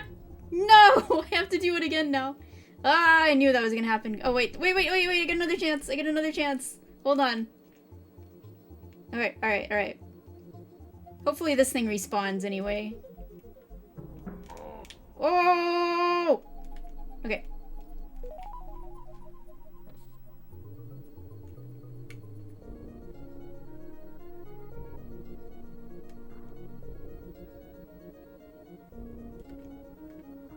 Yeah, everybody wanted to play Donkey Kong Arcade in Frantic Factory. That's the incentive to join back up with the crew. Free plays on the DK Arcade machine. You don't even have to use the stupid lever. If you're a Kremling, you don't have to use the stupid lever. You can just press the special button. The special secret button. Alright.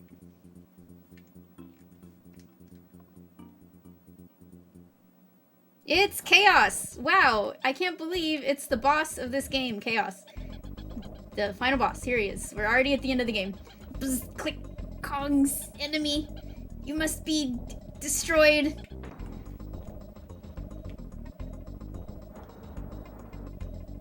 I'm gonna kill Chaos.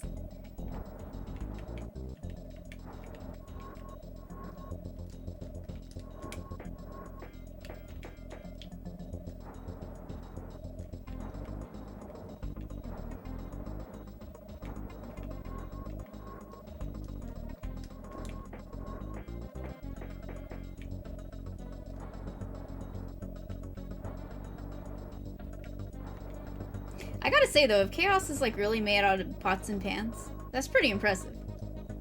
I mean, he's a pretty stupid, dumpy looking robot, but if pots and pans are what you're working with, that's pretty impressive. I guess the pots and pans were melted down, probably.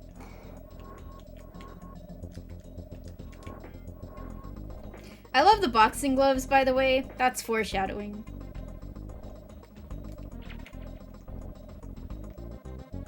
I love that we get a little taste of the fact that K. Rool likes boxing, even in this game. I mean, not that Chaos has anything to do with K. Rool or anything.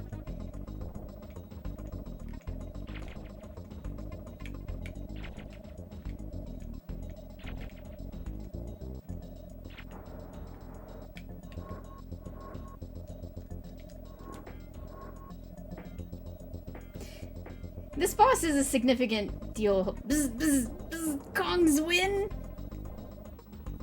does not compute. Next time we meet, Chaos will win. But yeah, this boss is significantly more involved than any of the others so far.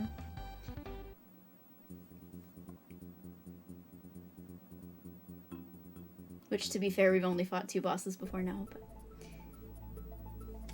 Alright.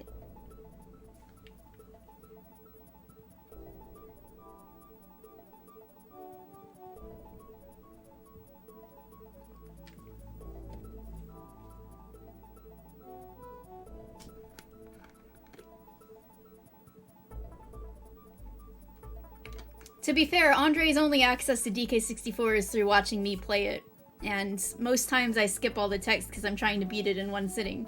But when we get there for the chronology, I will be reading all the text in that game, much as I'm reading all the text in this game.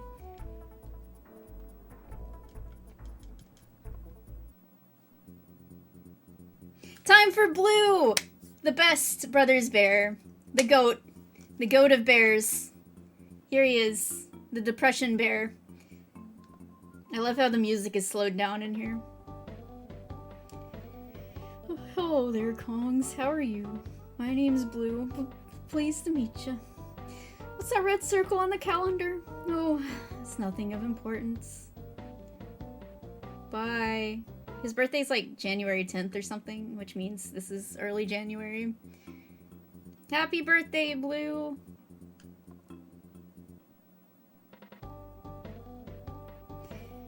I get lots of post, you know, but it's all bills. Not a single card.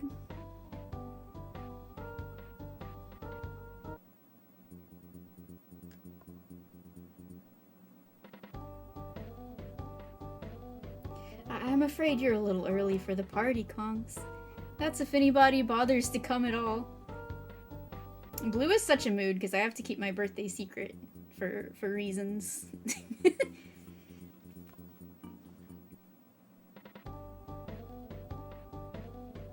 You wouldn't have brought... Oh, I can see you haven't. Never mind. Poor Blue. You know, the thing about Blue is, at the end of the day, really only one person does remember his birthday.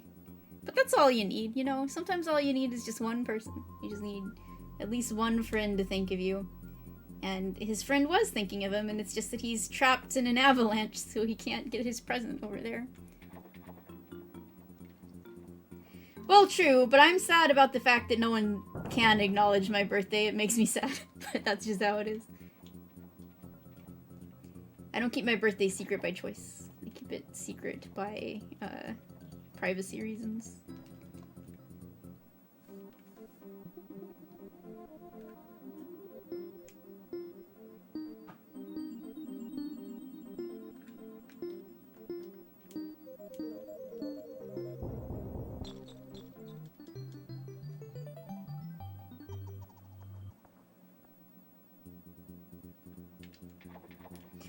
Alright, water level. I really like the water music in this game. It's like so ominous.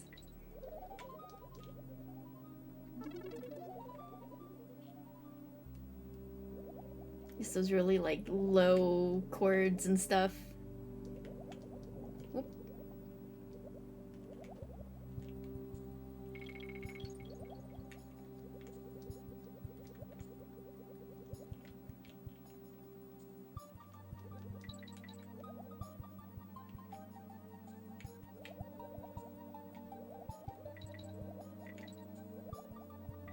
You know, okay. When you think about it, so Dixie headed here because she's looking for Diddy in DK, but she doesn't know where they are. Like, in the context of this game, she's still just kind of going around talking to people, looking, investigating.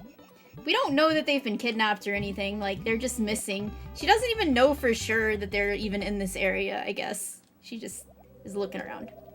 And, so it's not like we're fighting the Kremlings because we know that they kidnapped Donkey Kong or whatever, like in DKC2. Or stole our bananas or really anything. I don't even know why there's bananas here because I don't think the Kremlings from the Northern Hemisphere stole our bananas. They're just kind of around. There's just... Bananas are just a facet of the world. They just exist. So, she just kind of comes up here, and the Kremlings live here in this area, and she's just like beating them up for no reason. Like, they're just walking around. They're just living their lives in their factories, in their, you know, ski resorts and mills and whatnot. And she's just coming into their land and destroying them just because that's how Dixie rolls. She doesn't need a reason.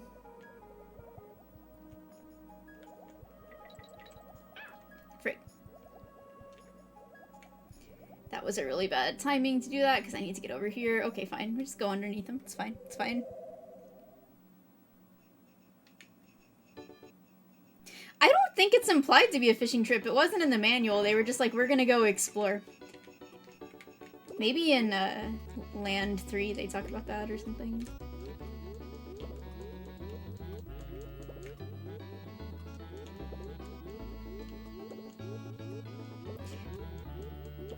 I mean, she made a good assumption that they came here because it seems like so many of the other Kongs did, but...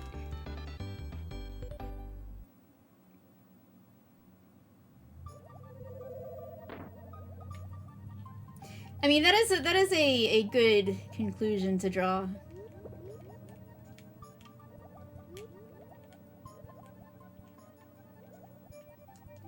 They're like, yo, we caught a giant swordfish, and then On Guard is just like staring at them. He becomes like a hyper-realistic swordfish and just gives them a look.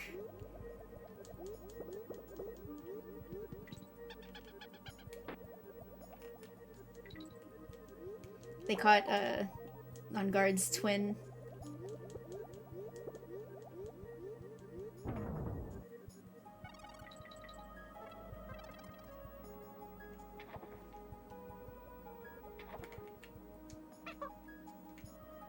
Where is he's back here? Yeah, okay.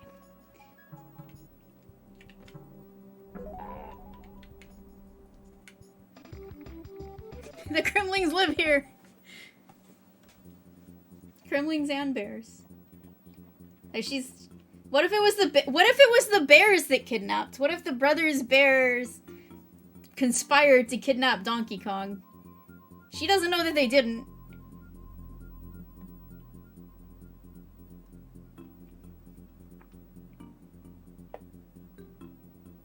Yeah, you just find Diddy and DK just hanging out by the lake somewhere. And Dixie and Kiddy show up with like a pile of beat up Kremlings behind them. You know, like in the Powerpuff Girls, they would always show the enemies that they had beat up, and they were always like real fucked up looking with like black eyes and like missing teeth and stuff. That's just like a pile of Kremlings behind them like that. And then Diddy is like, whoa, whoa. We were just chilling. All the Kremlings here are like super nice. They were like bringing us drinks and stuff. They were like, hey, you know, if you wanna, you can borrow our beach chairs. It's definitely brash for sure. Well, brash is a Kremling. Oh, the scary noise, because he makes the noise.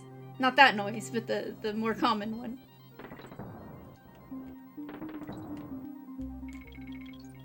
Wait, what if Diddy kidnapped Donkey Kong?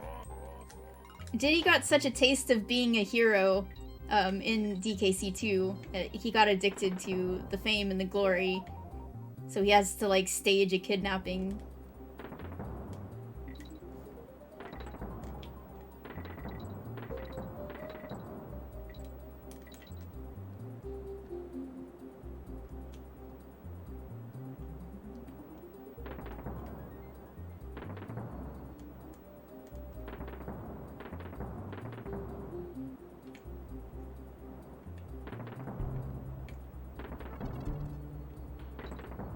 What if Kiddy was the villain? You know?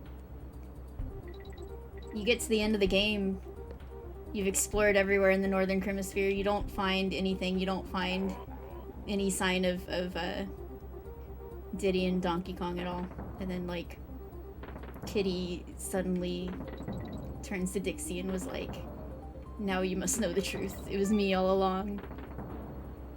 I wanted to be the newest Kong hero, so I had to get rid of the existing ones. Besides you, I was not able to track you down and find you. I'm looking for bonuses here, because I can never remember where the bonuses are in these stupid waterfall levels. They're so big.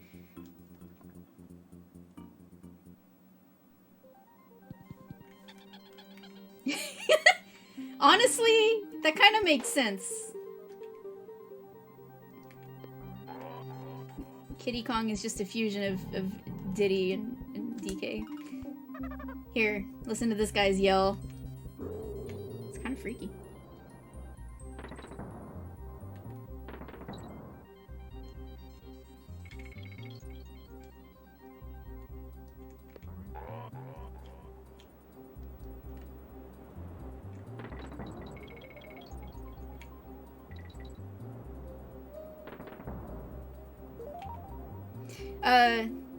Yeah, maybe it's like Blunder. He's trying too hard to come off like harmless and goofy. He's like, whoops, really let the cat out of the bag, and he does a silly bow tie spin. Like, he's covering up for something. It's an act, you know? I feel like his whole, oops, I accidentally told you about the super important lost world is like, he's really just laying the breadcrumbs. Because he wants you to go into the lost world and, like, die there because the levels are hard.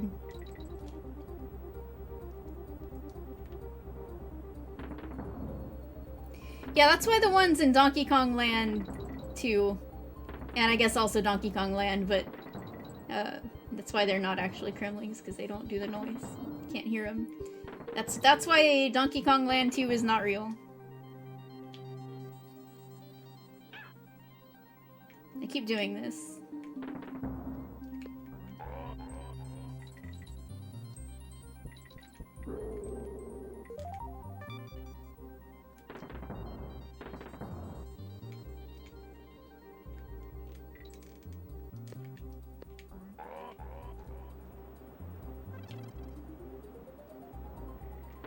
The waterfall levels are, like, in general, my least favorite level, like, archetype in this game. They're pretty, you know, the music is pretty good, but I always just find them so annoying. Like, none of these levels are really fun to me. Looking for bonuses in them is always just a pain. You always, like, kind of get stuck. It's really easy when you're blasting up these little ledges to, like, not make the jump correctly. There is, I don't know, the barrel one with the barrels coming down the waterfalls is the worst level in the game. I don't know. I have a grudge against these levels. I don't like them.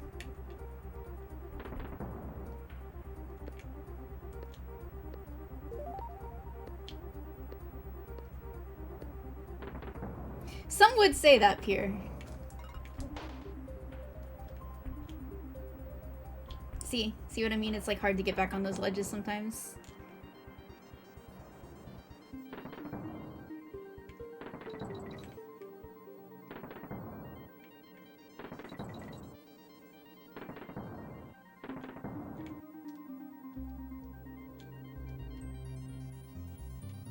Alright.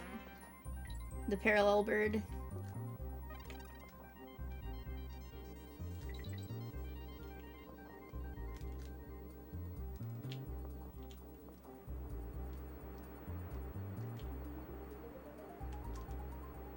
Now the worst thing that can happen to you here is not making these jumps correctly, and then you get like stuck slipping, and then Perry dies because he gets hit by like the higher buzz, and it's like very, very distressing because you start slipping and you know what's gonna happen, and you can't stop it, and it's very upsetting because you know Perry's gonna die in approximately 1 second. Oh! I guess I need to go over here.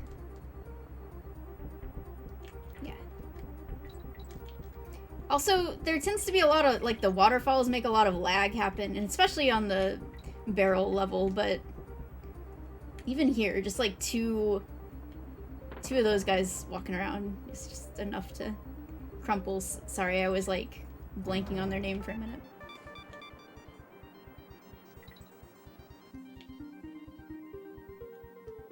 I almost called them crunches, but that's not correct.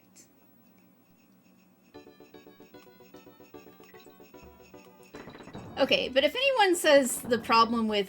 I can't even remember the name of the stupid barrel waterfall level. Like, if they say it's just a skill issue, like... Have they even played that level? Because it's just annoying. Like, I don't know. Completely leaving skill aside, it's just an annoying level. Like, does anyone find that level fun? Like, oh man, I can't wait to get back. Stupid barrel waterfalls.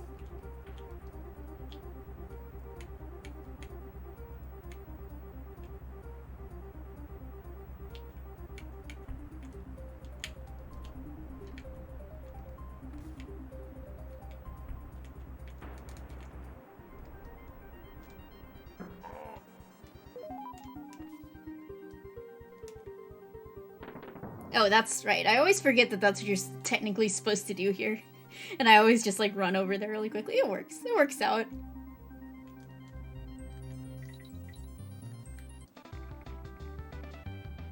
A parry mechanic. Alright. Creeping clasps, not to be confused with creeping crackers.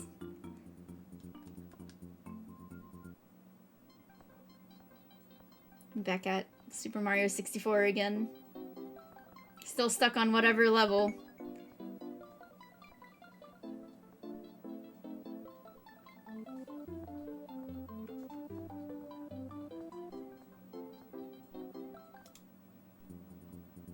I'm a real sicko and I love the barrel waterfall level.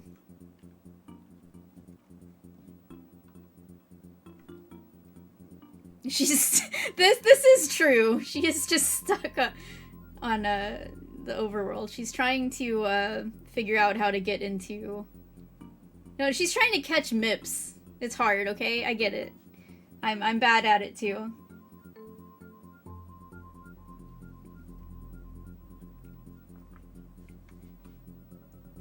Well, on that note, since we just saved, I think I'm gonna call it here. Since I'm getting like really hungry and it's the top of the hour, I'm gonna go see if Victor needs help making his garlic bread.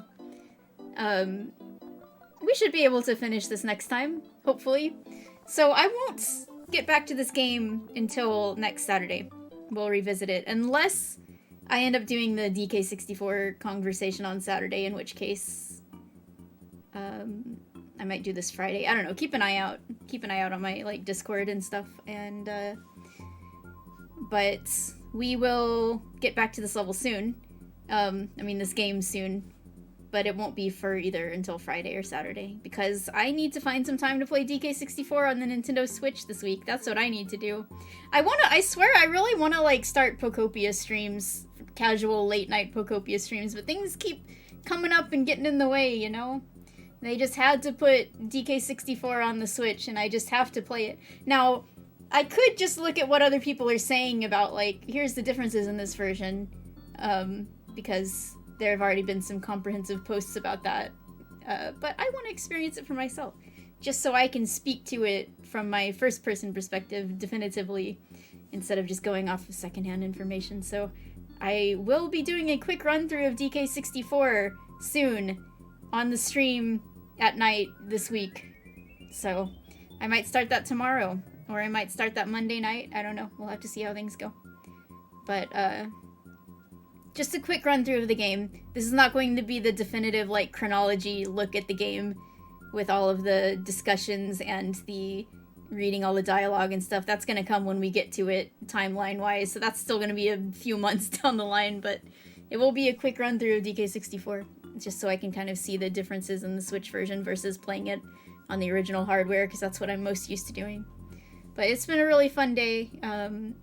This game always brings out a bunch of like really fun discussions, I think. So we're only halfway done with it, really, or perhaps even less than halfway. So we've got a lot left for next weekend. And we'll get into some more interesting debates and lore discussions as we get closer to the end of the game and as we explore Krematoa and things like that. So, yeah, we, well, I gotta play Donkey Kong Country on the GBA, which is interesting because I've never played that version before. But, I mean, on the GB. We got 2 more Game Boy games to get through, and then we have a lot of GBA games to get through. And you know what's actually funny? There's going to be a game in the chronology that is not a Donkey Kong game, and is not even a Mario game. Do you know what that game is? And it has reasons for being in the chronology, but it is not technically really, it does not actually, in its final form, have any Kremlings in it, but I'm going to play it anyway, because it is, important historically. Crush's final appearance, dang. It's been so long, you know? Like, we need our boy back. It is Banjo Pilot, that is correct. I will be playing Banjo Pilot as part of the chronology because we are going to be doing the detailed look into all of the stuff that we almost got when it was Diddy Kong Pilot. And then I've never actually played Banjo Pilot, and it is the one Banjo-Kazooie game I've never played, so we're gonna take a look at how it ended up. Because the conversion from a Donkey Kong game, or a Diddy Kong game rather, to a Banjo game was pretty quick. And so they left a lot of stuff in there that is kinda... You can tell it started life as a DK game. It has espresso in it. So it'll be fun, I guess. But yeah, I will see you all soon on stream, but I'll see you for more of the chronology next week. And let me see if there's anyone I can raid right now, because I'm starting to get, like, delusional with hunger, so I need to... Oh, man. Skella is playing Yu-Gi-Oh! Forbidden Memories?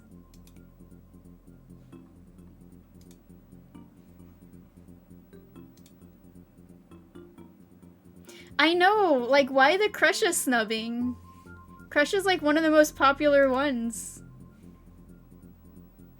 I think, you know, maybe it's like Funky Kong. Everyone loves Funky Kong. Yet Funky Kong has really not gotten much reference in... And I talked about this before. Like, he was not really referenced in the Mario movie. There was, like, a little picture of him. He's not really referenced in Bananza yet. He doesn't have a statue or anything, or any kind of visual depiction whatsoever. And it's because Funky's such a big deal. Like, when he's there, he's gotta be, like, you know, he's gotta be an important thing. You can't just, like, do a little reference to Funky. He's gotta be able to steal the show in some way. He's gotta be a big deal. And Krusha's the same way. You can't just, like, mention Krusha. He's gotta come back in a big way when he comes back, right? So, the time will come. If we have Nipple Watch, I don't know what you call, like, the Krusha equivalent for Nipple Watch. It'd be, like, Muscle Watch, Watch, Spike Watch, Mohawk, Spike versus Mohawk Watch. Maybe we'll finally get a definitive answer, and maybe it won't be one that I like, Himbo Watch.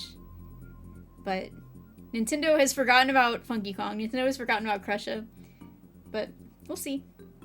He'll come back someday, maybe, I believe. But let's go say hi to Skella, and I will go help Victor with dinner and eat dinner because I'm hungry. Goodbye.